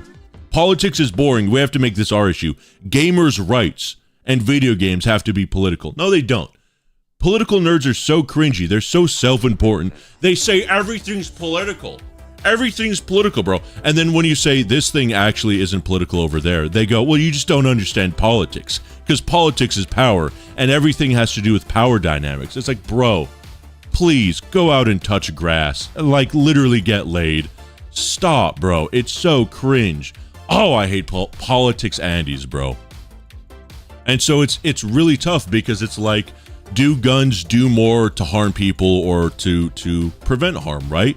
How come so much gun violence is done in gun-free zones? Well, that's a good question, but how come so much gun violence is perpetrated by gang members against other gang members with guns? There's a lot of stats that seem to conflict with each other because the only people truly interested in researching these stats aren't interested in getting to the truth of it. They know the truth. They're right. My side is right. So all I have to do is find the data that proves I'm right. And if there's data that proves I'm not right, that's just not the correct data. I hate politics people, bro. God. What's the map for? This is the map of Polynesian expansion through their boats. And I haven't clicked away from the map. Here's a new map. Oh, man. The Steam console friggin' sucks. I forgot they made that. Didn't they, or no, that's something else. Wait, you mean the Valve Index? Why, I'm trying playing SCP Parabellum update.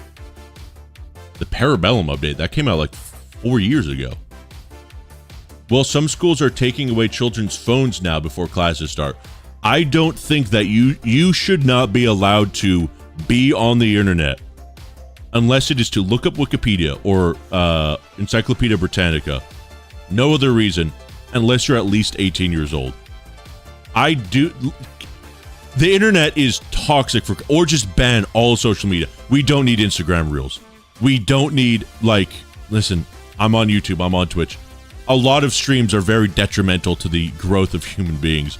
We don't need TikTok. Listen. There are so many things people think they need from a technological standpoint when they really don't. And I just talked about political Andy people that always say, you always need, politics, everything's politics, you need to know about politics. And they'll use the same line, right? They'll say, you need to know everything that's going on in politics every single day, and you need to always be tapped into politics. And it's this trick to get you interested in shit that should not interest you, even though it's really sad and upsetting. There are terrible things happening across the world. A lot of people that know about this stuff on Twitter and X, Instagram, TikTok, learning about these horrible atrocities across the world, they're not really going to be able to do much. And as a net overall, it's a net negative because all people do is go online, they look at terrible, awful stuff, and they get, in terrible, awful moods, and they propagate it, and then no one ever gets anything done, no one ever learns, no one ever grows, they just become Vegemites. They're just vegetating on these apps. It's awful, bro. Absolutely terrible. And they say you have to be, tuned in to politics every day. You've got to know, you've got to keep up to date with politics every single day.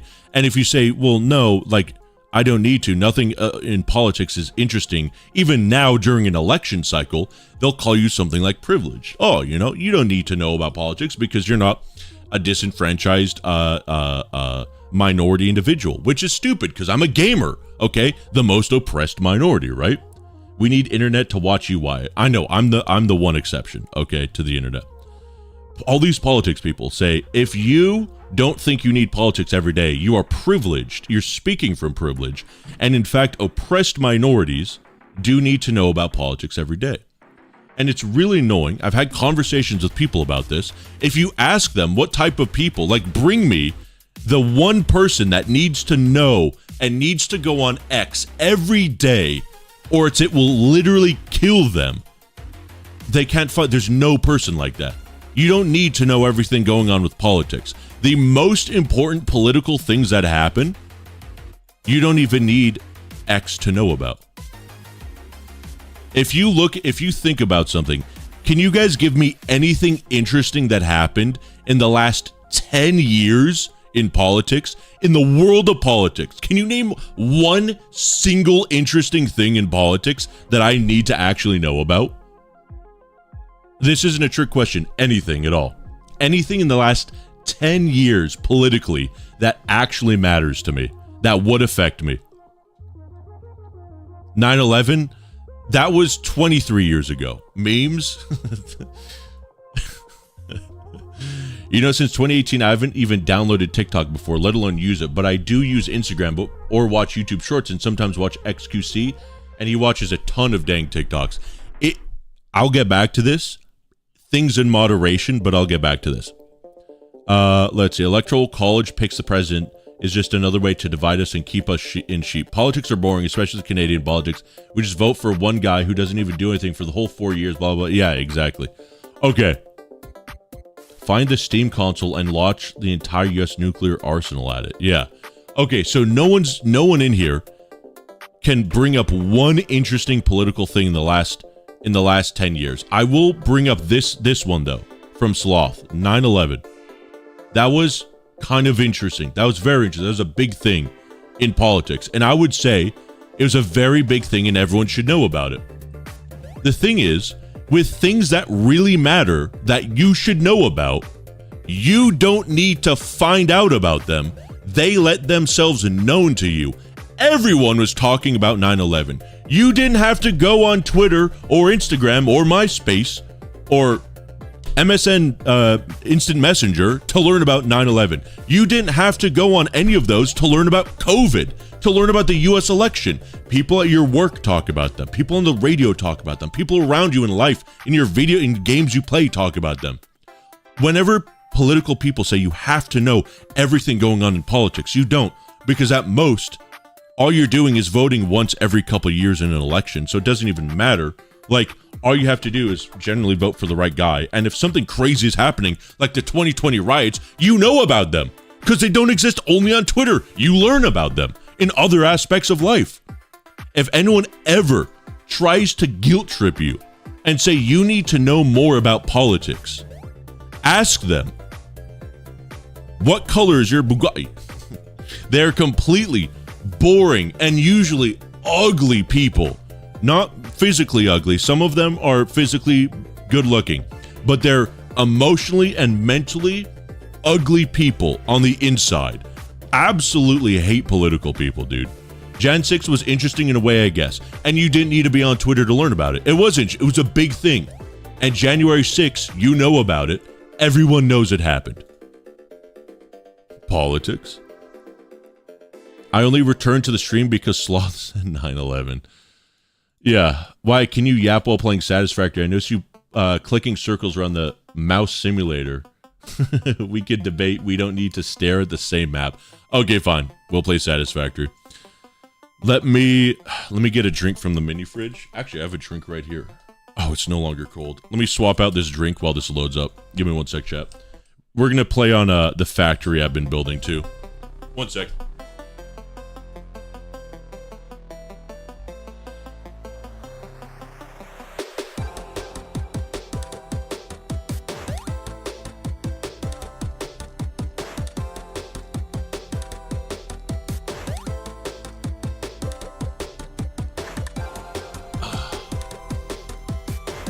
Okay, I'm gonna change the stream title too. Let people know what we're doing. Stream is not political. Let me get this straight. We're not talking political here. I'm just telling you guys, we're talking about things that actually master. Things that matter. Okay, politics doesn't matter. We're not talking about that. If someone comes in here and tries to say something political, they're boring loser people. They do not matter. I'm just commenting on political people in general, but that itself is not political. Think of it from a meta-political standpoint. Does that make sense? Politics isn't interesting. We're just dissing political people. Let's see. Okay, that is that. Okay, let me go to the stream here. Let me update the title. Boom.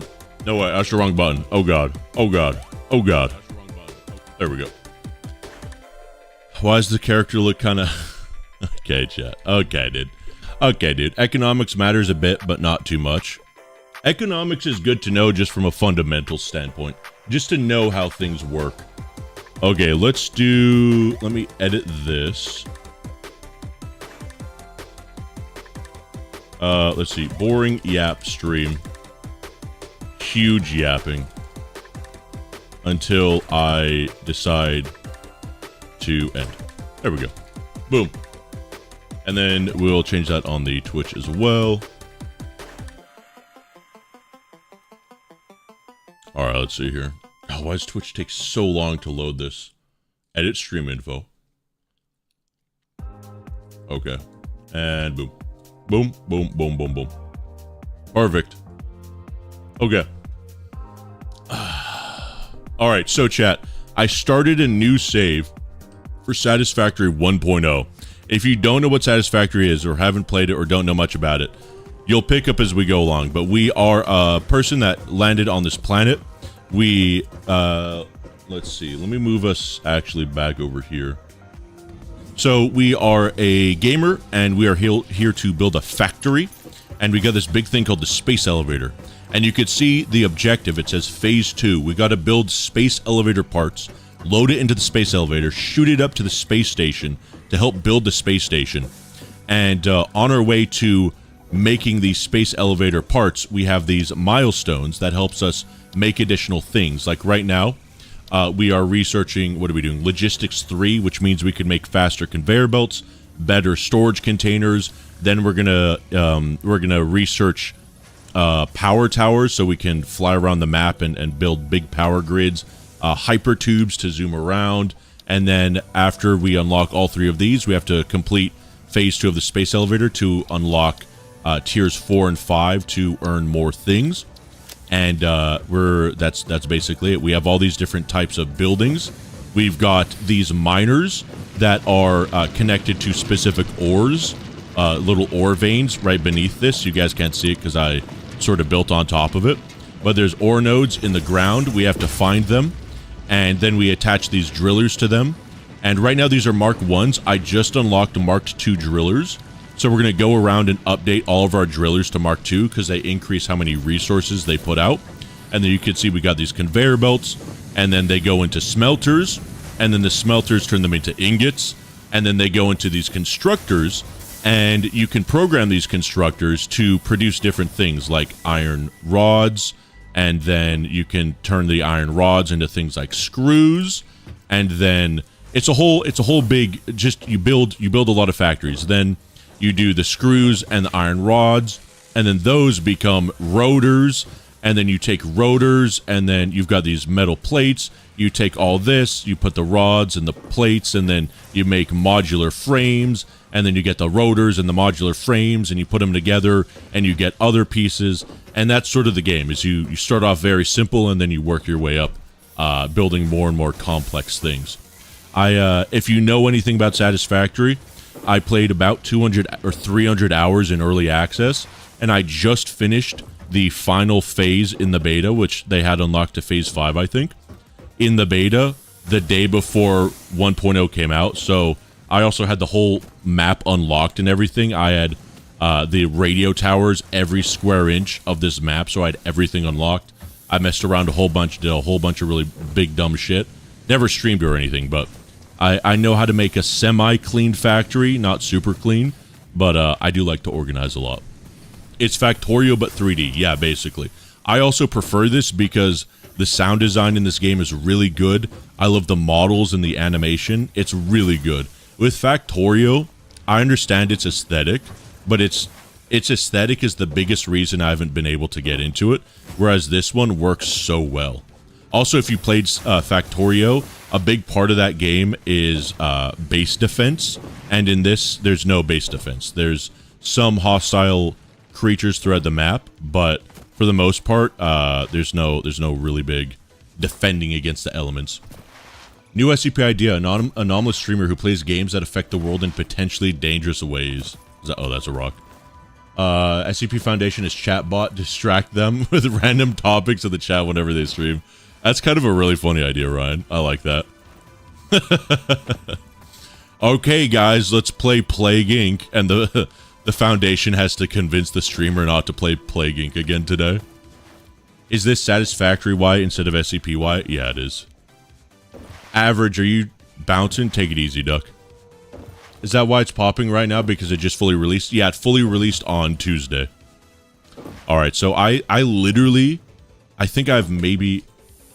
In the beta, it used to tell you how many hours you had in a specific save. Oh, here we go. Playtime duration, 10 hours. Just under 10 hours. So, I have been moving pretty slow because I've been, like, deliberate with stuff. That's why I'm still only on phase 2 in 10 hours. But I just started the basics of my steel factory here. Also, hold on. Let me up the music here. Audio. Okay, music's all the way up. Hold on. The music in this game is really good. I'm going to reduce everything a little bit. Except the music. Okay, there we go. Boom. There's also a boombox you could get in this game, and you could play really cool synthwave music in it. So, right now... Yeah, we're just waiting for... I've got Logistics Mark III. We need the encased beams, which I think are steel and something else. How's it going, Neon? Addendum 2020, we let him play Plague Inc. Oh no. The closest thing to defense is me launching the lizard doggos off the map to get rid of radiation barrels. For me, with radiation barrels, all I did was I would create, like... I think I could show you guys on my save. My other save is so scuffed, though. But I just had like a huge field of logistic Mark II containers, the big logistic containers, and that's where I put all the radiation barrels. And then I was able to upgrade them to plutonium, and that helped get rid of a lot of them. Okay, so right now we need 200 and 200. And let me see, how do I make the encased again? We're doing, was it 15 each? 20 and 15 per minute. Okay. Let me place this down for a sec. And, wait, that's not what I want. I want crafting bench. There we go. Let's see. Okay, encased industrial. We could automate this, but my concrete's way over there. And my steel, how much would it be to automate that? We need an assembler, right? Let's see. Yeah. 18 and 36. And right now I'm making, what was it, 20? 15. So I wouldn't even have enough to fully automate this. I do have enough concrete. I'll just handcraft this for now. We need 80 encased industrial, which means we need more. I think it's going to be, we basically need more of both here. So I'll take some of that. I'll go back to concrete too. We'll need some modular frames. And then everything else is pretty simple. I'll upgrade everything. And that's going to be a huge buff to all of our automation. And we'll just be able to goon, basically. Big gooning. Let me put some music back on. There we go. Yeah, I love this game. It's a big vibe for me. I usually just tune out and I'll just like listen to podcasts or something while playing this. It's a really good game for that. It's really good for also not getting any work done, like editing, which is why I have been trying not to play it recently, but I've accidentally been getting sucked into it. Stay on Twitch, bro. Aren't we still on Twitch right now? Twitch and YouTube. Quick question, why is there a way to build auto builders and blueprints for this game? Yes, so I actually just unlocked that.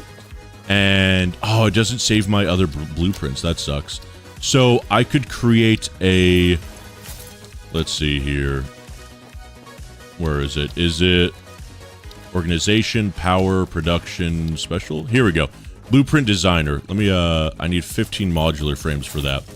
So previously in the beta, they only had the blueprint designer, which is a 4x4 grid. You can see these here. It's a 4x4. Wait, is it 4x4? Yeah, 4x4. So it's 1, 2, 3, 4, 1, 2, 3, 4. And then whatever you build in this cube, you could save as a blueprint. And I guess they added 2 new versions of the blueprint designer in base game, which I haven't seen yet. So I'm kind of excited to do stuff with that. But, oh, we got that coming back in. Okay, good. But yeah, for the most part, everything can just work in the blueprint designer. Let me go to my modular frames and see if I've got any more to pick up from that. What podcasts? I've been doing, I like just really dumb low stakes stuff. Stuff that I could just turn my mind off to, like The Yard. Or I watch a bit of Asmongold too. He's a really easy dude to just turn your brain off to. And because he is who he is, he makes so much damn content, bro. So much goddamn content. It is crazy. And it's about the dumbest stuff. It's amazing. And it's all low stakes. Every now and then, though, I get bored. And I want to tap into the cultural zeitgeist. And I'll do what I tell you guys not to do, which is I like to stay in tune with politics. So I'll sometimes just see what popular people are saying. Oh, hold on a second. Once you have built a satisfactory blueprint, interact with the Blueprint Designer terminal to save it. Okay. It will then be available in the Blueprints tab of your build menu. Blueprints can always be edited to correct mistakes or optimize. If you find yourself struggling to work within the set size restrictions, remember that this is a you problem, and efficiency can always be improved. That's really funny. People always complained in the beta that this was too small for blueprints, so I really like that they added that voice line. I'm not going to have this right here, though. I just wanted to place that down to show you guys. I might move it somewhere else, because it's kind of... I'll move it over there, actually, on the other side of the space elevator, near the coal factory.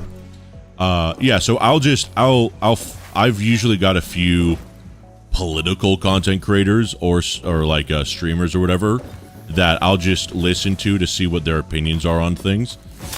People like Hassan, people like Destiny,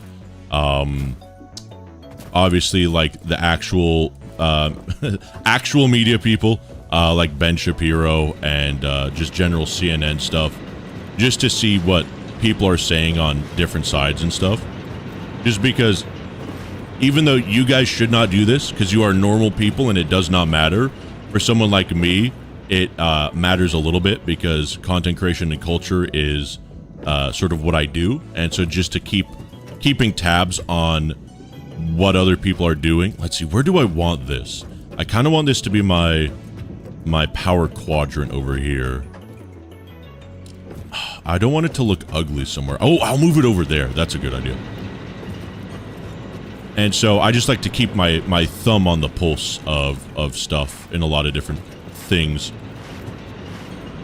Also, if you played this game before, you know that this is like the basic beginner spawn. This is the one spawn I haven't done a lot of stuff in. The first time I played this game, I got like 2 hours in on this spawn and then changed it to the northern tropical spawn or whatever.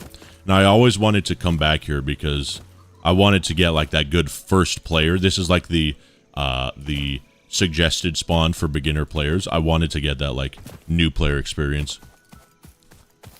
I kind of respect the variety. Yeah, I just shut up, dude. Oh, you're talking to Egg. Yeah, I mean, listen, again, so much of politics. I feel like if you look at current politics today as you do with history and just look at it not from like this is happening right now, but to like be this is what people are saying and doing in the year 2024, right?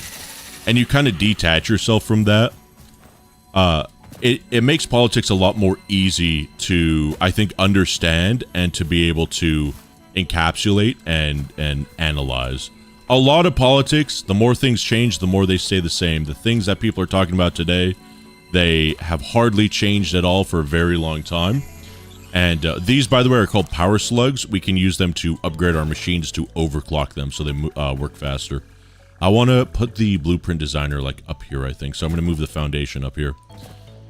And yeah, it's like, I don't know. I just learned that it's so unnecessary for me to know anything about politics or current stuff outside from a very detached, voyeuristic standpoint. There are some things, though, that it is good for general people to weigh in on and to sort of back and represent and say, hey, I stand for this, obviously. Things like civil rights and everything. But for the most part, a lot of stuff is super dumb. Like, if people want to be trans, let them be trans, let them be gay, like, let them be let them be conservative, you know, any other mental illness. Like, if you want to do what you want to do, just do it, and, like, just play games, that's it. There's a lot of strife in the world, and if you're someone that can, where do I want to build up from this? I think I know what to do. If you're someone that can impact great world events and you're like a billionaire or whatever, then definitely be more involved with politics. But if you're someone that's watching a streamer play Satisfactory on a Thursday, then you probably don't need to be as stressed out as many people will have you believe. I'm going to actually do the foundation from over here. I should watch Icebergs because that's why I brought them. That's why I brought it up earlier. They're hour-long with several interesting topics to go over. I found out about some very niche but crazy things. Oh yeah, you watch Wendigoon too? We love that, dude. Yeah, this is the default spawn. I finally got a reaction of you. Oh, you're talking to that dude. What did 1.0 add? Me and my friend have been waiting the entire summer for it, and now he is at college. Did they add the summer slope stuff yet? Yeah, so they added plot. There's oh, I don't know where it went. I think the cloud, yeah, the cloud is obscuring it. You can kind of see the lights up in the sky. There's a big space station now, and when you add stuff to complete the space elevator phases, it builds more of that. And I interacted with a Mercer sphere, and it corrupted Ada. And I believe, just from looking, they've added a lot of new buildings, a lot of new tech. They've upgraded belts. There's now I think 6 belts that move insanely fast. There's like dark matter stuff, and I think what the plot is going to be is that as you progress through the game, Ada gets more and more corrupted by the summer sloops and the Mercer spheres, and there's a whole new tech tree called Alien Tech, and it lets you create teleporters and stuff. And I think as the game goes on, the objective is going to change. And the whole idea is that Ada will probably want you, the player, to, like, you're going to be diverting assets from the space elevator to, like, I don't know, like she's gonna change directive, and she's gonna become sentient or something like that. I don't know. That's what I'm assuming. Didn't I just pick that up? Wait, what? Chat, I picked that up, right? Or was that? Oh, that was on one right there. Okay, there's another slug right there. That's crazy. So it seems like there's a whole bunch of lore that's going to be added, which is very interesting. Oops. There we go. Also, they added, I'm just going to cheese this. They also added, oh shoot, what was I going to say? They added something. They added a lot of stuff. Oh yeah, you can now make buildings, like, shiny and metallic now. Players in the way. Oh, I see. Okay. I'm going to go like that. Boom. This reminds me of Ark a tiny bit. Interesting. I've never played Ark. Never could get into it. I've seen people play it. Yeah, this is the taller one. Okay. Wabam. This map is so freaking big, dude. I love this. So you guys see that ridge all the way over in the distance, right? And then way over there, that big thing. And then all the way, that stone cairn all the way in the distance. This here, everything we could see, it is about this area here. It's like this area here, I'd say. And it's about, I'd say 1/6 of the map. This whole, everything you could see here. This map is enormous. I love this game, dude. There's like huge desert environments. There's giant, oh man, it's so good. Even on my 300-hour save, I hardly like factorized maybe like 10% of the map. It was crazy, dude. Okay, let's see. So I want to move. Yeah, I want to keep bringing this over here. What? Actually, I'm going to do this.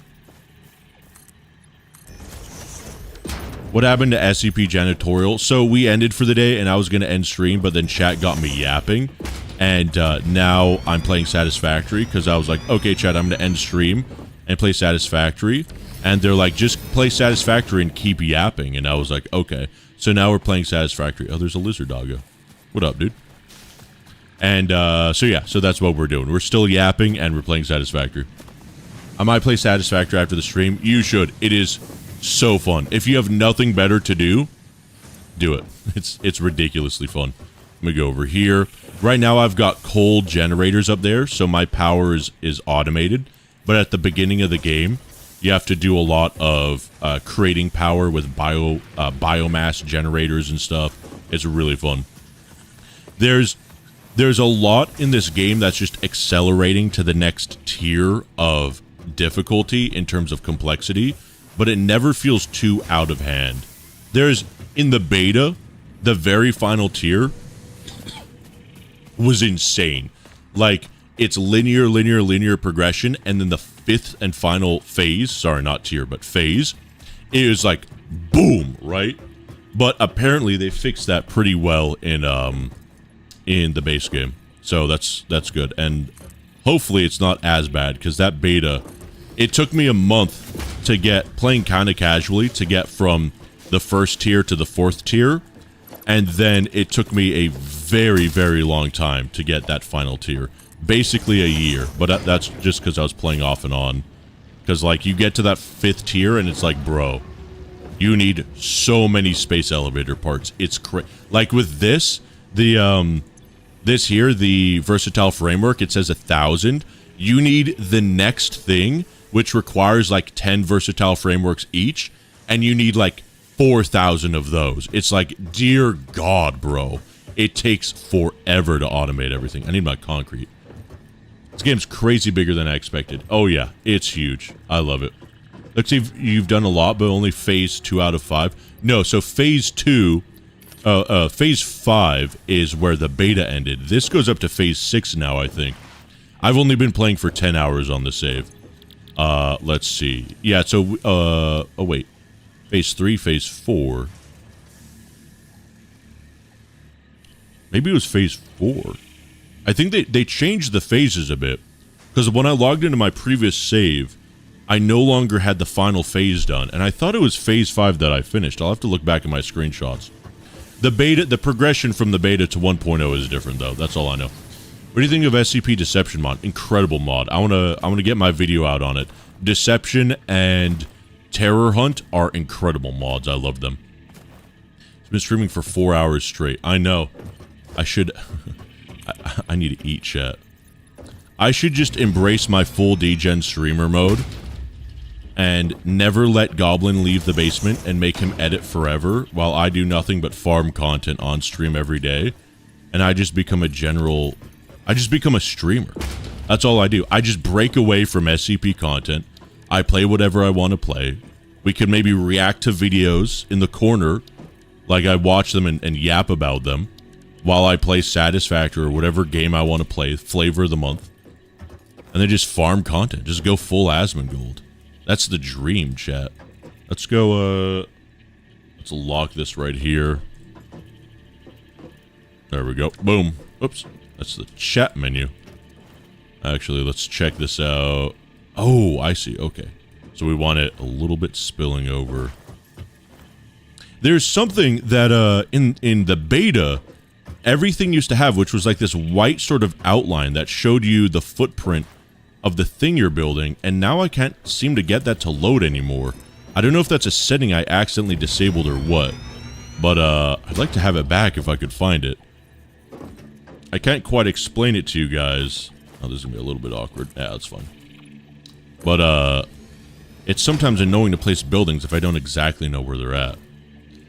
What do you think of the ending for Deception? I think it was great. I think, don't I need power for this? Maybe not. Oh, I guess I don't need power for this. That's cool. I think it was great. I think everyone complains, especially the secret ending. It kind of ended a bit too abruptly, but everything up to it was super good, dude. I don't know. Big money streaming, why? Yeah, exactly. Do you make money from streaming?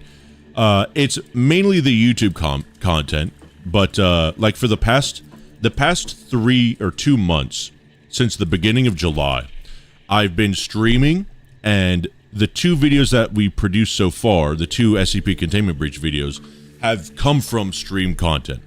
And there's just about every stream we've done for the past 2 months is part of content I'm putting up on the YouTube channel. Goblin and I are editing as fast as we can to get content out as fast as possible. And eventually I'm going to figure out a way, after just suffering through this for a few months, I'm going to figure out a way to get content out super fast. And the idea is to use stream to basically just do content, right? Just like Asmongold does for the super low effort stuff, or Astral Spiff does for like the more high effort speed run or challenge runs of stuff. That's basically the idea. Okay, so what I want to do right now is, how do I normally exit out of this? It's not E. It's not escape. Is it tab? How do I leave this menu? I guess I just have to click close. That's kind of annoying. Maybe it can be the keyboard. Okay, yeah, I guess I just have to click close. Okay, so the first thing you always want to do in the blueprint designer, creating your first blueprint, you're going to create the foundation cube. Because creating foundations for your base is usually very tedious, because you have to do 1 row at a time, and it's very boring. So what we want to do is create the almighty foundation cube, or foundation rectangle, and we're going to name it foundation. I'm going to change the icon, and let's change it to can we get like abstract icons, please? Any abstractors in here? Any symbols? Do we have any symbol gamers in here? I guess I'll just do I'll do this big, I'll do a question mark. Sure, why not? Set color, that'll be fine. Foundation 4x4. Boom. And then you can see this is how much it costs to make the blueprint. I can now save it. I'm going to clear the blueprint designer.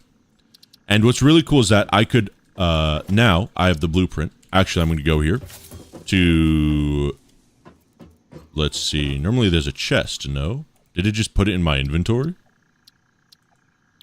Oh, I guess it put that stuff back in my inventory. There used to be a chest here in the beta you'd pick stuff up from.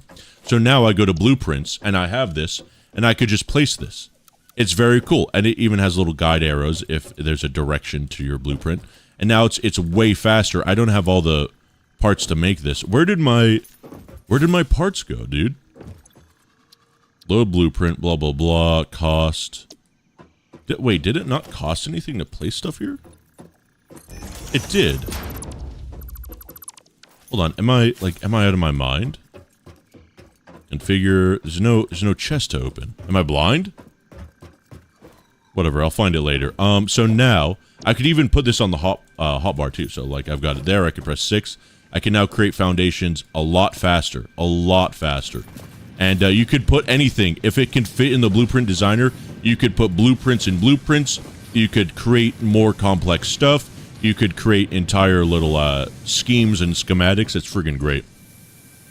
It's 5 a.m. for me on a school day, but I'll watch the stream till the end. Egg, if you've got to bounce, get educated. You got to go to college to get more knowledge. Don't worry. You could always watch the VOD later or not. Live your life. I mean, I obviously appreciate you in chat, but don't lose sleep for me. You need someone to take notes and watch your entire live stream as it goes so that the editors don't have to rewatch the entirety of the streams again. Those hours could go to editing. Dumb idiot, maybe. That is true. I think, God, for Asmongold, what he does, his editor is so god-tier goated. What he does... I'm gonna leave now, but I honestly really appreciated some of the things you were saying in your rants. Thank you. It was a lot of stuff I needed to hear. Thank you, Sloth. I mean, I appreciate the 5 Canadian bucks, man. Thank you. Yeah, absolutely, dude. That's awesome. Hopefully, get some good sleep. Hopefully, tomorrow's doing well for you. Egg has let you leave the basement, as we've learned today. Take it easy, man. Cheers. Always a pleasure. Thank you, dude. What was I going to do? Oh, yeah, foundation. Yeah, this here is pretty useful. I didn't really use it too much until near the end of my builds, and it makes things honestly so much faster, dude. It's amazing. So I could do things. Also, a tip for blueprints. If you're making things with buildings, generally don't ever use foundations when making stuff in the blueprint designer, unless it's using multiple stories or whatever. That's because the blueprint designer, the way it lines up with stuff is a little bit funky. And you could see here, okay, actually, let me show you. So if I use a normal foundation here, I could hold control and it kind of snaps to this thing, right? This is called the world grid. You could see it'll line up with the rest of my foundation no matter what. No matter where I am, if I hold control, it snaps to the world grid, right? So no matter what, if I go all the way across the map and I build a new base, as long as I'm holding control at first, I snap it, and then I've got a new base I'm building, and eventually we'll meet up with the rest of the base, and it'll perfectly align in everything, right? No matter what, even if it's like 1 or 2 units short, right? Like if it's a 1 meter foundation, it'll always perfectly align no matter what. That works for normal foundations. For some reason in the blueprint designer, this, if you hold control, this doesn't line up with the world grid. It only lines up with other things next to it. So you'd want to use regular foundations to create the base, and then use something like this to expand the base you're making or the factory you're making. And then you'll want to create the blueprints of your factories. You'll just put them on the this. But you can see this is so much faster. I could just click this. I didn't even know if I wanted to do this. And then do this again, and look at all this stuff. Can further optimize your construction very fast with snapping and quick dismantling options. Oh yeah, that's another thing. Check this out. Check this out. They compensate this is going to be huge. Human error. Very true. Fixit understands Thank humanity you, like no other, and humanity needs you to be efficient and productive at all times. Very true. So another really cool thing about blueprints is that when you're making really complicated, complex stuff, let's say you make something in the blueprint designer, it's got like 50 different constructors and assemblers and a whole bunch of different stuff, and then you place it down and you realize something's messed up and you have to delete everything and go back to the drawing board. With the blueprints, normally with foundations, right, you have to do this, you have to paint them all, and then you could delete. With the blueprints, with your delete tool, you could press what is it, G, I guess, dismantle filter. Let's see, F? No, F closes it. There is, maybe it's E. There's a way to change the... Oh, there we go. It's R. It doesn't show up for some reason on the bottom. But if you press R, it goes to blueprint dismantle mode. So then you could dismantle by the blueprint, which makes fixing errors so much faster. It's really, really good. Anyway, bro, I have an exam next week. I'm cooked or cooking. Just study, bro. Just don't get any questions wrong, bro. I'm leaving now because I only have 4 hours of sleep. Take it easy, Egg. Have a good night. I'm gonna head out too. It was fun talking about random piece of knowledge. LOL, see ya. Take it easy, chat. I think, let's see. I'm gonna go by the steel mill. I do need to get some food, so we might be wrapping up right after this. I think a lot of people like to get... No, I don't think. I know for a fact. A lot of people like to, really get in their heads on stuff. There's a big quote, I think from Socrates, that, people suffer more mentally. We suffer more in our minds than we ever do in reality. And a lot of people, they'll take that concept of suffering mentally and they'll really, they'll go to town with it, man. People love picking up things to suffer about. It's crazy, dude. I gotta lose weight, bro. I gotta lose weight. I gotta lose weight. They never lose weight. And they just suffer with it. Politics sucks. The world's gonna end. The world's gonna end. There's nothing they can do about it. They don't do anything about it. They just love to suffer about it. All the people in my life hate me. My spouse is cheating on me. My parents disown me. You know, all this stuff. It sucks. It sucks. They never address it. They never talk to people.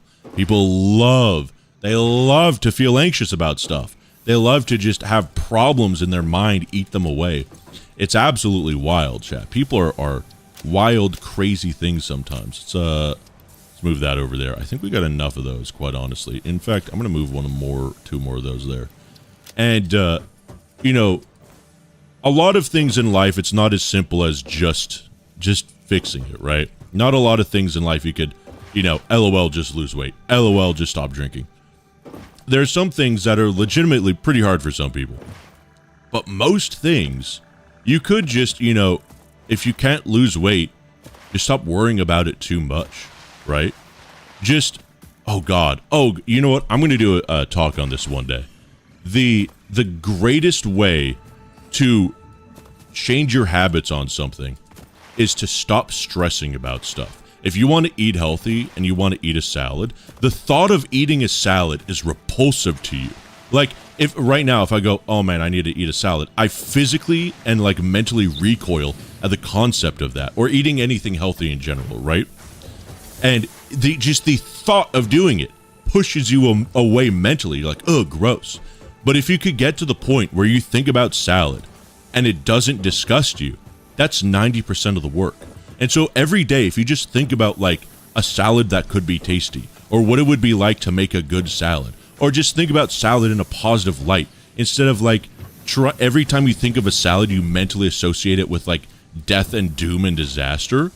That is the easiest way to change your eating habits. It's the easiest way to change anything in your life. Whenever you want to do something, you think about doing it, and you have that same gut feeling in your stomach where you're like, oh, I don't want to do it. I'm thinking about it. I know I'm not going to do it. And just thinking of the concept of it is like, oh my God, kill me, bro. Just think about it and don't have any intention of doing it today.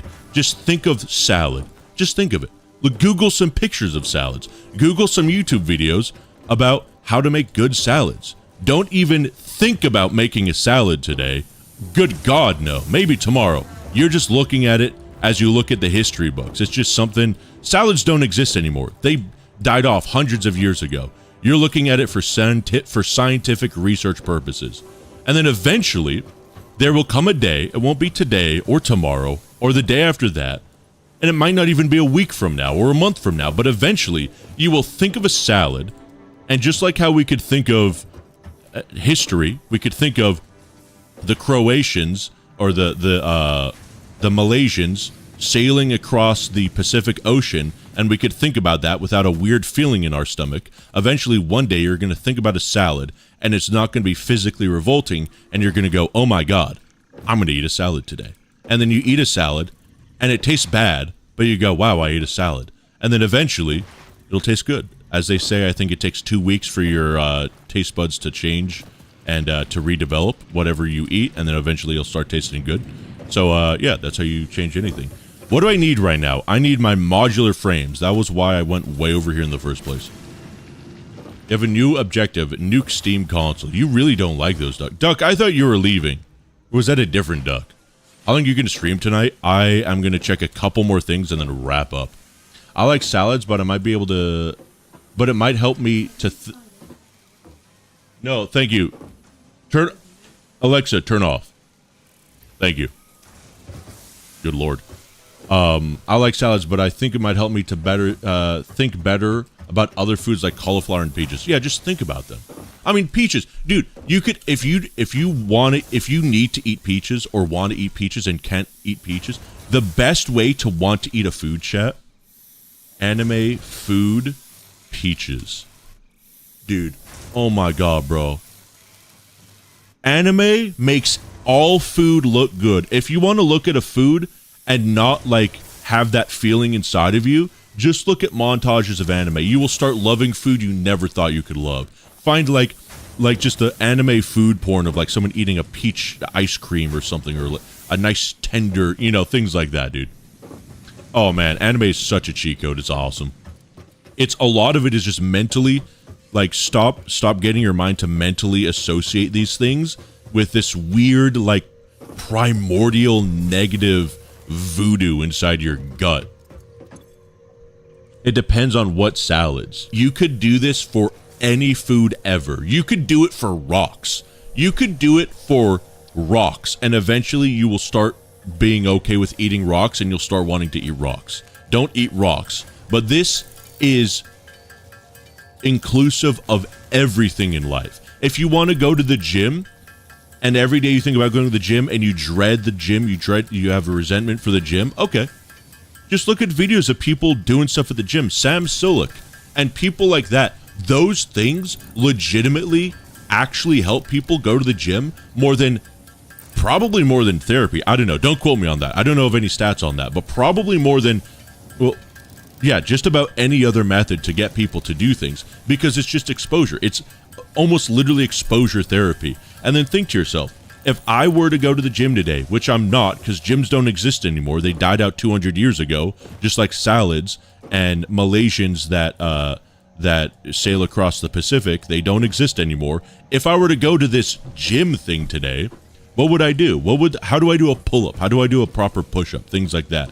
And then start just mentally, because humans love creating stuff. If you mentally start creating things in your mind, you'll start wanting to do it. That's why video games are so addictive.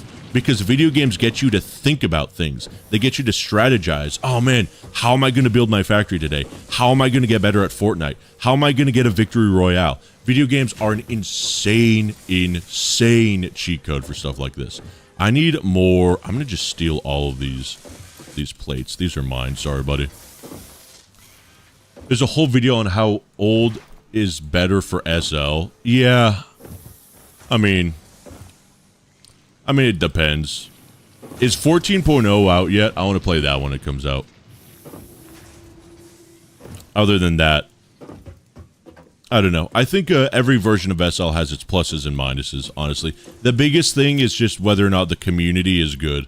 If you're in a server that sucks, no matter what update you're playing, it's going to be a horrible game. If you're playing in a server that rocks with incredible fun people, it does not matter. It does not matter what patch you're playing. It doesn't matter what game you're playing. If you have fun people to play with, any game will be amazing. I'm headed to sleep. See you guys. Take it easy, car. Chat, I think I'm going to finish up these modular frames here, and then I'm going to wrap up as well. Oh, I forgot Lamau is caps. In caps is an emote. I love that emote so much. It looks like people are laughing at me, the streamer, though, which makes it even funnier when I'm looking back at footage and I'm watching something. Yeah, exactly. Something funny will happen and everyone will Lamau it. Okay, and then I think, God, the encased industrial beams. If I want to make 80 of them, I'm gonna have to do some quick math. Also, if you're still interested, interested in playing Satisfactory, if you press N, there's a thing called quick search. You could quickly search things. You could search things like encased industrial beams. Okay, good. So we need to make 6 per minute. We need 18 steel, 36 concrete. I want to make 80 industrial steel beams. So that's, let's see. If I want to make 6, that's, let's see. Let's do 1 per minute. That's going to be 3 steel beams and 6 concrete. So 3 times 80. And then if you bring up the end menu again, you could do math in it. So like 3 times 80. So I'm going to need 240 steel. And then, what was the other one again? Encased industrial beams, that's, what, 6? So 6 times 80. I'm going to need 6 times 80. I need 480 concrete, and then I know that's how many I need for industrial steel beams. So you could do math in that, which is really, really nice. And, yeah, that's about it. Let me do the last of these, and then... Oh, actually, let me do these 80 encased industrial beams, and then I'll wrap it up. Boom. Can we have more Yap streams? Maybe. Maybe we'll do like 1 Yap stream a week. We'll see how it goes. We'll see. I like yapping, but everything in moderation, you know? What do you think of Director's Cut? What would you want to add to make it better? Just stability. I think right now it's friggin' amazing, but it's so unstable. I don't even think we finished it, right? Because the game kept crashing. It's like Security Stories. It's fun, but we can't finish it. Yap streams are great. Maybe we'll do Yap Friday. We'll do Talking Tuesdays. It's got to be on a day that sounds funny when you say it. Let's see, what else do I have? Oh, I need the hog protein. I need power shards. Okay. Yeah, I think that's about it. I think that's all that ever needs to be said about anything, in fact.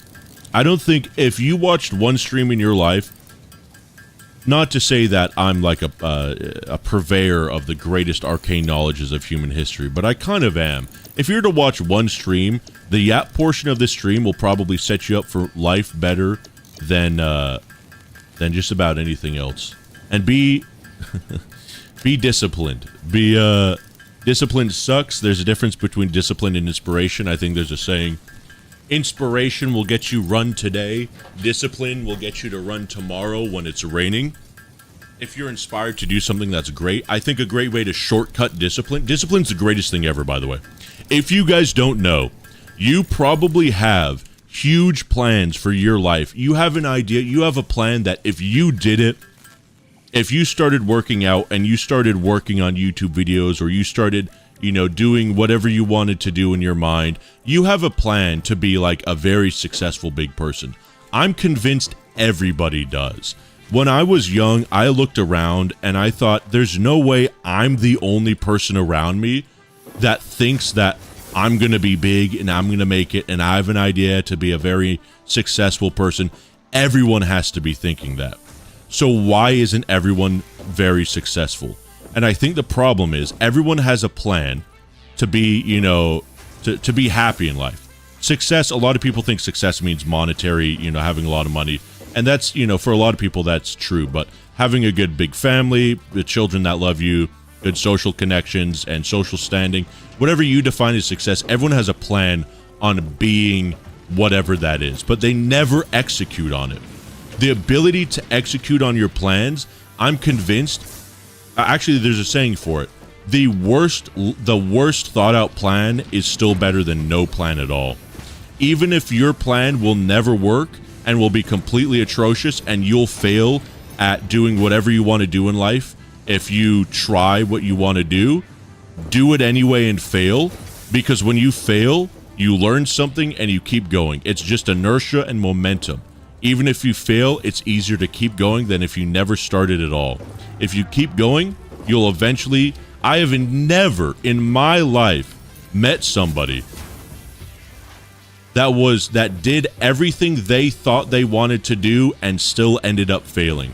I have never met a homeless person that said, I did everything I could in life and really honestly meant it and still ended up homeless. If you really do what you want to do and you get it done, no matter what, you will be in a better place in life, even if you have the worst laid out idea. Because again, You'll think of better ideas, and you'll grow and you'll get better. Because everyone's first idea is awful. This is a lesson that Satisfactory will teach you. The idea you have for a factory when you first start off making the factory is never the factory you end up with.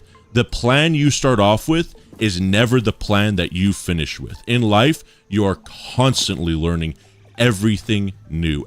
Even people more successful than you. People failed and they just turned that. I know it sounds really cringy. They turn that failure into success. That's what you got to do. You got to just keep going. Even if you have a dog shit plan, Nike, LOL, just do it. And like I said, if you get to the point where you can make the things that you know you need to do not physically hurt you when you think about them, then you're gonna do them. It's gonna be easy. That's all you got to do. Look up Queso 8-It AI cover reaction.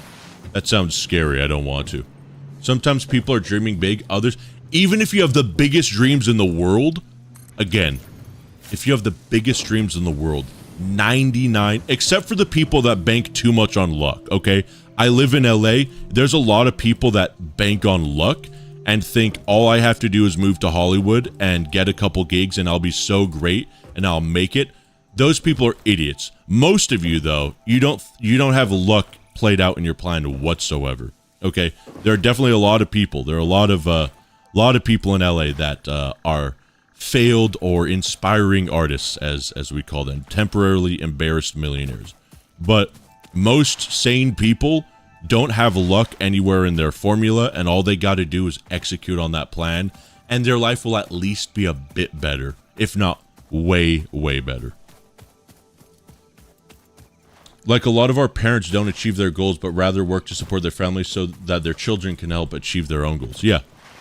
And that's totally fine. That's again, a lot of people think that success is just you personally are rich and famous and powerful or whatever. I've met very sad millionaires and artists that, end up not doing too well in life. We probably all know a lot of very famous people that end up, self-Robloxing themselves, even though they're millionaires and everyone in the world loves them and all that stuff. Very tragic, awful stuff. And I've met just simple family guys that have a family that love them and a fairly stable job. And every Sunday they go fishing or they paint miniatures or they do what they want to do. And their life is perfect. They are happier than something that Elon Musk will... Sorry, let me rephrase that. There are people that live on a middle wage income that are happier than something the richest billionaire could ever possibly hope to achieve in their life. I personally do think the richer you are, the more responsibilities you get. I don't think politicians and billionaires are happy. They like to pretend they're happy. After your first $10 million, money doesn't buy much else except resentment from other people. It's I don't think if someone like Elon Musk is happy, why does he have to buy something like X or change the world or something like that? Like it's ridiculous, dude. It's insane. A lot of people toxically dream big, and one problem is they never even execute on their actions, and the other problem is that they're looking for satisfaction. They're looking for happiness when they should look for satisfaction and fulfillment, and those are two completely different things.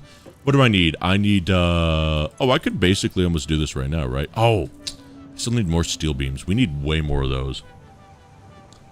Okay, I'm gonna do one more sweep here, and then we're gonna be wrapping up the stream. On God, I promise. YouTube chat died. I think every YouTube chatter died. It's literally just Twitch chat. For once, finally, Twitch chat is in here. SteamDB is a real culprit here. Oh, I have another site that needs nuking. SteamDB. Why do you hate SteamDB, bro? What's Gabe Newell done to you, dude? It's also really late. Yeah. Obviously. It's really late, and I get it. Listen. SCP Wyatt. We're here for the SCP content. That's proof I've stayed too long. I'm also alive. Good. All right, let's see. I need to empty some stuff out. I need another awesome sink. Alright, might as well just... I gotta get this whole thing. Okay, here we go. We'll do this. I'll put this here for now. This is just temporary. And, this is just a makeshift for now. Let's do... Oh god, I say that, but that's how it starts. You make 1 or 2 temporary makeshift things, and eventually, everything becomes temporary and makeshift, and nothing is. It's all permanent. Okay, we don't need all that ore. We don't need the limestone. We also don't need the coal. Let's see. Why do we have so much? Oh, I have so much of these because I didn't need that many. Let's see. We have that, and that. 1, 2, 3, 47. Okay. I won't do this just yet. This is for Mark 3. This is 270 belts. Industrial storage we don't really need. Stackable pipeline. Let's see. I mean, might as well. Let's just throw this stuff in there. Boom. And then... Wait, what happened to all my steel beams? Oh, we used them. That's right. Put all those in there. Excellent. And then we keep it simple, stupid. Let me do 53 of these real quick. How's it going, Gordon? I love your streams. Thanks, man. We are super impossibly late. We're doing a Yap stream while playing Satisfactory, if you just jumped in. SteamDB's manifests it of SL's old versions, the 13.0 update. Oh, that's why you don't like it. Because it refutes your knowledge, your divine knowledge, that you know the correct and best version of Secret Lab. You played 300 hours in the beta. Wonder what the expected game time is now. I think it'll definitely be a bit shorter, for sure. Or maybe a bit longer, because I'll be a bit more methodical with things. And I'm fine with sort of taking my time and sort of taking baby steps with stuff.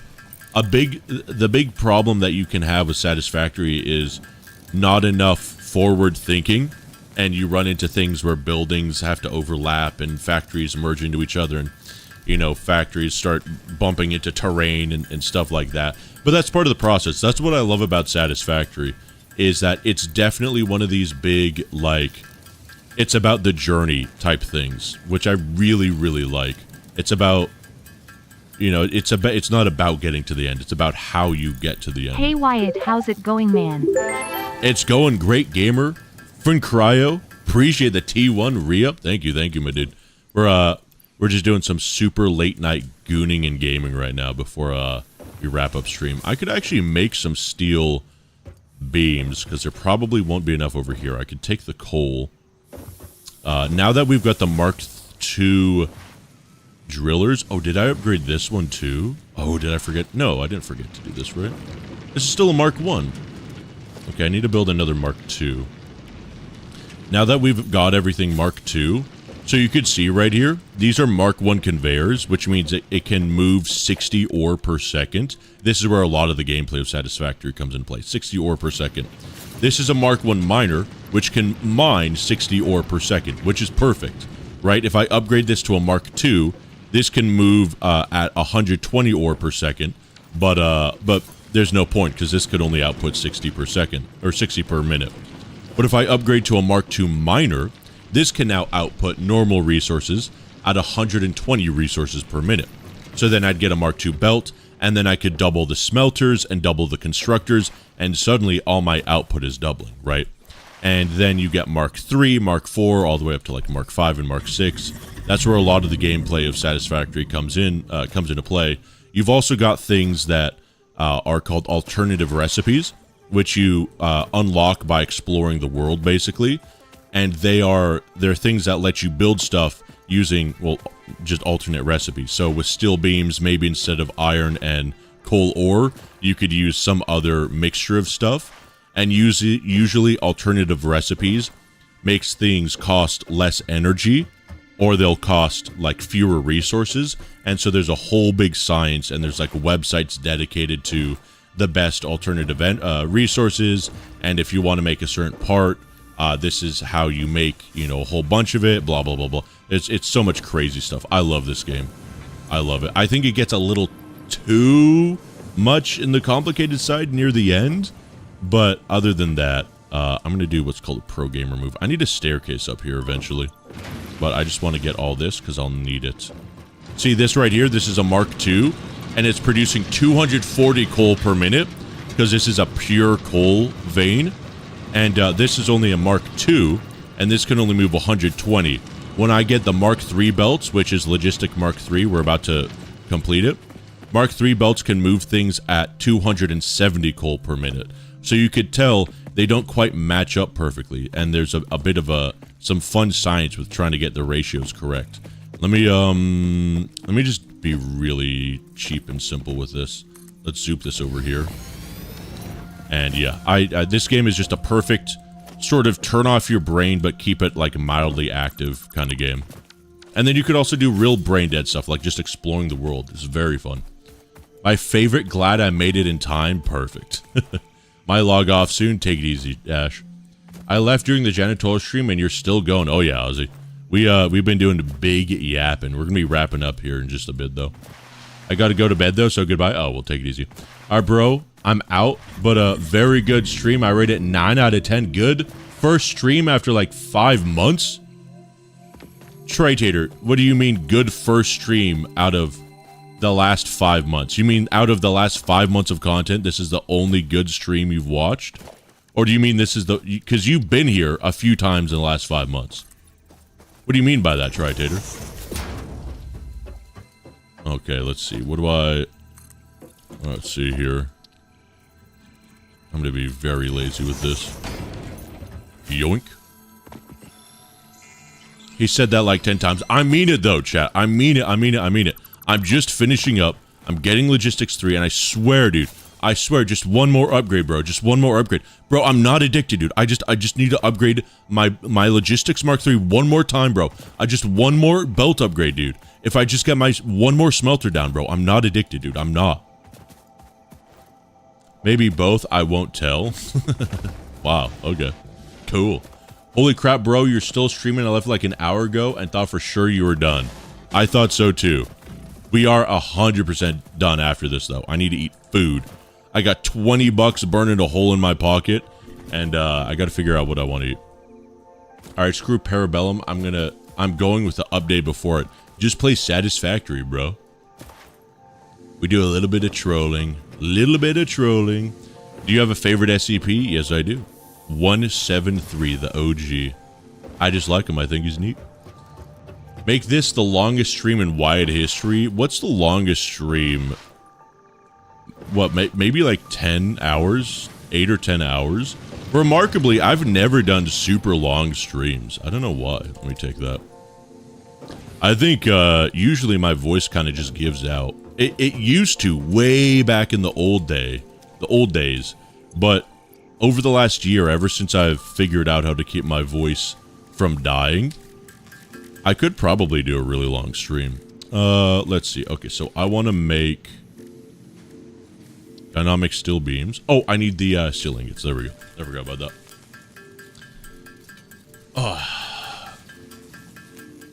I don't own Satisfactory. That's rough.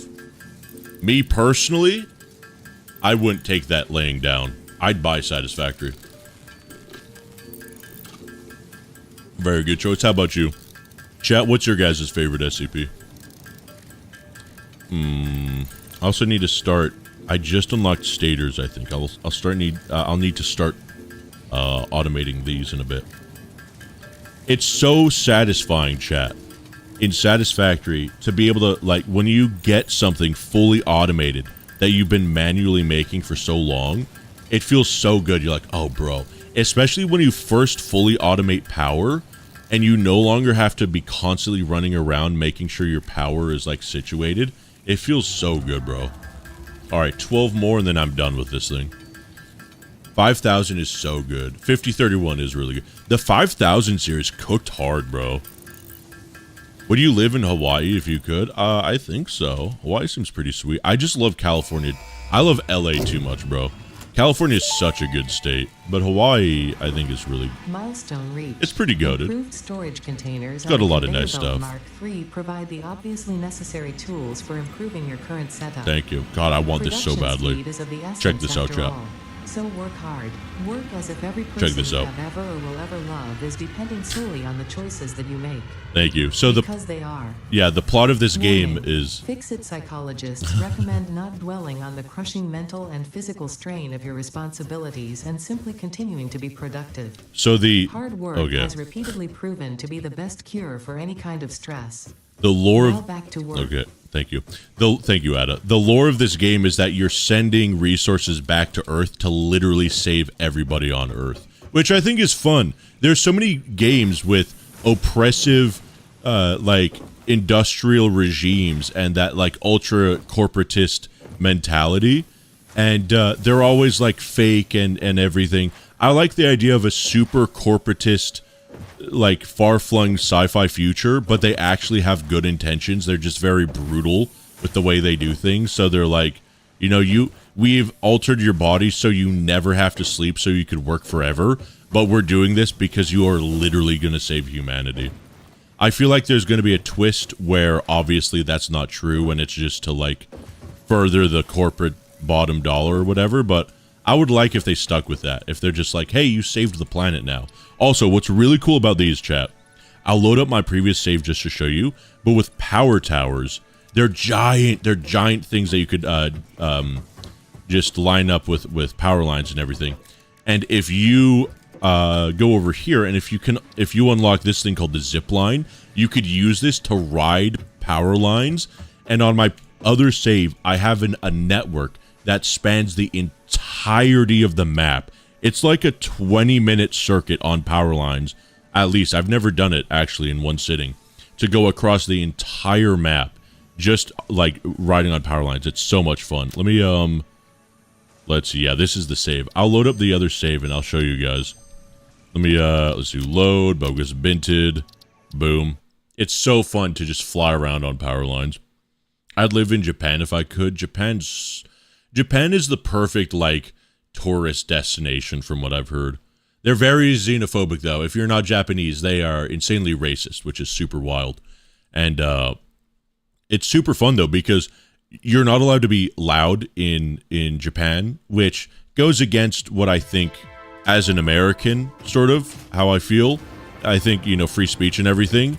But it does make society pretty nice when no one is constantly being super annoying around you.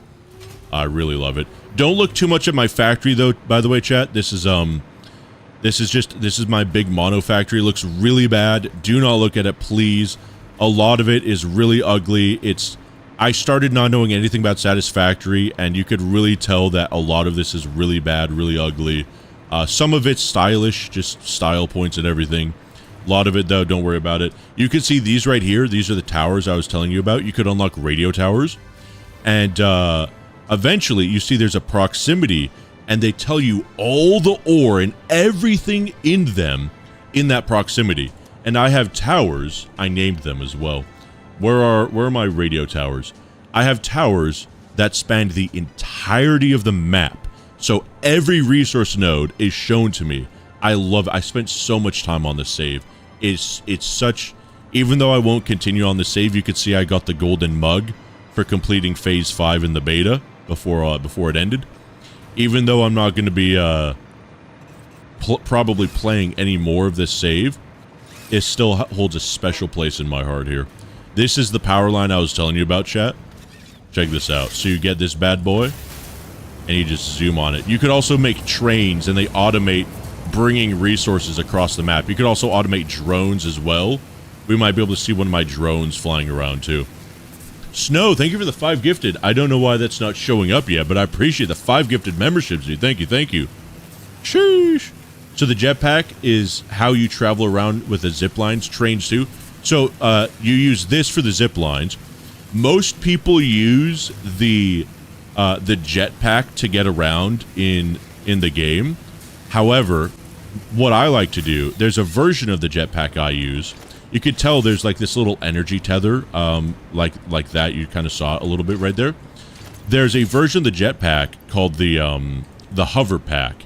And instead of using fuel to fly around, it only works if you're nearby an electrical line. So it'll show you when you've got a connection, you come close to an electrical line, it'll light up like that.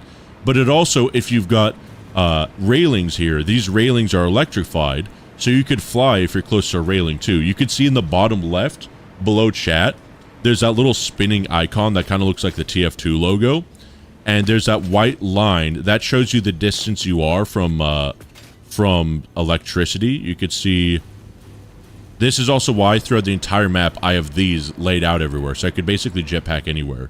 But you could see that check mark is going down. Now it's got the power icon. I can't jetpack, but if I go closer, I can now jetpack. And if you're just really smart with your power lines, no matter where you're at in the game, you should connect almost everything with a central nervous system of power lines, right? Because you've got to connect them to your main power facility. So if you know what you're doing, then I think this is the best hover pack. Sometimes it sucks if you're trying to build really far up. The vertical range isn't too good on this. On this is actually pretty good for some reason right now. Maybe they update it in 1.0. Oh my god, I'm going up high. Wow. Oh my god. I think they updated this for 1.0. That's crazy. If that's the case, hover pack is just instantly god tier now. That's actually wild. But yeah, I love this game. Being able to just aimlessly wander around is really cool. So we started in the northern part of the map, chat. I'm going to fly back to, or I'm going to take this zip line all the way back to where we were, where we started the game, and we'll see how long it takes. Someone saw that poor D-boy in the femur breaker with me, turned it on, and you'll hear my feelings towards Steam Games update right now.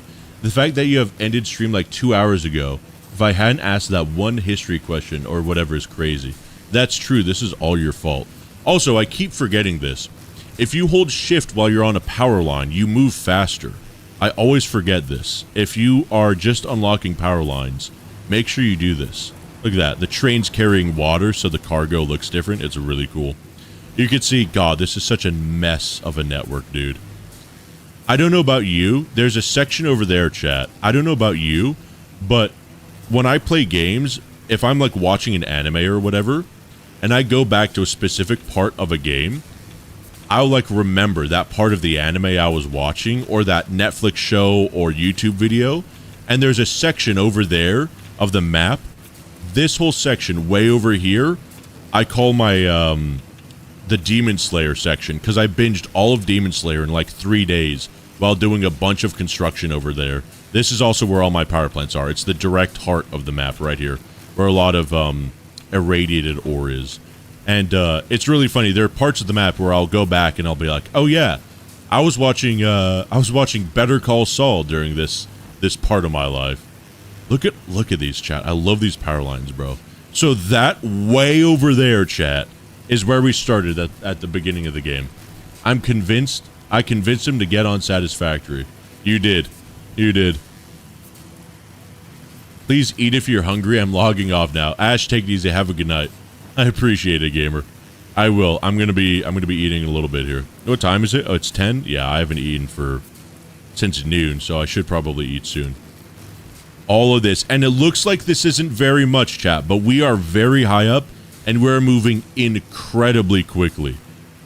I'm gonna go back to where our base was, and you might be able to see roughly where it is. Also, I have a thing called Blade Runners on, which just makes me move a lot faster. So, when we get Blade Runners on the new save, things are going to be a lot easier. And also, you can hook on to these power lines, too, which is really fun. I really like the zip line. They added this in, like, the last beta update, and it's so satisfying, dude. Okay, so let's see. Let's go way over here. Let's go like this. Also, wait, hold on a second. Hold on. We're going to see where that guy goes. We might be able to do something amazing. Check this out, chat. Oh, I don't know if this is going to work. I'm going to get on that bad boy. You guys are going to lose your minds when you see this. Oh, this might not work. He might fly over this power line. Oh, man. Oh, wait. Oh, no, he's turning. Oh, he's turning. You can, if you get up to those dudes, you could go up to them. You know what? Hold on.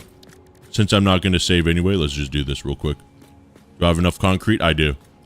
All right. All right, Shamu. Let's go. No, wait. I need to zoop it. No, he's getting away. He's getting away. Oh, God. I built this incorrectly. Oh, God. I can't. Oh, my God. I can't sprint. Oh, my God. Oh, my God. Oh, my God. This building. Zoop correctly. I give up. Unbelievable. What was this? What happened here? Normally. Hold on. Okay, normally when I build, you could just build like that. Oh, it would jet to the side. What? Okay, whatever. I give up. Doesn't matter. Let's just go to what we wanted to do. Unbelievable. So this is that arch that we sort of spawned at over here. We'll go all the way over here. You see this? That was that horizon I was telling you about, chat. Way over there. Go over here. Go down here. Boom. Look at how fast we move, chat. For perspective, without the Blade Runners, this was us in the regular game, or in the last save. This is us moving, right? And then we put these things on, and we sprint, dude. We go crazy fast, bro. When you get the jetpack, this right here, the hover pack, and the Blade Runners, the game gets so... Look, you can see everywhere I've industrialized in this map. This game gets so friggin' trivial, dude. Not trivial, but movement gets trivial. Like, it's just crazy. Especially because you could fly, like, and it's so much easier. Wow. This is insane. So in the... Wow. In the beta, chat, just for perspective, in the beta... You could only usually fly up to, like, right about here with the hover pack. The fact that you could go this high, the hover pack's just goated now. Oh my god, dude. What did you think about Demon Slayer? A lot of people think it's mid, and I'm wondering if it's worth the time. We'll see how Season 2 goes. I think it's interesting. I think it's, sorry, I was just looking at something on my phone. I think it's interesting. I like the art style. I think the characters are okay. I've watched a lot of anime, so the tropes and stuff that the anime does, I kind of have already experienced it and I already got it. And there's SCPs. There's animes that I've already associated those character types with in my mind. And so it doesn't really probably hit as hard as maybe a lot of people who watch it for the first time, like this being one of their first anime, you know what I mean?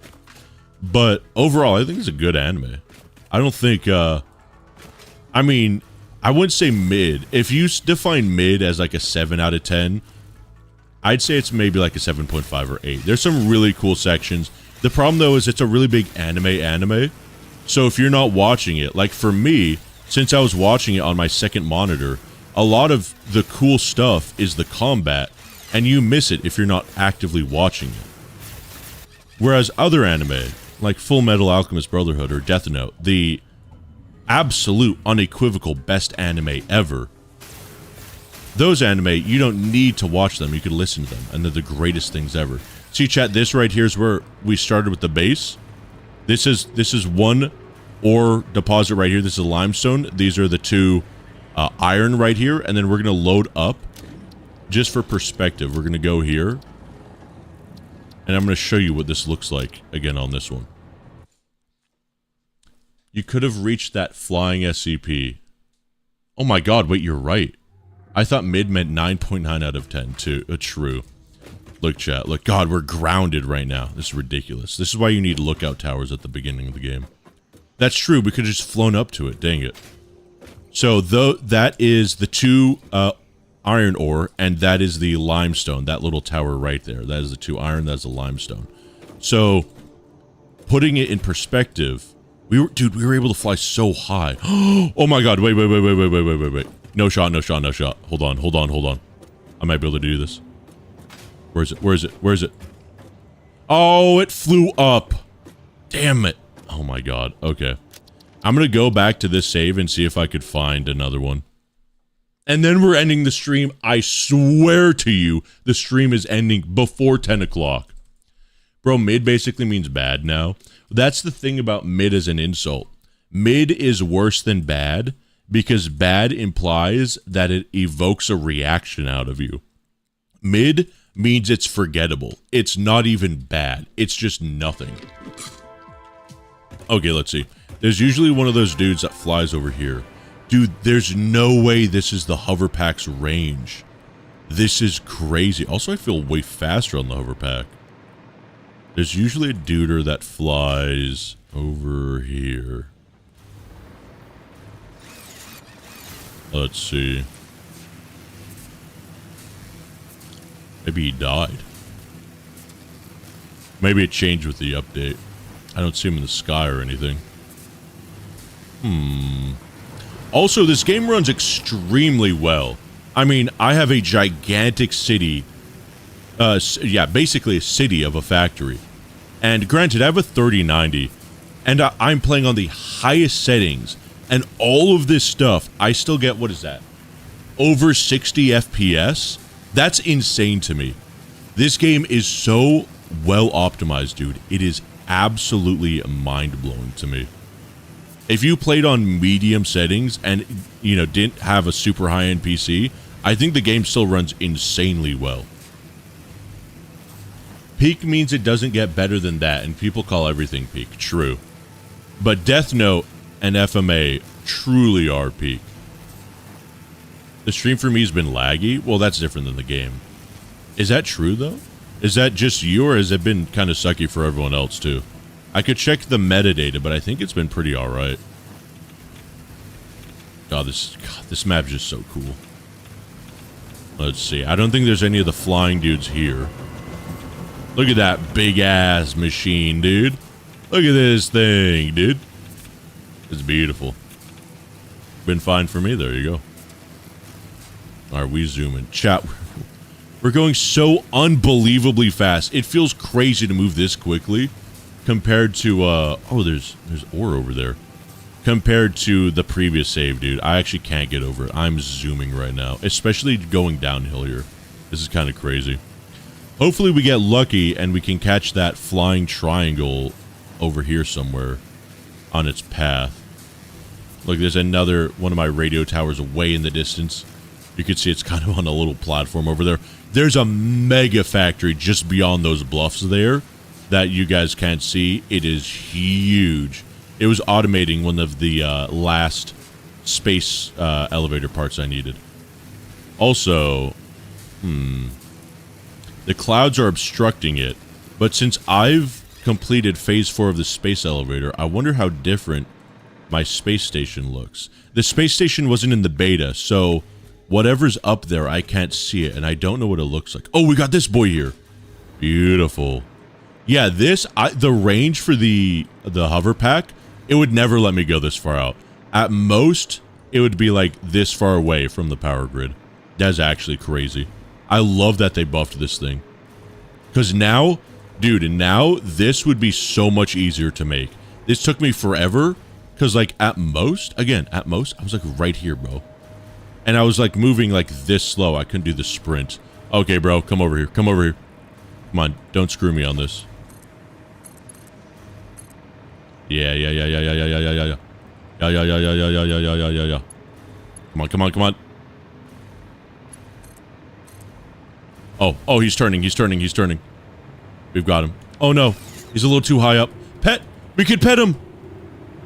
Oh, come on. Let me on. Oh, I'm on him, boys. Like you could pet him. Look at this cutie, dude. I wish you'd be able to ride these. There's drones that you could make, and it's really cool. They zoom around the map super fast. I think it'd be cool if you could ride drones, like if you could hang on to the side of them, because they kind of look similar to these guys. They're kind of triangle shaped. And I wish you could ride on these dudes. That'd be really cool. There's probably a mod for it. I think the workshop is enabled for this game, so you could probably do that now that I think of it. What's really cool about these guys is AI. You might have been able to tell earlier, but the AI for these guys, they know the elevation of your bases, and they'll always fly above the bases. They never clip into them. So you see we're kind of... Actually, we might go below our power lines here. We'll see. We might be rising. Our power lines might just be high up enough that It doesn't change his elevation. Oh god, he's going down. So not only do they go up to avoid your bases, they go down too. That's really cool. They put so much effort into this game, dude. I cannot tell you enough how much I love this game. It is so cool, bro. Sounds like you want to play Ark. My mother gave me medicine. Beautiful. Love alien planet games like Subnautica. This game is such Subnautica vibes. It's so good, bro. And I loved Subnautica. I couldn't remember. Could you ride the reefbacks in Subnautica? I feel like there's something where it was a big mammoth Leviathan like this, and there's an animation where like you hang on to the side of it or something. I couldn't remember what game that is. Being sick sucks so much. It does, dude. That's a big rip, bro. Hopefully you get better.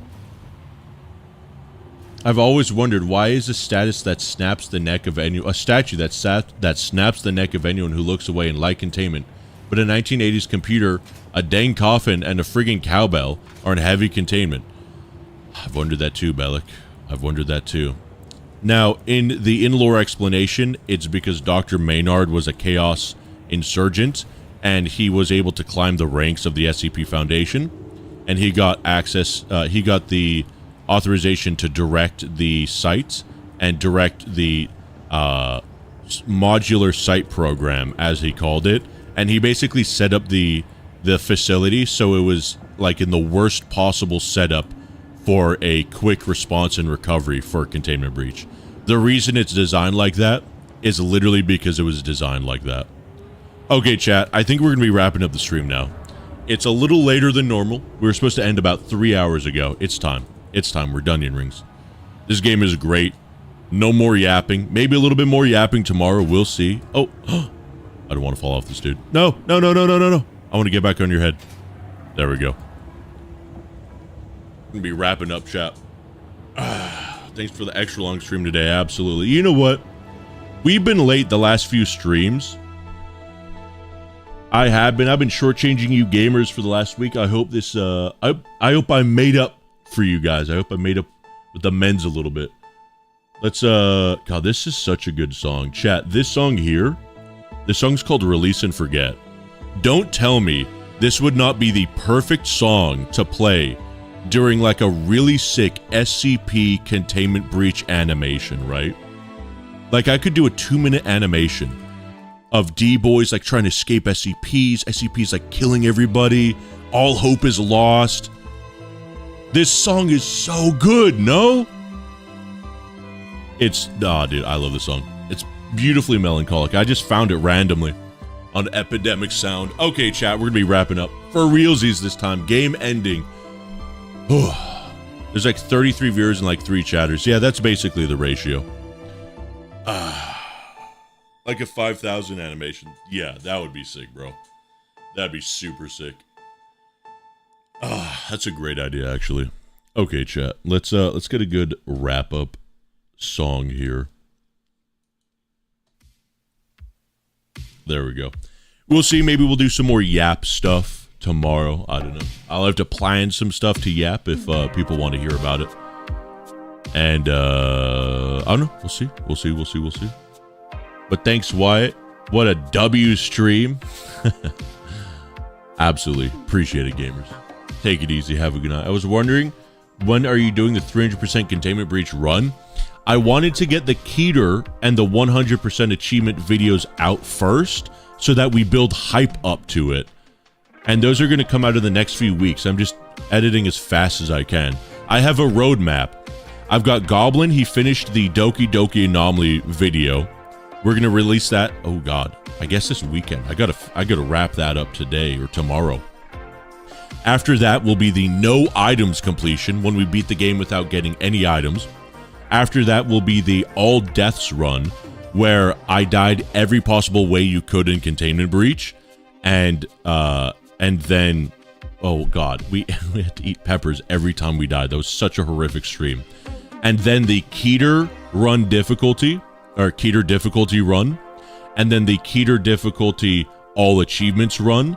And then after that, I want to do the Keter all achievements, 0 deaths, 300%, all rooms. Yeah, so 300% mode is something we devised in the community which is beating the game on Keter, 0 deaths, beating it 100% achievements, and there are 2 other stats in the game. All documents read and all rooms discovered.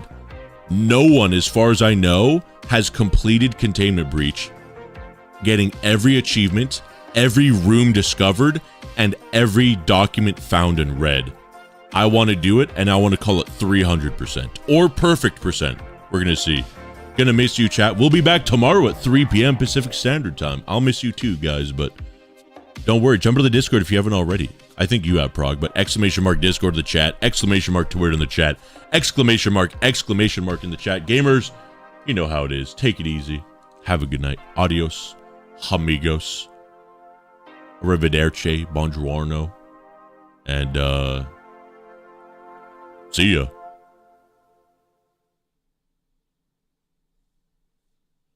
Oh, what a perfect fade to black right as the song ended. Sure. Beautiful. Bogus minted. Get out of here, chat. Go and get. Shoot.